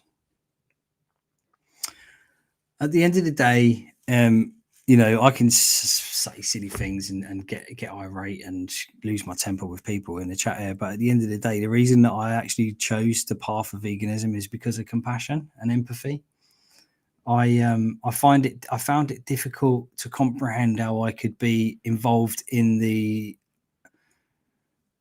subjugation of an animal, of a species, and endures such suffering on my behalf, and boils down to such a small, insignificant amount of money. Like it's like a chicken sandwich is like £1.50. Like how can a life of anything, of anyone, be boiled down to £1.50? Wrapped in a couple of bits of refined grain, cooked with sugar and bleach, wrapped, squidged together.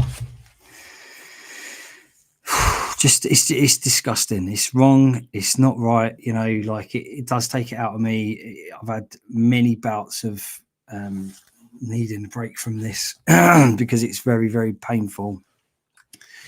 What's more painful than actually watching the animals endure it is to actually see the amount of people that just don't give a shit. That's more painful.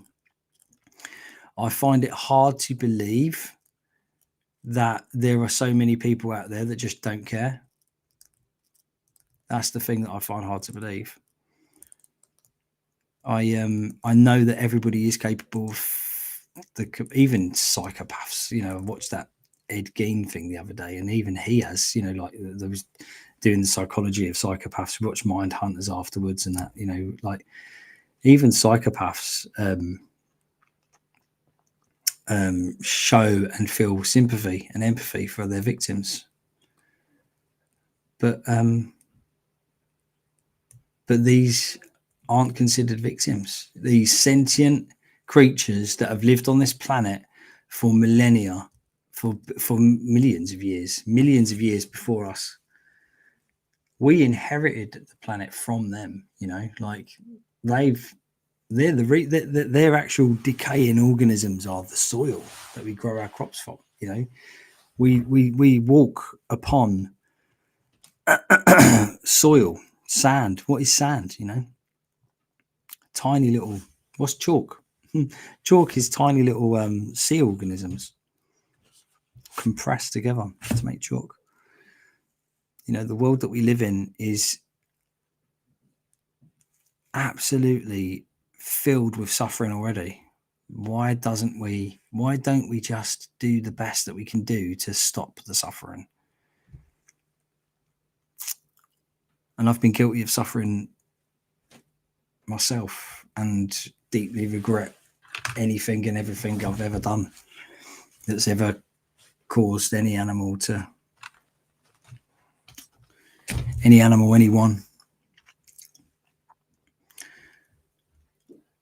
All I can suggest is that you look into it, you know, you think about it yourself, you think about it and you say to yourself, is it worth it? They are not going into slaughterhouses for you anymore. This will collapse. This industry will collapse. We will make sure of it. You guys just need to catch up. Okay? It may not be your fault that you've been indoctrinated and lied to your entire life. You are from birth. The industry literally misinform you. They don't tell you the truth. Vegans and animal rights activists will only speak the truth. So it's down to you to be open-minded and listen to that. But if you're drinking cow's milk, you have been brainwashed.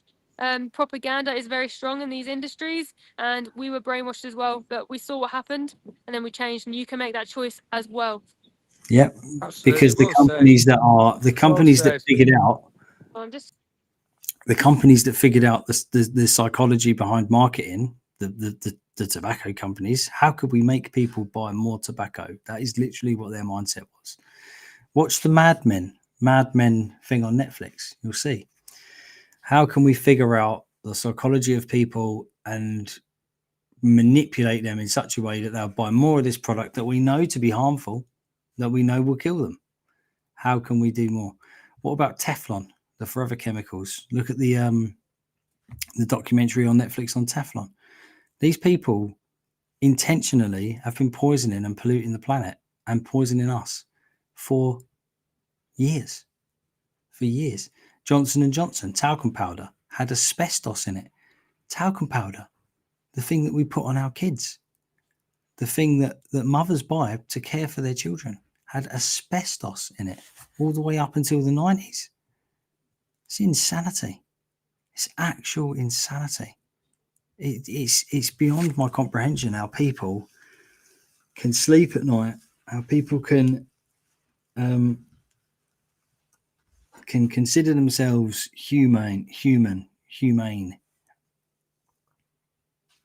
It's mad. It's bonkers. Anyway, Same day, let alone all the project live streams that are done in between. We're seeing so much change. Bear in mind, the majority of comments, the majority of people typing their notes out or putting their little comments in are anti-vegans. So you see how many comments are strolling through this chat. The majority of them are anti-vegans. Imagine how many potential vegans are watching. Out of 110,000, I think we got last time. It's incredible. We are getting so... Right, guys. To all of those who came, trolls and supporters alike, I want to say thank you for coming. And I know that this stream will be public online afterwards. So there's 4 hours of commentary of a madman. Feel free to share it. Feel free to promote it. Do as you wish. I'm going to dash now. I'm going to go because I've actually got some work to be done. All these people that said, "Oh, you don't even work," is any other? Yep, I've had the morning off. I've had the morning off to help. So I'm going to go now. I'm going to spend a little bit of time with Mel and Steve in their chat, help them with their chat. Seems like they've got a lot of conversation going through there. If you wish to join me, it's Mel and Steve. It's Mel and Steve on YouTube. Jump over. Let's go and help them. If I could raid them, I would, but this isn't Twitch, this is YouTube. So what I'm going to do is I'm just going to say thank you very much to everyone and all of you that have commented, liked, subscribed, and shared. To all of those naysayers, to all of those people that came on to argue, to the trolls that I spoke to earlier. Just try to have an open mind. Look into things, look into dominion, look into suffering, look into sentience, look into nutrition. Once you start looking into these things, you'll realize you don't need this stuff. You don't need this suffering and this pollutant. It's not necessary. It's not helpful. It's not healthful. It's expensive, and it is ultimately ruining our planet and society. So let's just stop it. Do your absolute best to try and be compassionate for animals today. See if you can change your mind about what you eat, because what you eat says a lot about you as a person. Yeah. If you knowingly consume after watching the Dominion movie, if you knowingly still consume animal products afterwards, then there is definitely something wrong with you. Maybe go get a checkup from the neck up. And on that note, I'm going to go over to Mel and Steve. I'm going to end this live, and maybe we'll do next month. I'm not sure if they're monthly or whatever, but we'll do some more, and hopefully we'll get the stream back up and running again. Take care, everybody, and go vegan. It's the least you can do.